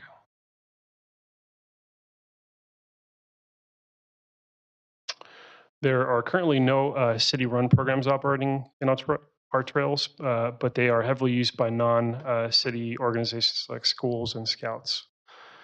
And when it comes to development, the city has recently adopted DIF that includes a provision for additional trails and trailheads, but that hasn't kicked in quite yet. So mid-2023, we'll essentially start collecting funds to build some of the trails. Because the collection of the funds is reliant solely on development, there's no horizon on when we could have enough to fund any of these potential projects. What's next for trails? We recognize that there will be a day when funding trail and trailhead projects will be possible now that DIF is being collected for that particular reason. And so we offer an alternative of recommending a trail master plan project. This master plan document would be a tool to help us, our department in particular, establish some development design guidelines in a holistic manner. And I believe this might be our last project, and it's a new multipurpose recreation center. So in 2019, I alluded to the fact that the city had commissioned a recreational facility assessment. Now, the purpose of the assessment was to gather preliminary information on our existing facilities to enable staff, commission, and council the ability to make informed decisions regarding the facilities. And the results varied on the three sites that were studied. Of the three facilities that were assessed, The two that provided active or sports programming are the Duke and Davis Street Centers. So because of the outcome of the preliminary assessment, a recommendation was made in the subsequent Park and Rec Master Plan for a new multipurpose recreation center that could fulfill some of the needs of our growing community. So in the Park and Rec Master Plan, the facility is estimated to be 50 to 70,000 square feet. But the final programming would be determining the final size of the facility. And what I mean by programming is essentially, are we going to run gymnastics out of here? Or are we going to run basketball? That has a minimum size requirement, and that'll dictate what the building looks like. While a tentative site is listed as Centennial Park, other sites still can be considered. And generally, staff recommends an existing city-owned site for fiscal reasons. If we eliminate having to procure or acquire additional land that we currently don't own, then that's another cost. And in preliminary discussion, staff has recommended the potential program elements listed on the screen now. So what's next for the new multipurpose recreation center? As previously mentioned, the Park and Rec Master Plan identifies Centennial Park as a possible location because of its central location within the city. A current effort to wrap up the Centennial Park Master Plan includes such a facility and should be wrapped up sometime this year. And regardless of the final location, we are indeed in need of funding mechanism for environmental clearances, entitlements, and construction.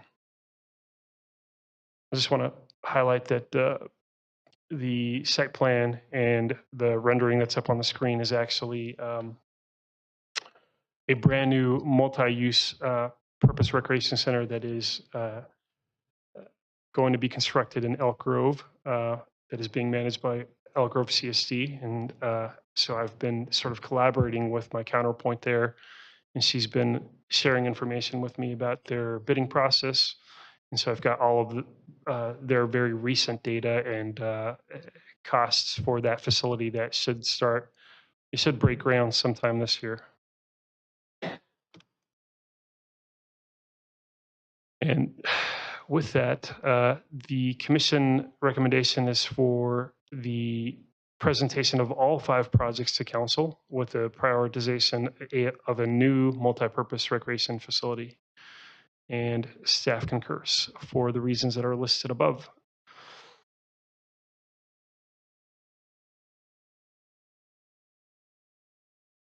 And with that, we'd like to request that by simple motion, the City Council directs staff to explore funding opportunities for a new multipurpose recreation center.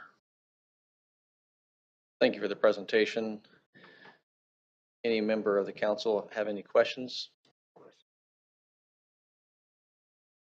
All right. Questions, Councilmember Stockton. Can you just go back to slide 3? I always find these ranking things super interesting to see who wanted what first, and they're not weighted. And so I want to look at that while maybe the public is chatting. So I'm going to have a photo because I can't write all that down. And I want to provide a little bit of context. So this ranking was from our first presentation.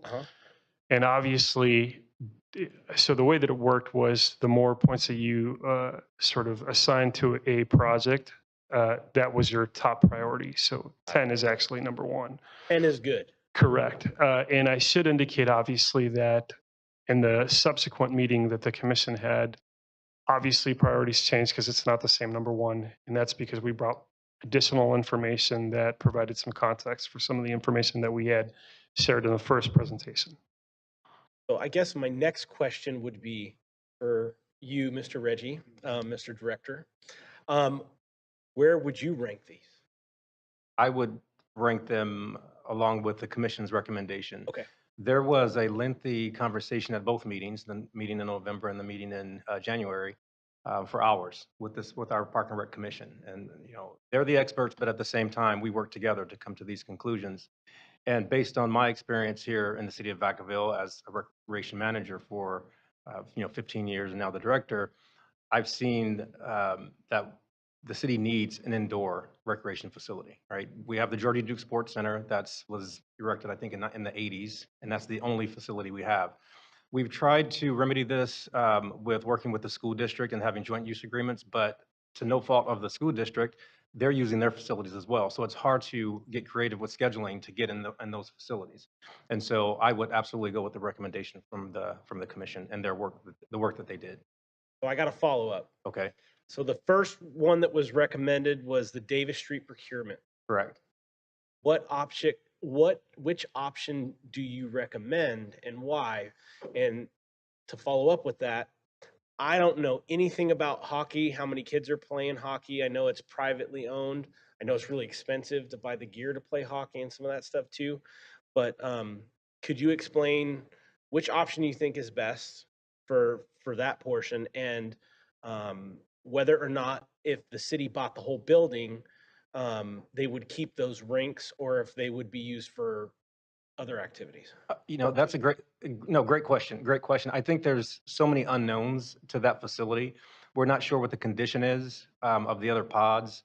And so we wouldn't know what kind of additional maintenance and construction that we'd have to do to that facility. It's almost better to, I shouldn't say this, but tear it down. It's a great spot, great location, but there are just too many unknowns. So for us, we would say we would continue to lease the facility, so that way we have that option, maybe make some minor upgrades to it on the basketball side. But if we were going to invest in purchasing that facility, we'd have to do an analysis and have an expert come in and do that. And then I'm sorry, and then you'd mentioned the cost for the newer facility, similar to what Elk Grove has done. What is that cost? For the Elk Grove facility in particular. So they must have a really good consultant. They had 7 bids come between $29 and $30 million. Wow. So it's really tight, which, in a past life, when I worked in consulting, I know that if I'm getting 7 bids that are coming in that tight, that's a really good set of plans. They had a pro forma that they conducted in 2019 that had estimated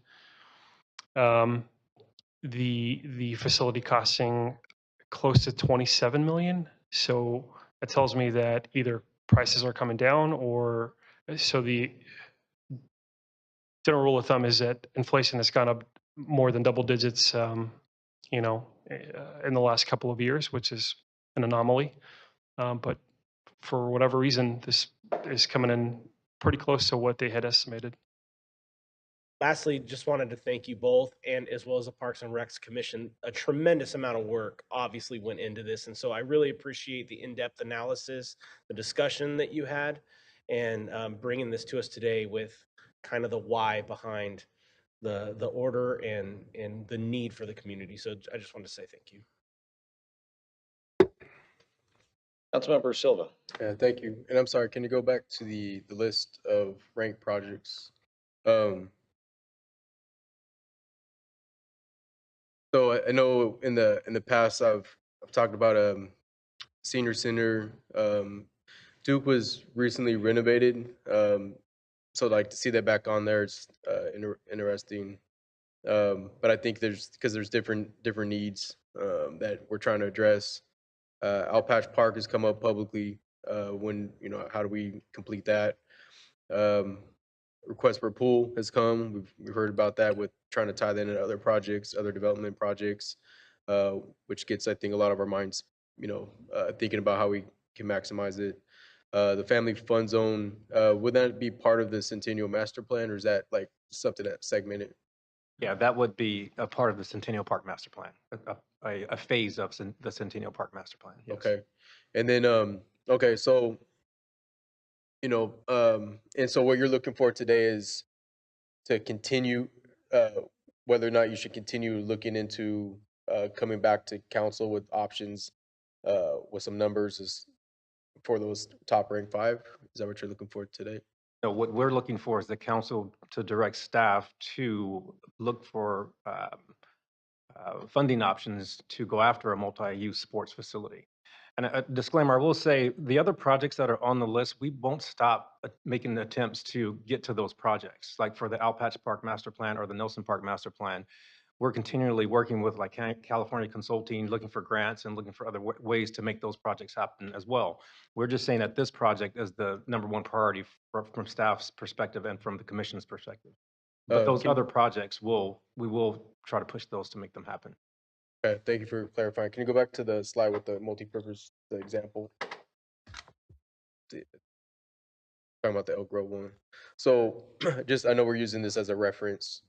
And I'm sorry, go back one more previous slide. That one. So these listed, this is just, it's not, we don't have any data on this. It's just something we're suggesting roughly based on current data and demands. Sorry, potential program elements. That's correct. We have a little bit of, so all of these projects are within the implementation chapter of the Park and Rec Master Plan. So to Director Hubbard's point, none of them are going away. They're documented, and our intent is to eventually execute as many as possible.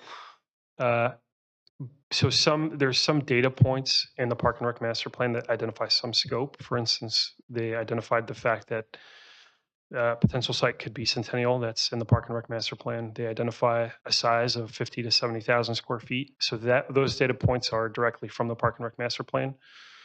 And some of the potential program elements are derived from internal discussions with staff. So for instance, to Director Hubbard's point, if we continued our sublease at Davis Street, that's a recommendation because there's no way that we can execute or build a new park and rec, or I apologize, multi-purpose rec center in the next 2 years. And so we have to have a contingency plan, and our best bet is to stay where we are and run the programs where they currently are ran out of. But eventually, potentially, this would be a new home for gymnastics and basketball and indoor pickleball or whatever we decide to locate in the facility. So, what do you mean, an expansion? Sorry. As Nemo explained earlier, we do have wait lists for a lot of our programs, so we don't have enough room at the skate center and or the Georgie Duke Center. So having a larger facility would allow us to expand programming as well. I think I know the indoor soccer over break, there was a lot of folks sign up for the private indoor soccer league or program. A lot of folks are sticking around. I don't see that trend really changing over the holidays or the winter months, the dark months. Finding a place that's, I know we're having a wet season, but I think, and that building's extra wet inside. But I think that, the point is that people are looking, like, I would agree, people are looking for indoor space, or they're looking for lighted space, which is another issue, because people are looking to be active. Not to go to a elaborate story, but when I lived in LA, it's unfortunate, the situation. I know it's come up in conversations that I've been in for maybe 4 or 5 years now. But because there's no parks, literally, like, there's no parks. If you ever look on a map, if you see green fields, it's a golf course. And so you have like soccer fields that are divided up 4 ways, one large adult soccer field, 4 ways to have 4 different teams practicing. Then you have like 10 feet of space on the perimeter where if you're not on a team, you're practicing. And even the school sites, they'll shut off the lights once the teams are done. But then all the youth, the teens, like, they'll turn on their cell phone lights, set around the perimeter, and like, I don't know how the heck they see the basket, but like they're banking them. So I don't, like, I'm very when I see these experiences, like, one, I see the resiliency in people, but it's more of a matter of just making sure that there's a place for people to go, that's safe and that they're, doing something positive. And obviously it's showing that there are a lot of families that are desiring that. My issue, I guess my feedback for this, and I might be solo on this, but I shared it at one meeting randomly on a related topic. But what I've heard from the community, so there's a couple things. So number one, I see multi-purpose rooms that have like this 8-mile. It's like a multi-story building. There's like this 8-mile track on the interior side of it. On the second story, it's open up to the first floor.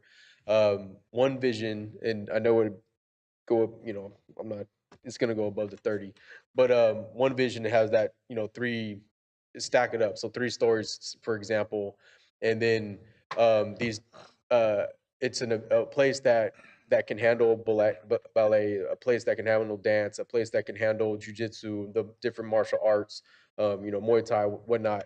A lot of local business owners are struggling to find affordable places to rent. In their business model, it's not something that's super lucrative. And so I'm curious to see something that takes a very small footprint that helps address many families of all ages. And that's where it comes down to the next feedback I was getting from folks, and a lot of it's anecdotal. I don't have a large study on it. And I don't, I imagine we don't either. But I don't. What I heard common with a lot of families is I wish I could take all my kids to one spot. I didn't have to like run them across different parts of town. And then likewise, they can have their adult workout session while the kids explore whatever it is. And so if this is something that council would wants to proceed with, I would ask council to support staff looking into some type of option like that to either eliminate it or not, to where we can build space that can be subleased out, replenish some type of cost, also allow it large enough to host events to supplement, some type of cost similar to VPAT. I don't think it's going to be lucrative at all for the city, but I think it's a balance between helping a lot of these smaller businesses out, helping out the demands and requests and interest of families across the town, centralizing that in this venue. It's not exactly a sports complex per se, but it's something that can host these events that again have a smaller footprint than some of the other suggestions. So that would be my feedback on this particular item. We still haven't opened up to the public questions, and then we're going to bring it back. Can you guys do that? No. No, That's being no, smart. Smart last. No, thank you, Mayor. Thank you, Mayor. I have more comments, but I'll honor that. Yeah, thank you. Not to cut you off, but we'll bring comments back. Councilmember Chapman. Thank you. A couple of questions. The Nelson Park that is adjacent to Vacaville, you had stated that at one time there was supposed to be another field built. However, it would have encroached on the school district, and that at the time the district wasn't interested in selling the property. What were you trying to accomplish by in communicating with the school district? Well, as Nemo alluded to earlier, historically, the school districts and cities have joint use agreements and they share use. Right. This was previous to, unfortunately, school shootings and people getting on campuses and doing things they shouldn't be doing, right? So the schools started to fence their areas in. And so where the additional field was going to go for Nelson Park, it would have protruded over into the school district property, but now it's fenced off. And so we can't, there's no appetite for them to have that use agreement and go that route again. So. Okay, so I guess what I'm trying to learn is, did any discussion take place with the district in regards to selling that piece of property so that you could go forward with the additional field? If nothing else is over there near There are portables there now. Oh, they have portables there for over? Yes. Okay, then I'll let that one go. Thank you. I'm not finished though. The Davis complex. There is a waiting list for children for the various sports. And by the time we get something in place, they probably would have aged out or aged beyond their desire to want to play that sport. So personally, I can't see waiting much longer to get something else in place for these other children that are interested in the various sports where we have the wait list. So I am definitely, I'm going to say, I am really interested in a multi-purpose recreation facility. So I won't go, and plus with the Davis Street property, there's a lot, in my opinion, there's a lot to be desired there for the entire facility. And I couldn't see the city investing. There are a few options that we have, to lease or to possibly purchase that one pod that we have or purchasing the entire facility. I'm thinking that the amount of money it would take to bring it up to standards and to expand would not be worth it wouldn't be worth putting the money into it. And so I could see looking at the multi-purpose. That's my reasoning for that. A sports fuel complex is ideal. However, right now, I don't think it would be accessible to all. I don't think it would be easy. It wouldn't be easily accessible to the entire city because of the location and some families that wouldn't have the means to patron the park and be able to take advantage of it. So that would be on my back burner. Do you have any questions? I'm going to open it up. Questions? Oh, I'm sorry. We're getting You ahead of did say ourselves. questions. I apologize. I'm going to come up with a question because I'm not ready. Okay, and my Yeah, you final. have questions, and then we'll Yeah, come I back. have and I apologize. I don't want to be like my colleagues on the other end. They just ribbon ramble and on and on. Okay, as I move on, I do need to say this, and I did share it with, That's right. with the city manager that I was going to put it out there. And he's told me there would be another time that we would get around to the neighborhood parks. Remember, I did mention that to you, that I was going to put it out here.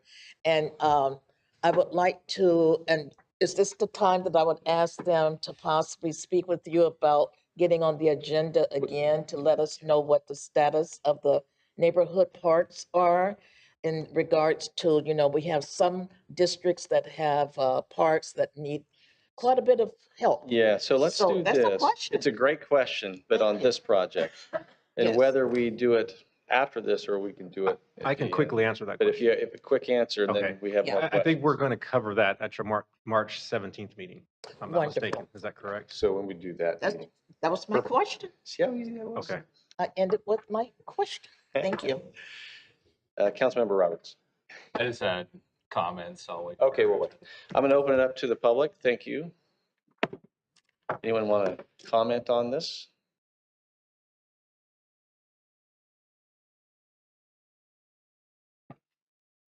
Thank you all for the reappointment also.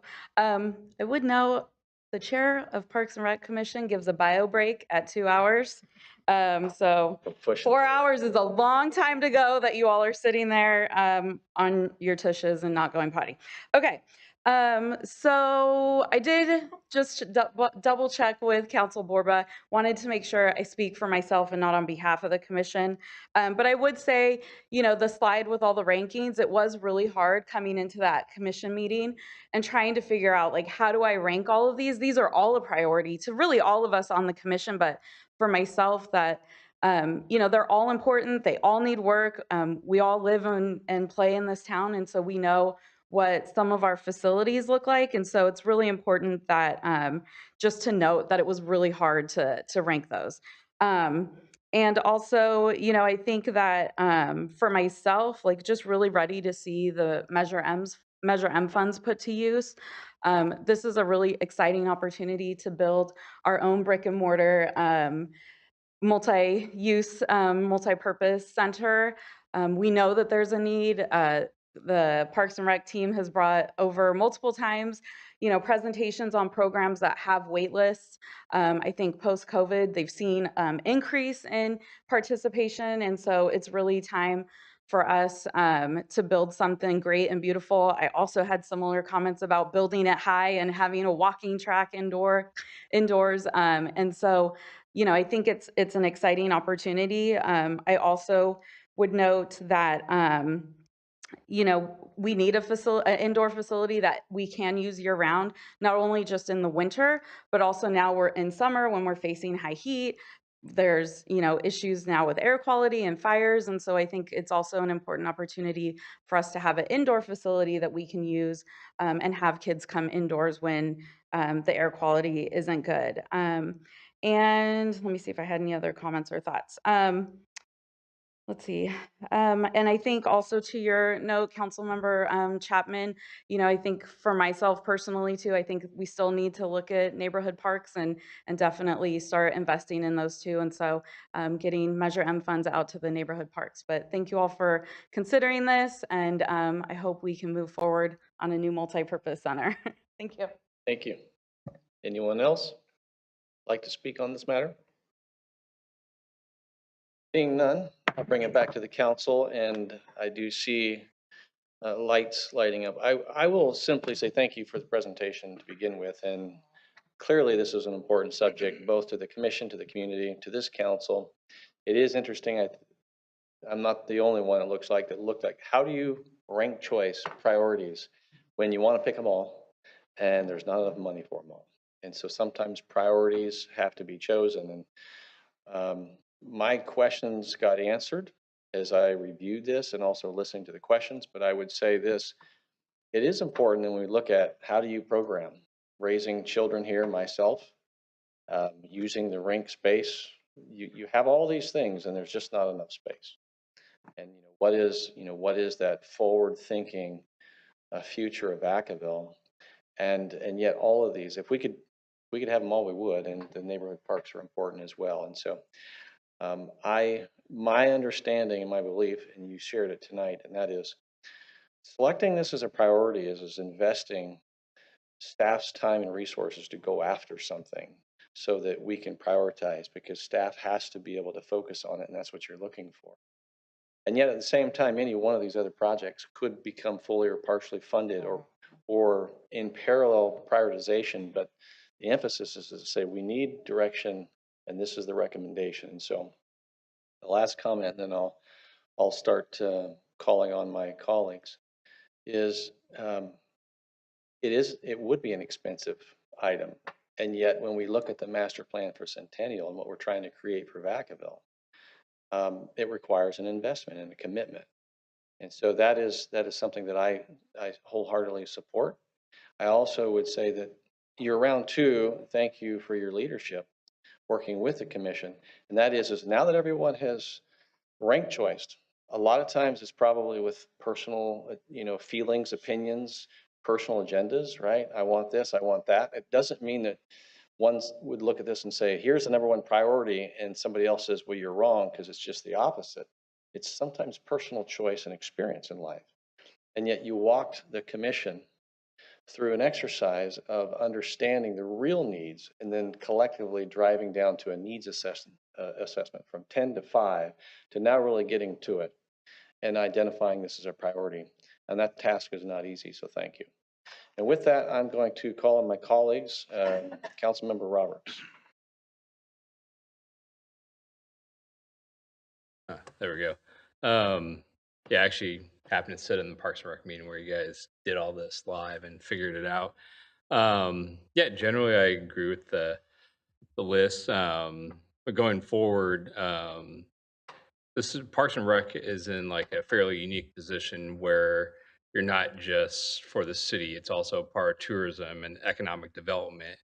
So I'd highly recommend everybody, all you people get in one room. Like for example, the Davis Street procurement with the ice rinks there. A lot of people don't know the NHL sponsors local ice rinks and dumps a ton of money into them because that generates interest in hockey, gets people interested in sport, and what in turn they go watch hockey games like the Sharks or something. So there's funding outside of the city. You just have to look outside our local area. San Jose is quite far from here for look at, like, but the NHL does sponsor a lot of different things. Same thing with like a sports complex. Americans don't like to admit it, but soccer is by far the largest sport in this country as well as the world. And so like just drive by the Davis soccer fields on a weekend and it's packed. There's always people there. So it's not just, well, we do have to balance what we need here locally. We also have to look at what will draw people in from outside that'll spend money here in our community, but not big enough to where it pushes out the local teams and local players. Um, yeah, so like going along with the trail improvements, that's mid-pack. But that's my guess is that's probably the cheapest of all the items on there to accomplish.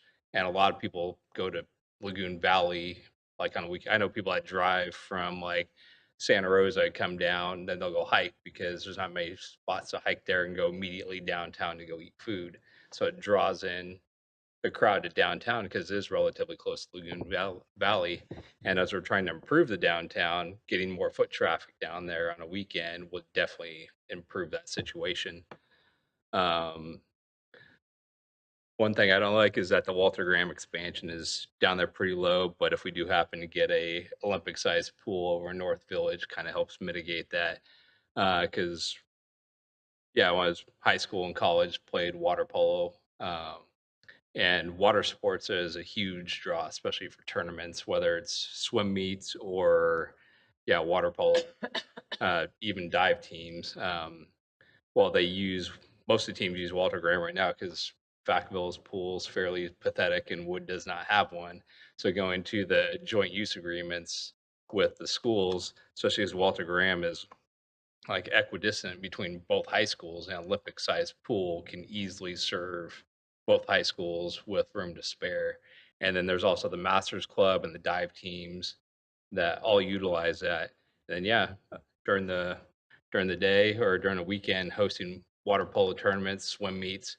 I mean, you'll have hundreds of kids and hundreds of parents in town that will need to go eat and spend money in our local economy, which will offset the cost of building these things. So it's not just, yeah, building them, and it's return on investment and cost offset from utilization will definitely help out in getting some of these done. Yeah, the multipurpose rec center. I don't know if Councilmember Silva's had the opportunity to go to Davis's fitness center. It's exactly what you're talking about. Basketball courts, a lower floor, tracks upstairs as a martial arts room, ballet room, a yoga room with a full, yeah, it's all in one building. Um, so if you haven't been over there, check it out. It's pretty much exactly what you're talking about. Not sure how much that costs, but you can always ask the college how much it costs them to build. Um, yeah, I mean, I would like a sports field complex, but I think that's going to be insanely expensive at this point. I don't think it's. I I think after talking to the city manager, we need a ridiculous amount of fields to break even on that. Or if we have to come to money, maybe some of these biotech companies want to pitch in and donate some money and put their name on the fields or something. Again, it's like, yeah, thinking outside the box, and community benefits packages are awesome, especially with all these companies coming in, donate back to the community.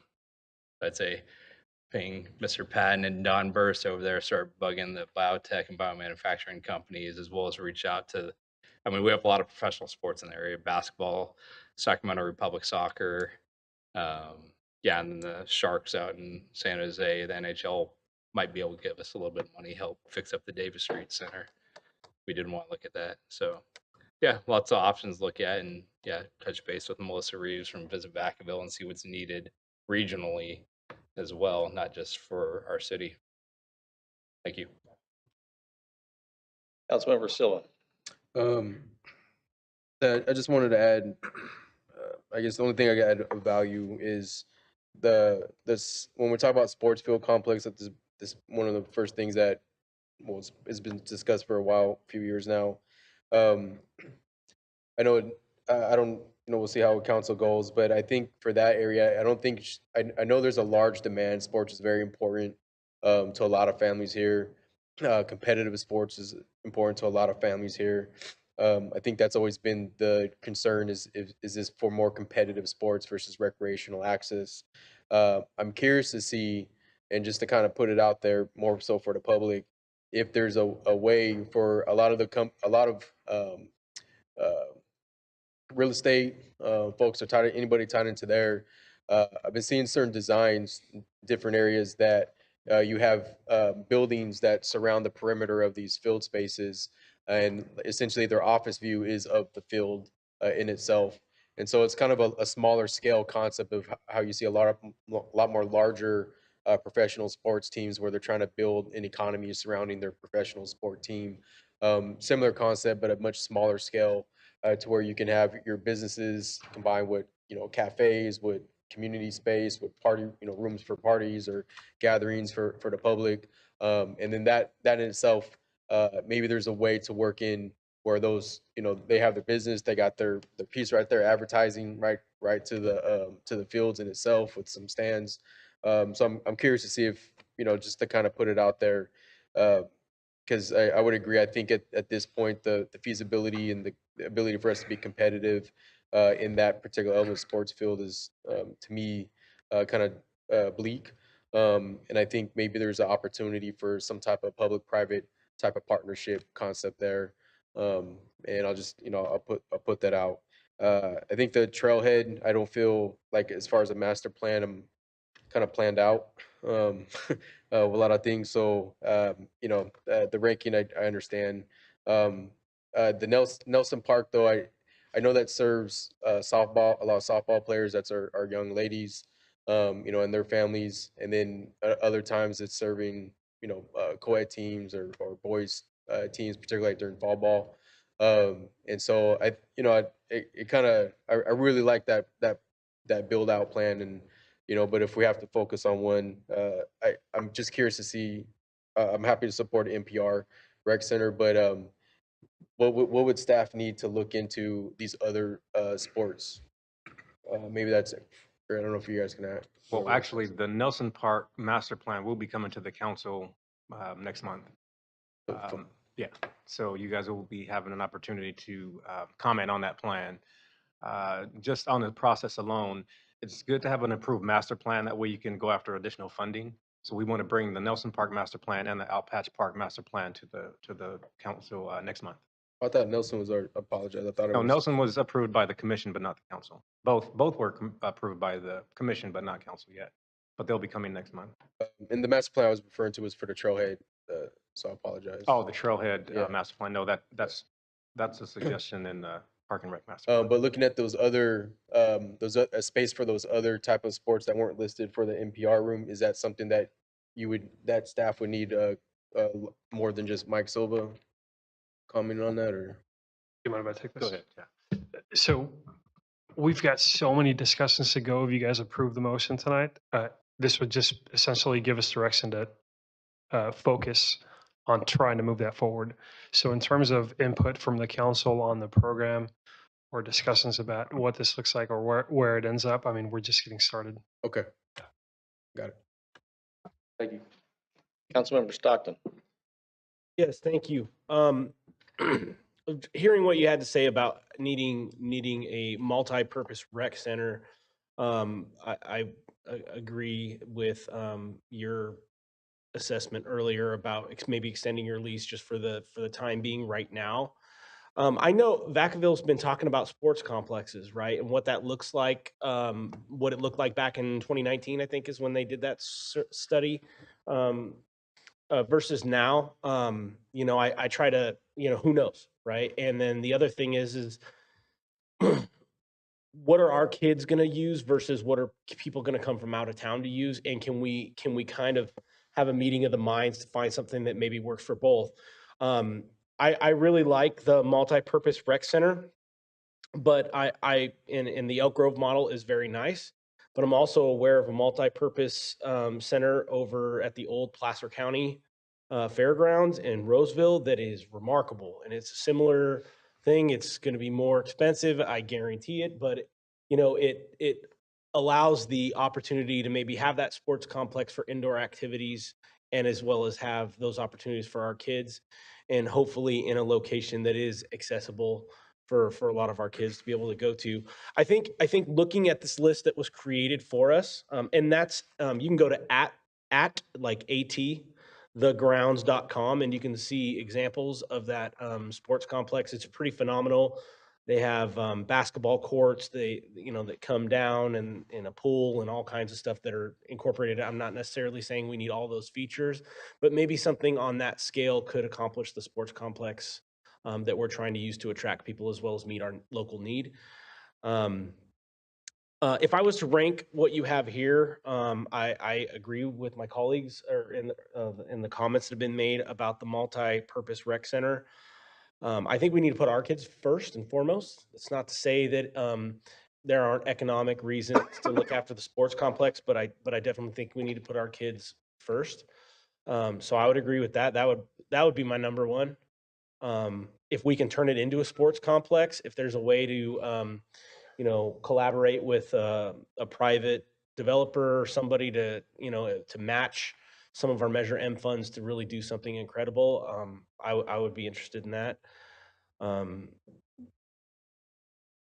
The trailheads, I think that's great, but I also do, if we're looking after our folks locally, I think having a senior center close to Leisure Town, closer and more accessible to Leisure Town would be something that I'd be interested in, as well as whether or not I would want to know whether or not we'd be keeping the existing senior center or using that for some other economic purpose. So I just wanted to give you my feedback. It looks like, even though this is there's no perfect process, right, to be able to rank these things, you can kind of see where people were on stuff, and there's kind of a big division for the most part. But I think that when you look at why the Davis Street procurement is important, and you combine that with that multi-purpose room need that you're saying that we have here, I think that clearly stands out as where I would focus my number one priority. And I agree with Commissioner Vasquez. It's time that we put this Measure M money to use,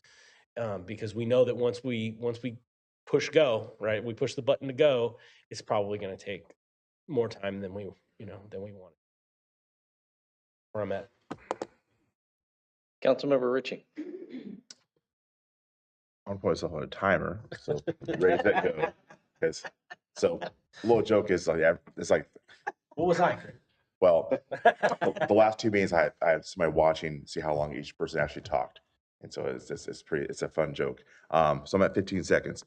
Listen, I appreciate your report and really all the hard work into it, and the commission. I had the opportunity to listen to the closed session last night, and really kind of get their 2-hour emotion of how they got to that point. You guys are the experts, but it's to keep it simple. It's the multi-purpose is exactly what we need to do. I mean, I was born and raised in the city. I literally had the opportunity to play in the same gym my dad did, and that's pitiful. Like the city's grown and we haven't. I mean, it's literally the one gym that we had was the same gym my dad played in an adult league after he got out of the Air Force, and we haven't grown since then. It's time, right? I had the opportunity to take my kids to a amazing multi-purpose place, and I was like a little kid. I was like a candy store. I was running around all over. They had everything you can imagine. It was called Copa in Walnut Creek. This place had exactly what Silva was asking for. They had workout rooms. They had places where you can actually rent out for daycare. They had everything you can imagine. They had it pre-planned. They had indoor facilities for the floors were made for basketball. All the sports being played on the floors. They had multiple levels. They didn't have a pool, but we had a tournament. They had volleyball going on, futsal, and indoor soccer. They had high school kids coming and playing. They had a whole workout room. It was insane what they had all under one floor, and it was surrounded by business park. So it kind of, we can't plan everything master plan, but the size of this place, it checked a lot of the boxes that my fellow council members are wanting. Something where the community can come to and serve the community is not as much as a tournament, but more the city of Vacaville. But I'm all for it, and I'm approaching 2 minutes, so thank you for your time. Vice Mayor Wiley. I have one question, and that is, are facilities the limiting factor or staff also a limiting factor? It's a combination, but the facilities are the main factor historically. Even when we've had staffing to take the kids off the wait list or to expand programming, we just haven't had the facilities. That's even when we had an effective joint use agreement with the school district. And that should come as no surprise. Anyone who drives down Leisure Town and sees all the building in town is only going to continue. Correct. So I would like to make a motion, if it's the time, to move this forward. I have a motion on the table. Oh, I'm sorry. No, that was a motion. Do I have a second? Yes, sir. All right, all in favor, say aye. Aye. Work. There you go. Mr. City Manager, we have item 9F. Okay, thank you, Mr. Mayor, members of the City Council. Your last and final item for the evening is a presentation of our fiscal year 22-23 general fund mid-year budget update. And at this time, we also have some budget augmentation requests that we're going to present to the council for your consideration tonight. We have our budget team here led by Ken Metzamia, Leslie Hoover, and John Collette that will be making a presentation for you tonight.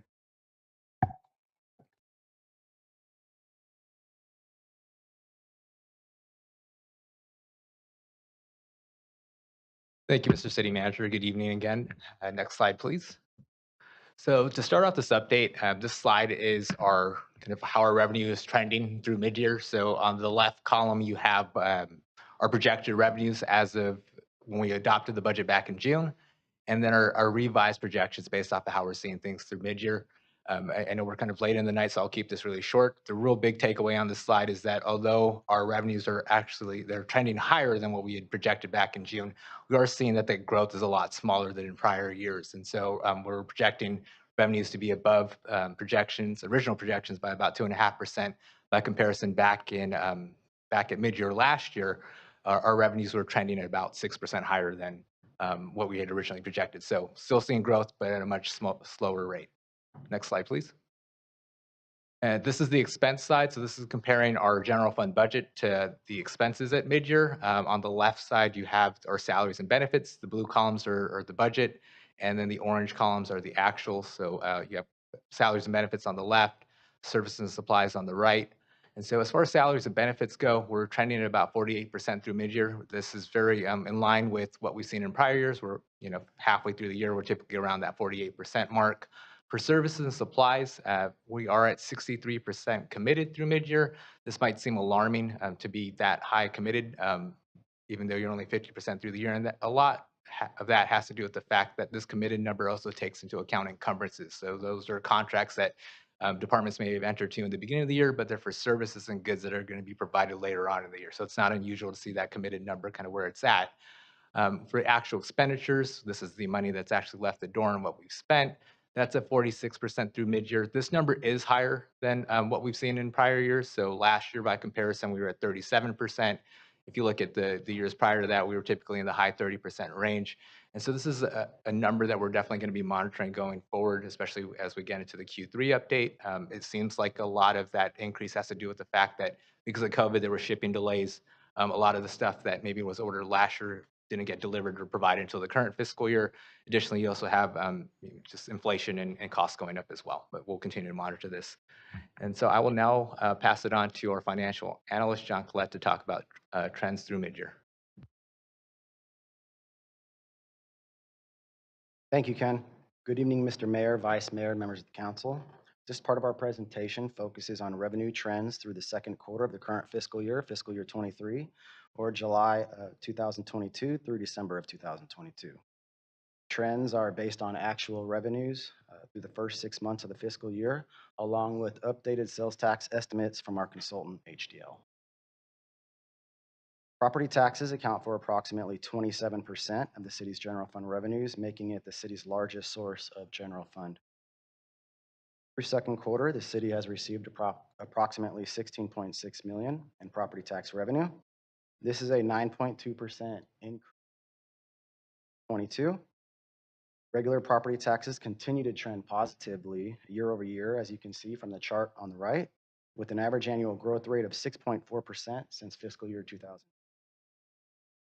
Property tax category mainly consists of property tax, VLF, vehicle licensing fees, and residual balance and pass-through payments. Sales tax is the second largest revenue source for the city, accounting for approximately 21% of the city's general fund revenue. And Measure M consists of 16% of the city's revenue, for a combined total of 37% for general fund revenue. Second quarter, combined sales tax was $26.3 million, represented by the green line on the graph to the right, and that's compared to 25.3 million in fiscal year 22, about 4.4% over last fiscal year. Just below the green line, separated sales tax and Measure M, so we can look at them separately. Sales tax is represented by the blue column, and Measure M is represented by the yellow column. Sales tax, the blue column, we received 14.5 million through second quarter compared to 14 million last fiscal year. This is about a 3.6% increase. And for Measure M, the yellow column, we received 11.8 million compared to 11.3 million last fiscal year for a 4.4%. Key categories that HDL are projecting to do well in fiscal year 23 are business and industry, projected 5.1% increase, building and construction, projected 4.3% growth, and general consumer goods, just below a 1% increase for fiscal year 20. These are just a few of the categories being highlighted tonight, but we just want to reiterate that while most categories aren't seeing the increases we saw in fiscal year 21 and 22, we still are seeing minor increases in most sales tax categories. Other taxes besides property sales and Measure M taxes account for approximately 19% of the city's. Through second quarter, revenues are at 11.7 million. As you can see, chart on the right, other taxes are flat compared to last fiscal year. Taxes in the category consist of franchise tax, paramedic tax, transient occupancy tax or TOT, excise tax, business license tax, and real property transfer taxes. Some of the notable impacts or categories that are notable, the paramedic tax, which is up 10% year over year. Paramedic taxes are directly related to property taxes. So as we saw on the first slide, property taxes were up 9.2% year over year, and this is a direct correlation to the increase we are seeing with the paramedic tax. Real property transfer taxes, which are related to the buying and selling of real estate, we've seen a decrease of 32% compared to fiscal year 20. Talked about the decrease in real property transfer taxes in the first quarter budget update with rising interest rates and consumer fears of a recession, also unknowns in the economy. And this has translated into a decrease in home sales, not only locally, but statewide and nationwide as well. We also talked about TOT in the first quarter update. TOT, or the transient occupancy tax, is a tax based on local hotel stays. In fiscal year 21, which was the height of the pandemic and lockdown, with state and local mandates, TOT revenue saw a significant decrease as consumer travel ceased. In fiscal year 22, when the state and city opened back up, we saw consumer revenge travel, as they were calling it. There was a lot of pent-up demand for travel, and TOT revenues saw a significant increase as a result. Fast forward to fiscal year 23, there was a lot of uncertainty for consumers with recession fears and rising interest rates. So we've seen a slowdown or deceleration of travel, which has impacted our local hotel stays and TOT. Continue to monitor these categories and provide updates in their third. Last category is department charges and fees. The category accounts for approximately 9% of the city's general fund revenues. Through December, revenues were at 6.1 million for the current fiscal year, a 8.6 increase from approximately 54% from fiscal. Continue to see improvements for department charges and fees. Revenues in the category as a whole are back to pre-pandemic levels, actually slightly above, as you can see from the chart. This category contains the charges and fees for all departments, with Parks and Recreation and paramedic fees or ambulance bulk of the revenue in the category. Through second quarter, Parks and Recreation continues to see positive impacts in their revenues as their activities and programs were directly impacted by the limitations from state and local mandates. Through mid-year, revenues saw an increase of 43 point department as compared to last fiscal year, and actual revenues for Parks and Rec through mid-year were 2.2 million versus 1.5 million last fiscal year, approximately a 700,000 increase. Previous updates, we talked about outdoor activities and programs for Parks and Rec showing continued improvement, such as aquatics, adult sports, and youth sports, while at the same time, indoor activities and programs continue to lag behind in the recovery process from the pandemic. Now we're seeing both outdoor and indoor programs and activities show relative strength when comparing to pre-pandemic levels.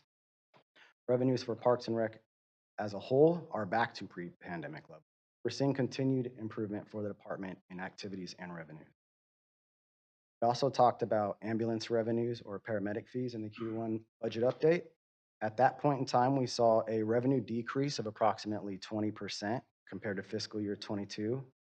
But after speaking with our provider and billing services, we didn't anticipate revenues to continue to decline for the remainder of the fiscal year. We didn't expect the decline in revenue to become a trend. And now what we're seeing is that the Q1 revenue decline was an anomaly, and uncollectible billing such as Medicare, CAL write-downs, and revenues for ambulance transports are continuing to show strength as they have in past previous fiscal years. Currently, ambulance revenues are down 7.9% compared to last fiscal year, but we expect the number to improve throughout the remainder of fiscal year. Overall, we continue to see improvement in revenue for department charges and fees, and we expect it to continue. That concludes a presentation on second quarter revenue trends, and from here, I will pass it over to our budget manager, proposed budget augmentation. Good evening. Tonight, I will be going over our proposed budget augmentations. Budget augmentations are needed when items arise after budget adoption. Tonight, we do have several augmentation requests for both staffing and services and/or supplies for council's consideration. This slide contains proposed staffing augmentations, which if approved, would add 8 budgeted full-time positions. The first position is a junior engineer conversion from limited term to permanent. This position was originally approved by council as a 2-year limited term position within the Development Engineering Division of Public Works. And it is nearing its term of expiration. Thus, it is now recommended to transition to a permanent position to meet the demands of the development community as the workload is expected to remain elevated over the next several years. The projects being worked on include plan review and entitlements for subdivisions including Lagoon Valley, Roberts Ranch, the farms at Alamo, Green Tree, North Village Area Plan Number 2, Alamo Mixed Use, Vacaville Business Park, along with some others. This position is currently funded by the Development Engineering Fund, and no augmentation is needed in the current fiscal year, as it was included with the fiscal year 23 operating budget. However, the ongoing annual cost is $153,400. The second position is for a Public Works Program Manager. Over the past 2 years, the number of special projects assigned to the Public Works Department has increased tremendously. There are currently over 18 projects that will take many months of dedicated personnel to complete. These projects include private fence replacement program, landscape and lighting assessment districts, citywide alternative funding feasibility study, Caltrans interchange landscaping, electric vehicle charger implementation, Alamo Detention Basin project, and the School Street Bridge lighting project. Based on the complexity and responsibility level associated with these projects, the department needs to hire a program manager to see these projects through to fruition. This position will be funded by the general fund, and the annual ongoing cost is $193,900. However, assuming a March hire date in the current fiscal year, the cost would be $64,600. The third position tonight is an additional assistant city attorney. The city attorney's office is currently comprised of 4 attorneys, and it's continuing to be challenged with increasing workloads due to ongoing evolution of tasks related to, for example, significant changes in policing and public records laws, increased demand for transparency in government, including additional needs for Brown Act and conflict of interest analysis, staffing and training of commissions and advisory committees, changes and expansions of state housing laws, increased surplus land act requirements. In addition to the above legal services, there are increasing demands for specific legal services for our public safety departments, primarily in the police department. Not only do the police and fire departments provide high-risk services that can create a significant amount of legal exposure, but they are also both highly regulated industries that need expert legal support and direction to adopt policies, procedures, and practices to maintain compliance with the increasingly complicated statutory requirements that are passed each year. Moreover, the recent audit of the police department's operations has resulted in numerous recommendations that require a dedicated attorney resources to implement. The recommended expansion to include a public safety focused attorney will free up existing resources to respond to the significant demands of the remaining 9 departments. This position would be funded by the general fund with an ongoing cost of $251,700. Assuming a March hire date, the fiscal impact in the current year is $83,900. The last 6 positions are for the police department as a follow-up for the department's audit with the OIR group and its numerous recommendations. The department is seeking to move towards an industry best practice staffing model to allow the department to fully address the current demands. Based on research and assessments, the department has identified the need to change the organizational structure, which the chief will discuss in further detail on slide 11. The 6 recommended positions tonight are, the first are for the new administrative and personnel division. This would be 1 lieutenant with an annual cost of $291,300, 1 PD services manager with an annual cost of $151,300, and 1 administrative technician with an annual cost of $94,500. The total ongoing cost for this division is approximately $537,000, and the fiscal impact in the current year is $179,000.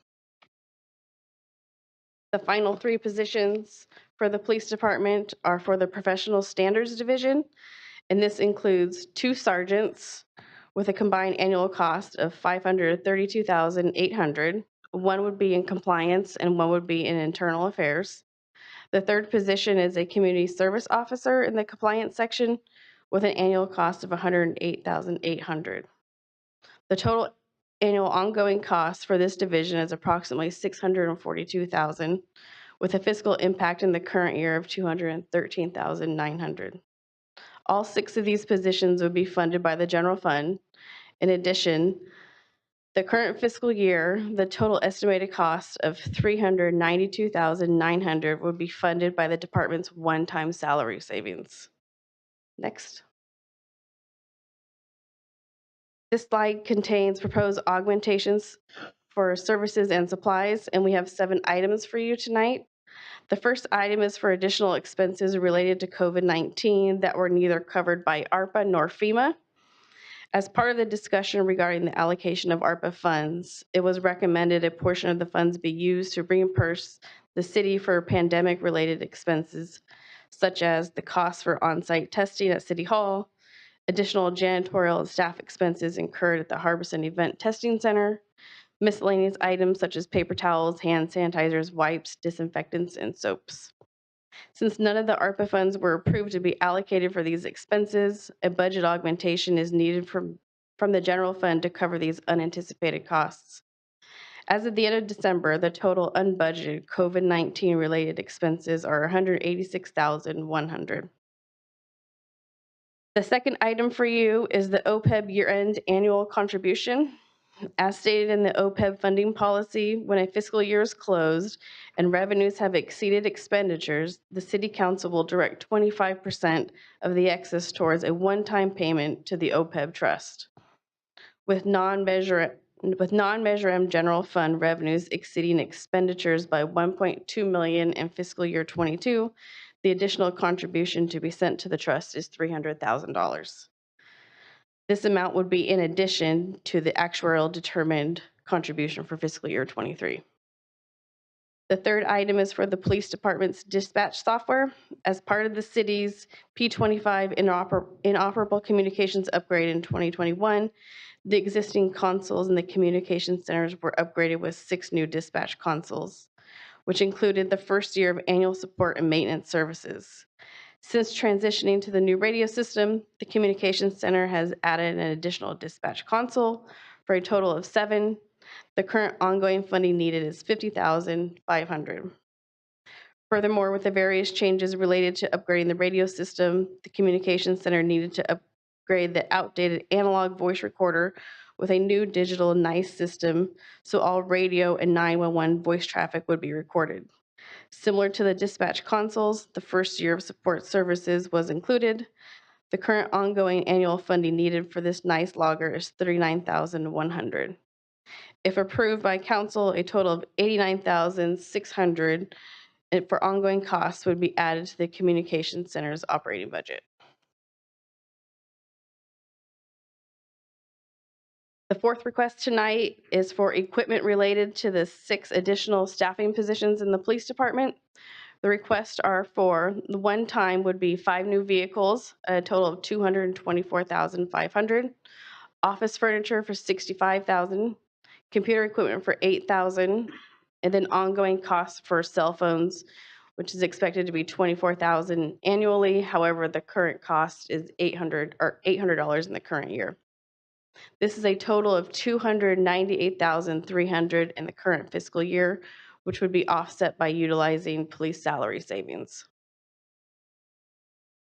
The fifth request is for consulting services for a fire fleet review, which will be handled by the Public Works Department.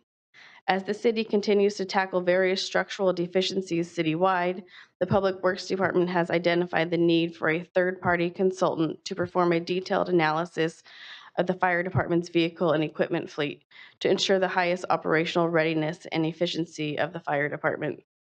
The project team would be tasked with first assessing and understanding the current fire fleet composition, inventory, and management, followed by a development of a detailed fleet composition, including age, condition, life expectancy, and replacement schedules.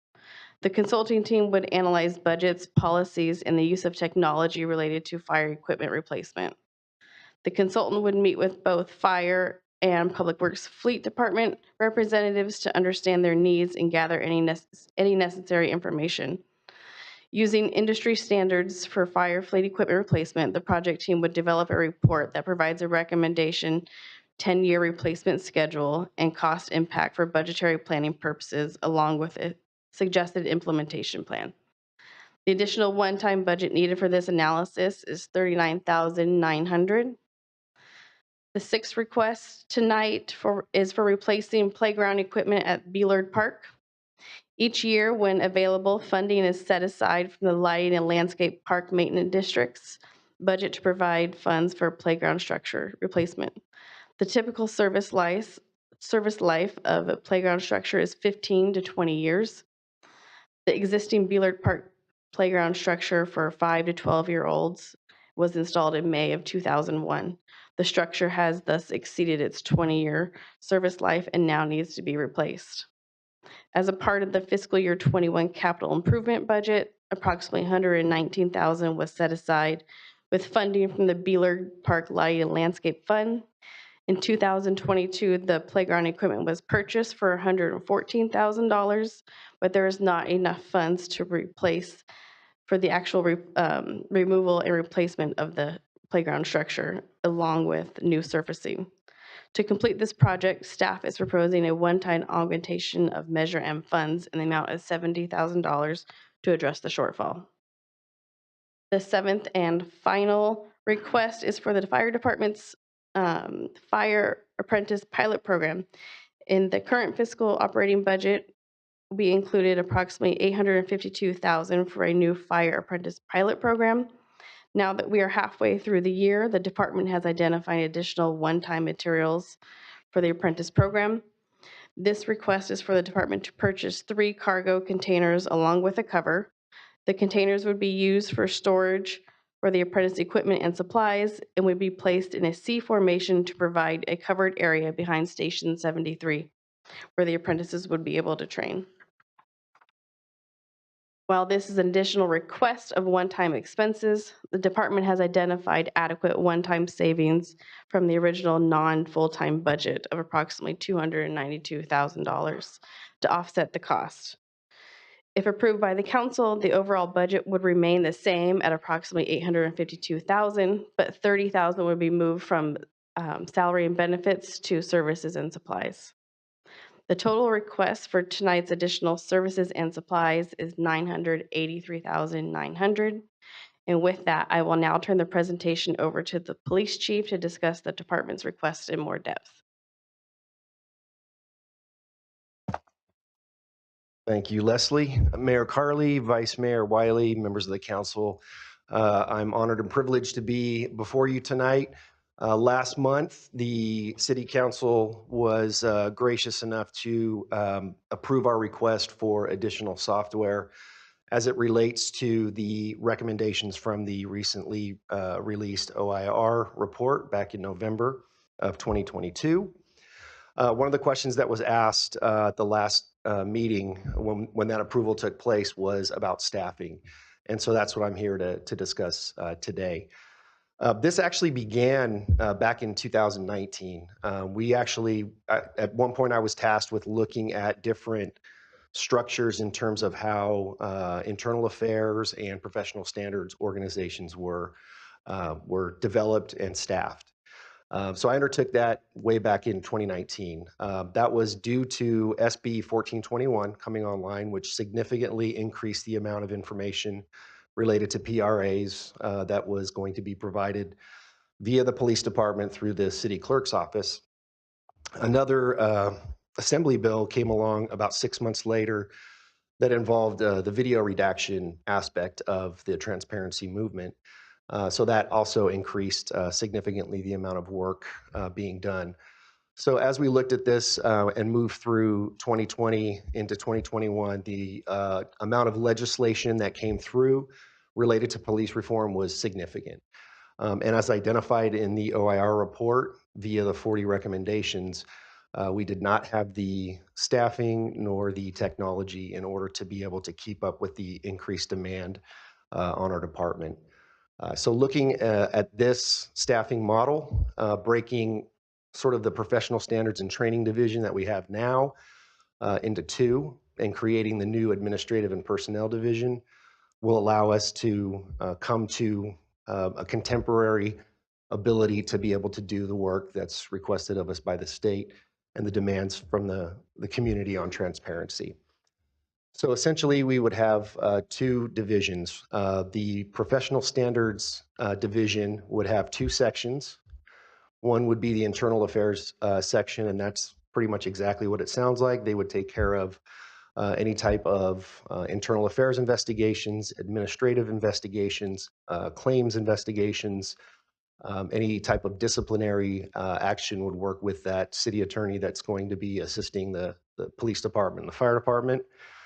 The other side of the other side of the professional standards division would be the compliance section, which is new for us, but it's not new to the industry. A number of departments, our size and smaller, have these compliance sections based on the significant amount of legislation and the number of regulatory requirements that have been placed on law enforcement and specifically this department as identified in the OIR report. The new division that we would create would be the administrative and personnel division. As you know, hiring and recruitment is an extremely high priority for the city. And again, thank you to the council for taking the action that you took in order to boost our ability to attract the best of the best to come be lateral and entry-level police officers here in the city of Vacaville. That being said, we need dedicated staff to work on hiring and recruitment. We don't have sufficient staff at this time. In fact, currently, two of the command staff members are basically doing the lion's share of the work, which takes them away from the duties that they're actually assigned to do because we don't have the staff to actually complete the interviews and do the sort of initial inboarding process. So the personnel division would essentially take training away from that previous professional standards and training division. So all training would be under this new division, as well as the program services manager that we're asking for. That's related strictly to technology. As I'm sure some of you on the dais know, there's an incredible amount of technology that's at play in the police department. There's over 50 software systems just in dispatch center alone that are functioning at any given time, including the NICE logger, as Leslie explained. And technology continues to increase and be a bigger, more integral part of what we do. The camera system is a big example of that, and the effectiveness of that camera system can't be overstated. So that position would lie within this new administrative and personnel division. So essentially everything related to HR, including workers' comp, would fall in this division, and we'd have actual staff to take care of that. We originally were thinking of a CSO position for this division. However, in researching it further, we decided that an administrative technician would be a better fit based on the program-specific job duties that they would be doing. And with that, happy to answer any questions.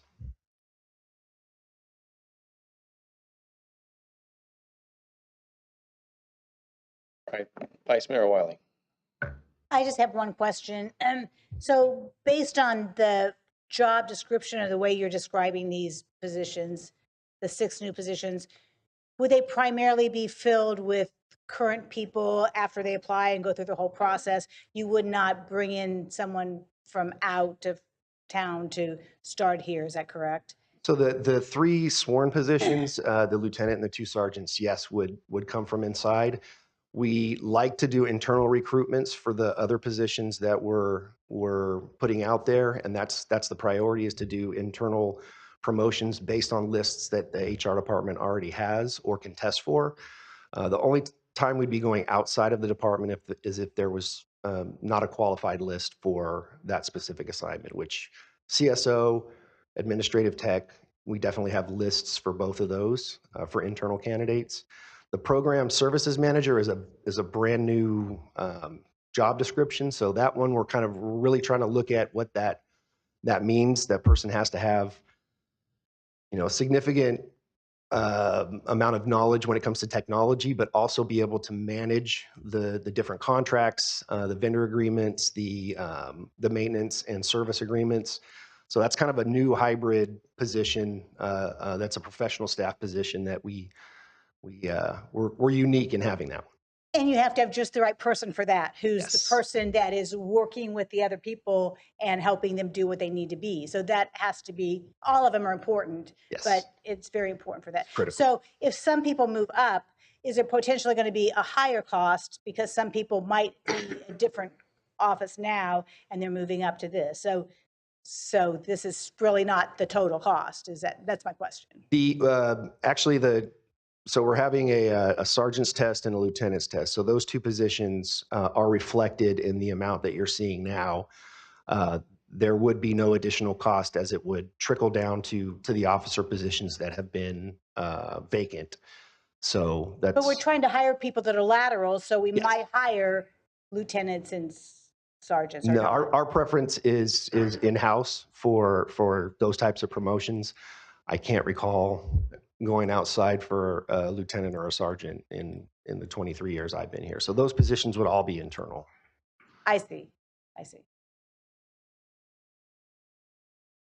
Councilmember Silva. Chief Concepcion, appreciate you moving funds around from allotted funds, so let's make sure that doesn't go unnoticed, if you know what I'm talking about, for the crates and whatnot.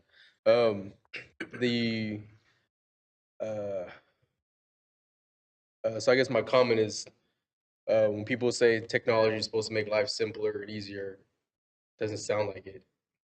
It doesn't kill jobs at all. Probably costs more in the end. It's kind of interesting. Makes you want to go old school. So that's my jab, I guess, at technology. I need a neighborhood watch program. Are we gonna, with all this extra support, can we get that program back in? Yeah, that's something I'm working with the city manager. He's working on a neighborhood association project that's going to sort of coincide with a neighborhood watch model. So that's definitely coming down the pipe. It will be assisted by getting this staff, which will then take those tasks off other staff that are currently having to do 5 or 6 of these different tasks that this group of people would then take from them. So that would assist us in getting that done sooner. And it's not just, so you mentioned, so just maybe for city manager and chief, I've heard that request from different parts of the town, not just where we're looking at having a neighborhood association. So if residents are expressing, hey, I want to form something to help look out for each other and this and that, I'm hoping there's opportunity. I need an opportunity. Absolutely. We need an opportunity to address that. And in the meantime, we have a community outreach specialist, Amber McCabe.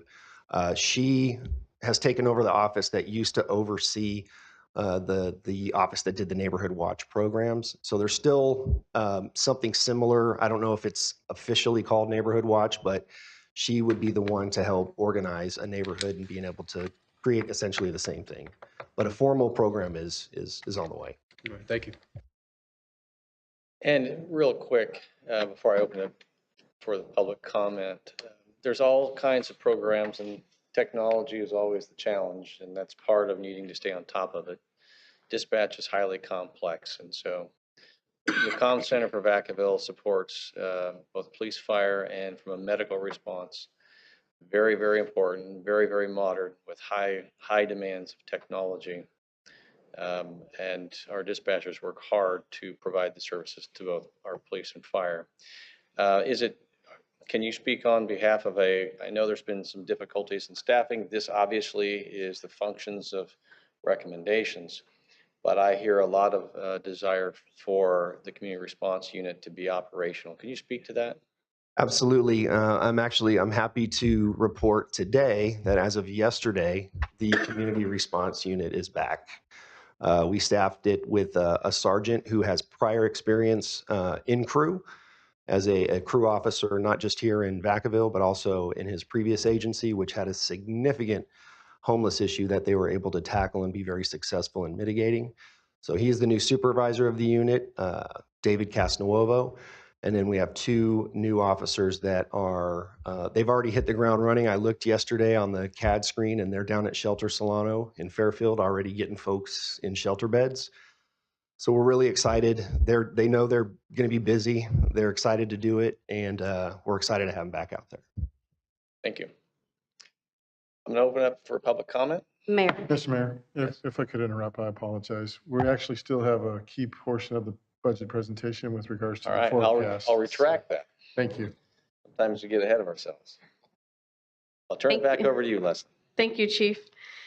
In summary, the augmentations presented tonight for your consideration align with the council's adopted strategic plan, goals, and initiatives.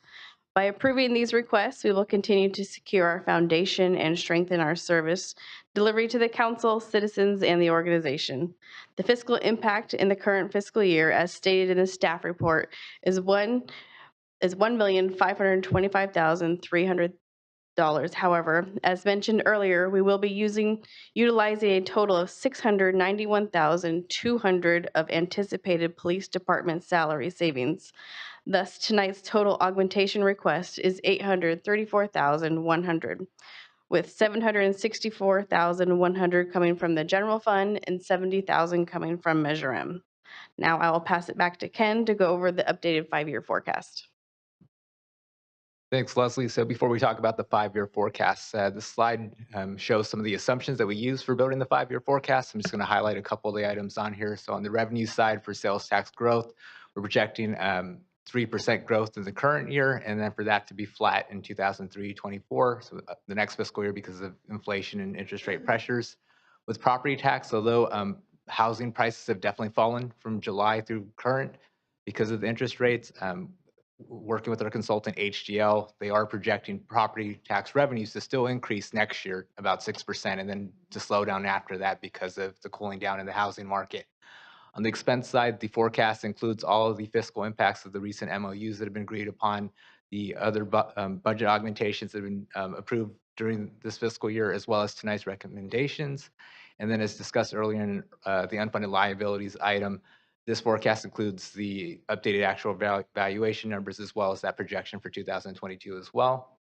Next slide, please. So for the 5-year forecast, this is from last fiscal year 2022 on the far left all the way to 2027. The way to read this, the columns represent expenses and then the lines represent revenues. And so to have a balanced general fund budget, what you want to see is at the very top, that gold line to be above your columns, which are expenses. In years where we have a surplus, so where the revenues exceed the expenses, you'll see a green column. So in 2022, as an example, we had a general fund surplus of a little under 15 million. From 23 forward, you do notice that that surplus has definitely shrunk a lot compared to kind of where we were at Q1. So comparing this forecast to the first quarter forecast, we were looking at a surplus of anywhere between 4 to 5 million on average a year. That's now kind of closer to $1 million, and that has a lot to do with the fact that although we're seeing revenue grow, it's not growing as fast as what we've seen in prior years. And then on the expense side, because of the different, like the MOUs and the position additions and other things that have been approved during the year, like that has increased the expenses as well as kind of the unfunded liability numbers going up as well. But overall, you do see expenses in line with revenues with about $1 million surplus projected through 2027. Next slide, please. So previous slide had the revenues and expenses. This is the actual reserves. And so going from working from 2022 through 27, at the very top, you see our reserve expressed as a dollar. So 55 million at the end of last fiscal year, projecting that to be at 58 million at the end of 27. Expressed as a percentage, at the end of this year, we expect to be at 43%, and that going down to 40%. Even though the dollar value is going up, the reason why the percentage goes down is because the percentage is based off of expenses. Since expenses go up over time, that means that even though you have the same amount of a reserve in dollars, that as a percentage, it does lower. In the middle, we have our ADP payments. So these are the additional payments that we're making towards the CalPERS pension liability to save on long-term interest costs. We have that programmed in at $2.2 million a year. And then the bottom two rows express what our reserve would be after making those ADP payments. So if you kind of look and compare 27, so 5 years out, we're looking at a reserve of 34%. Just a reminder on our policy calls for the general fund to be between 16 to 25%, and that represents a 2 to 3 month reserve. Next slide, please. So the recommendation is by simple motion to receive the general fund mid-year budget report and adopt the subject resolution. Next slide. We'll be happy to take questions. Thank you for the presentation, and seeing no lights, I'm going to open it up to public comment.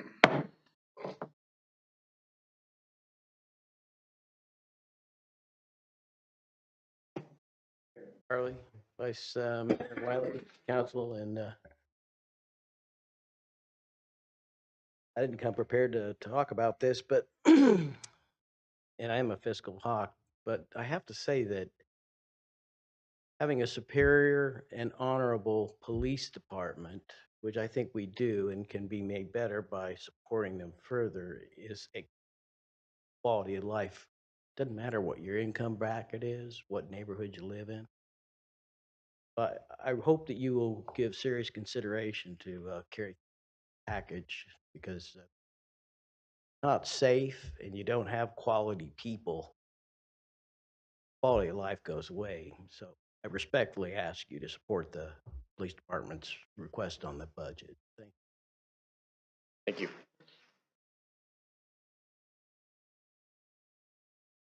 Seeing no one else, I'm going to close public comment. Bring it back to the council. Councilmember Ritchie. Thank you so much for the presentation. Just looking to approve this thing. Before we do that, I also see some other lights, but it was a good try. Yeah, I have to. Optimistic. Give you the credit on that. Yeah, optimistic. Councilmember Chapman. Thank you. I'm looking at the city manager on this one. I was happy to see that Beeler Park is going to has new equipment and needed $70,000 more.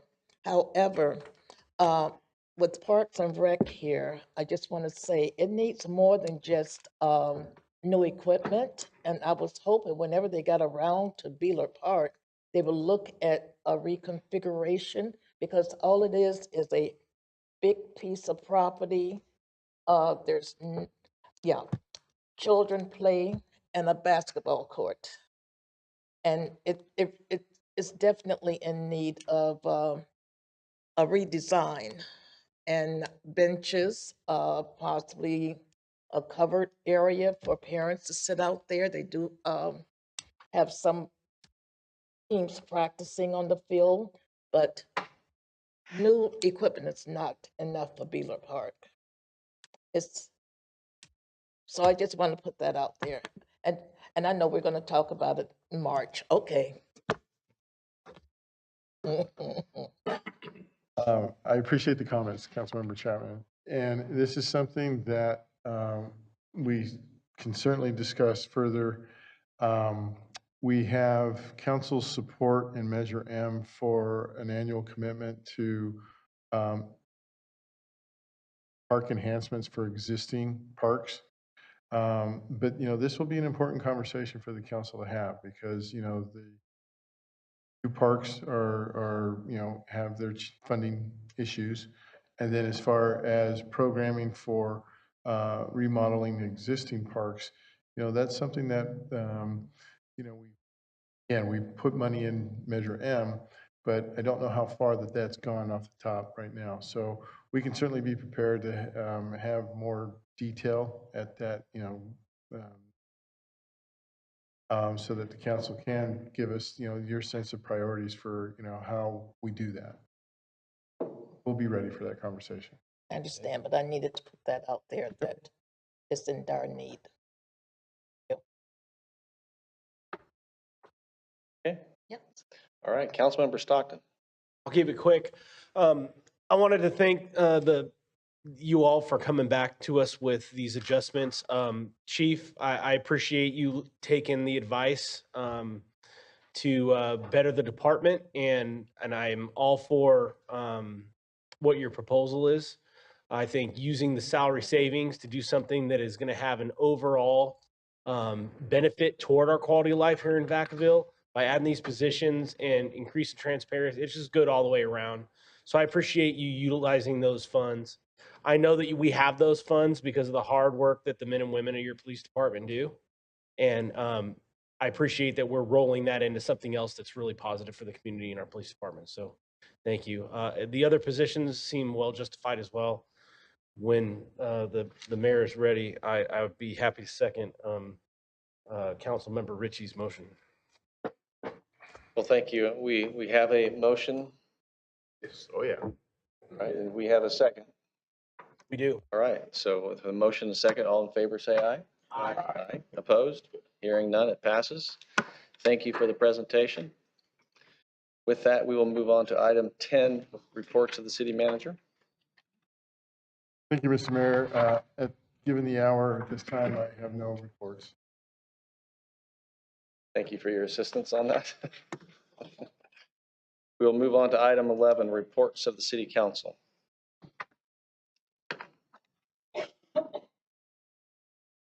Councilmember Silva. Just a cool congratulations for the promotion. Now you get to stay here to midnight with the rest of us. Just I make no decisions in personnel. None of us do. I don't know. Maybe we lose that bargaining chip, but he has. I know.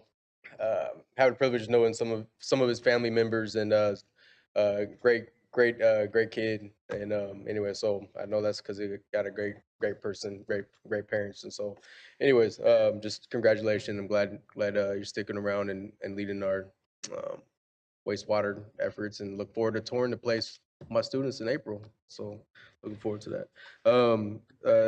Sarah Chapman, Dr. Chapman, wanted to thank you for coming out to the Community Leadership Club.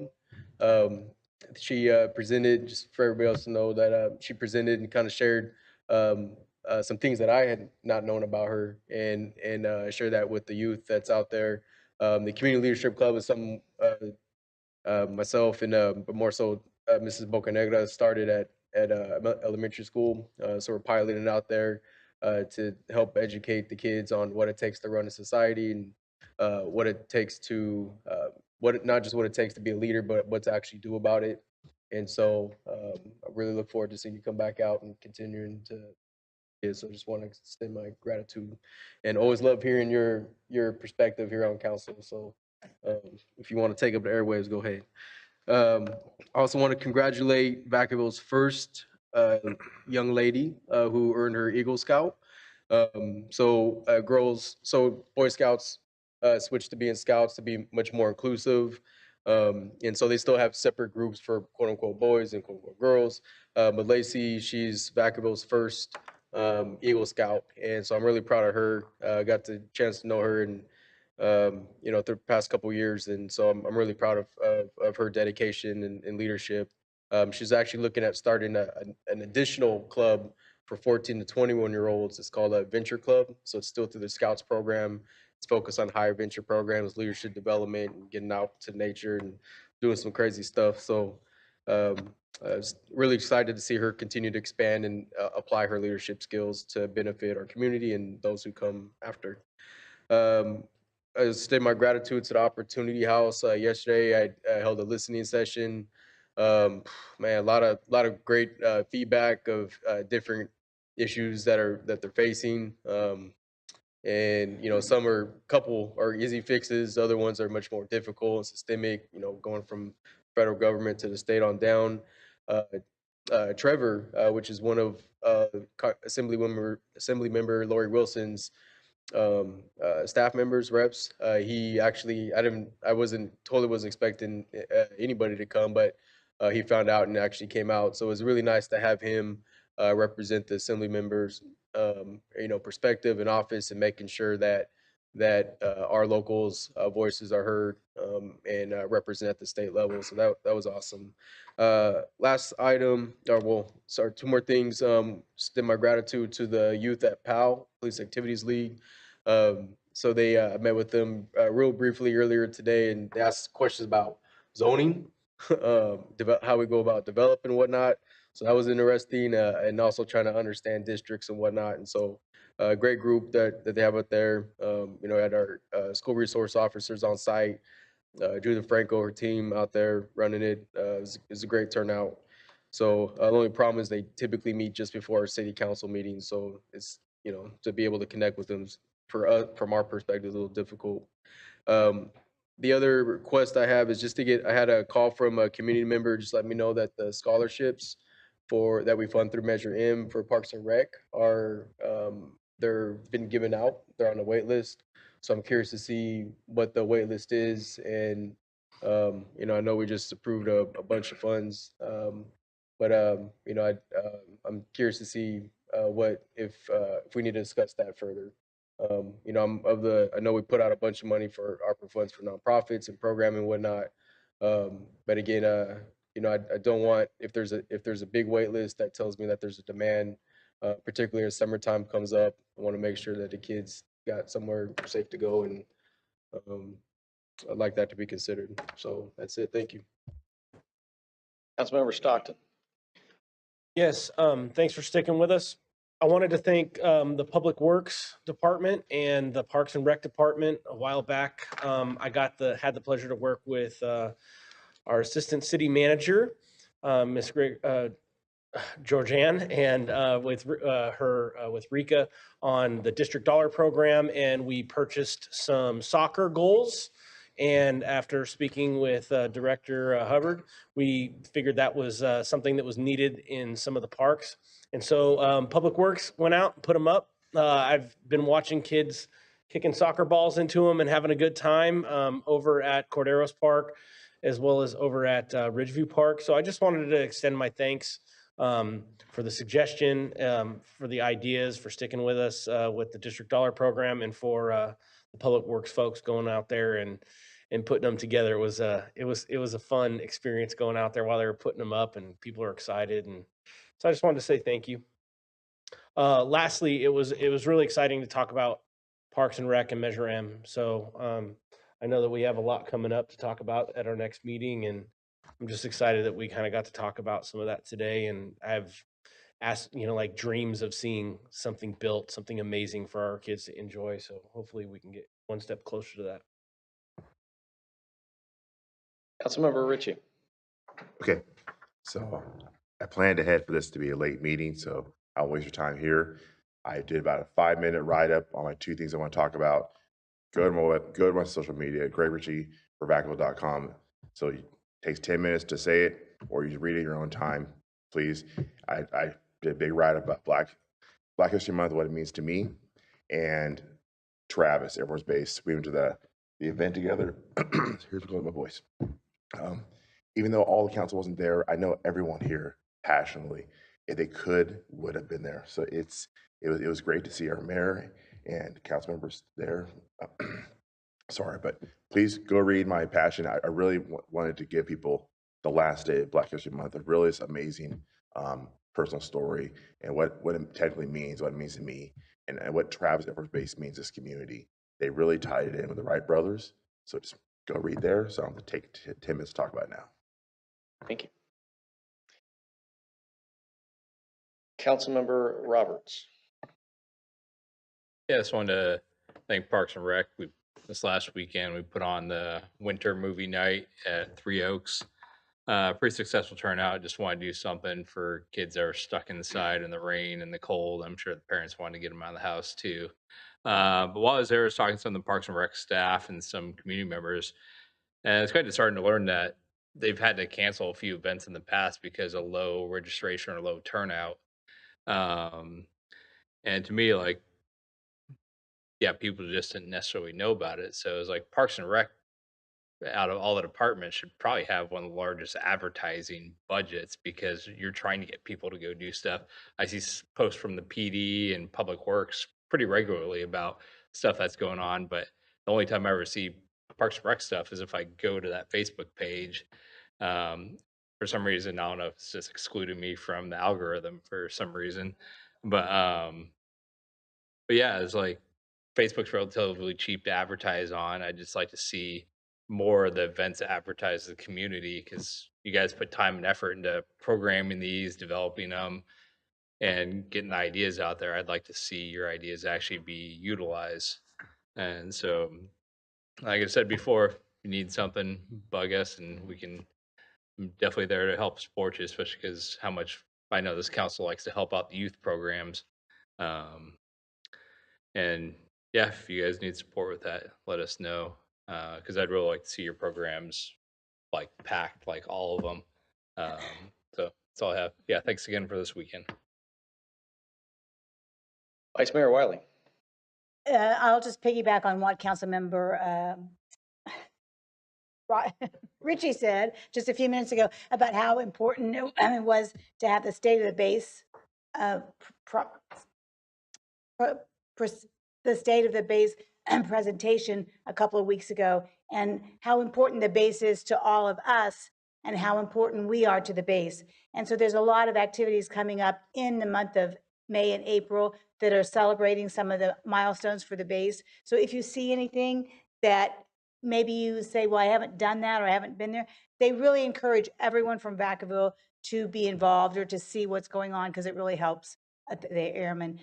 So that was the one comment. And the other thing, just to the public comment at the beginning of the meeting, talking about the homeless, with weather like this, I really appreciate the crew is back up and they are trying to get help for the people for the services that we have and just to make sure that we can do as much as we can. And again, Vacaville is a very caring community and I know that we don't want to have people out in bad situations. So thanks for hanging in there. Councilmember Chapman. Thank you.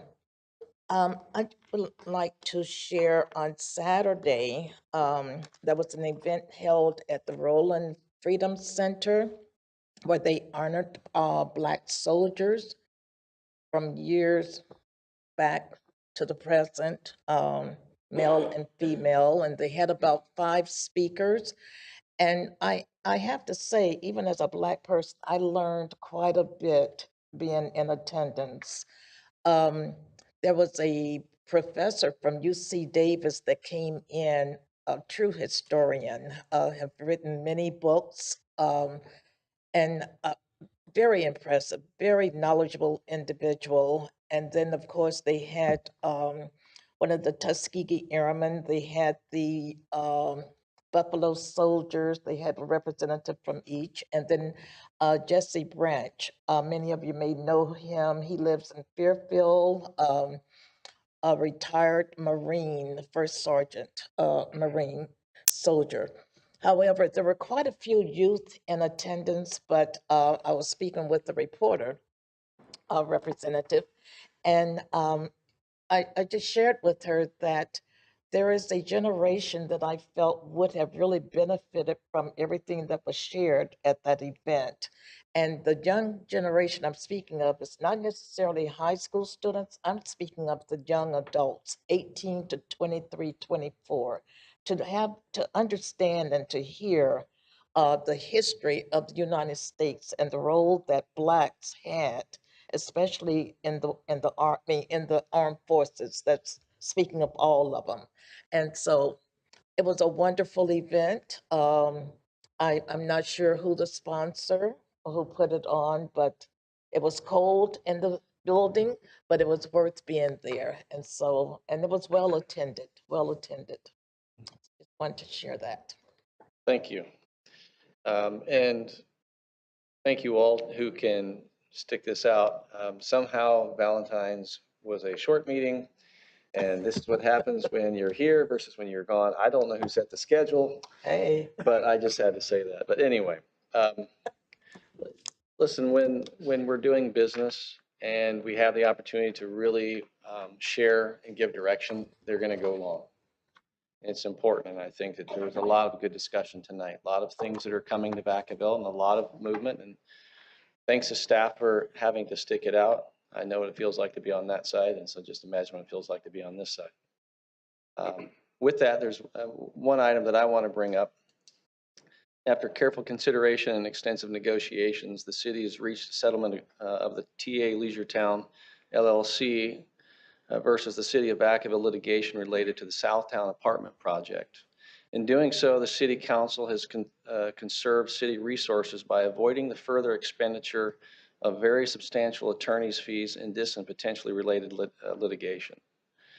Briefly, the settlement calls for reconsideration of the Southtown apartment project, which has been revised to address some specific concerns of neighbors and provide police and fire funding. The city will be releasing a public statement about the settlement shortly.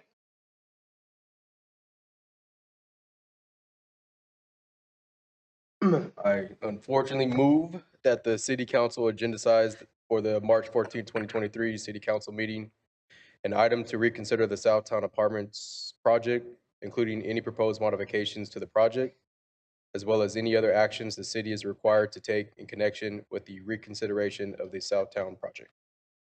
I have a motion. Do I have a second?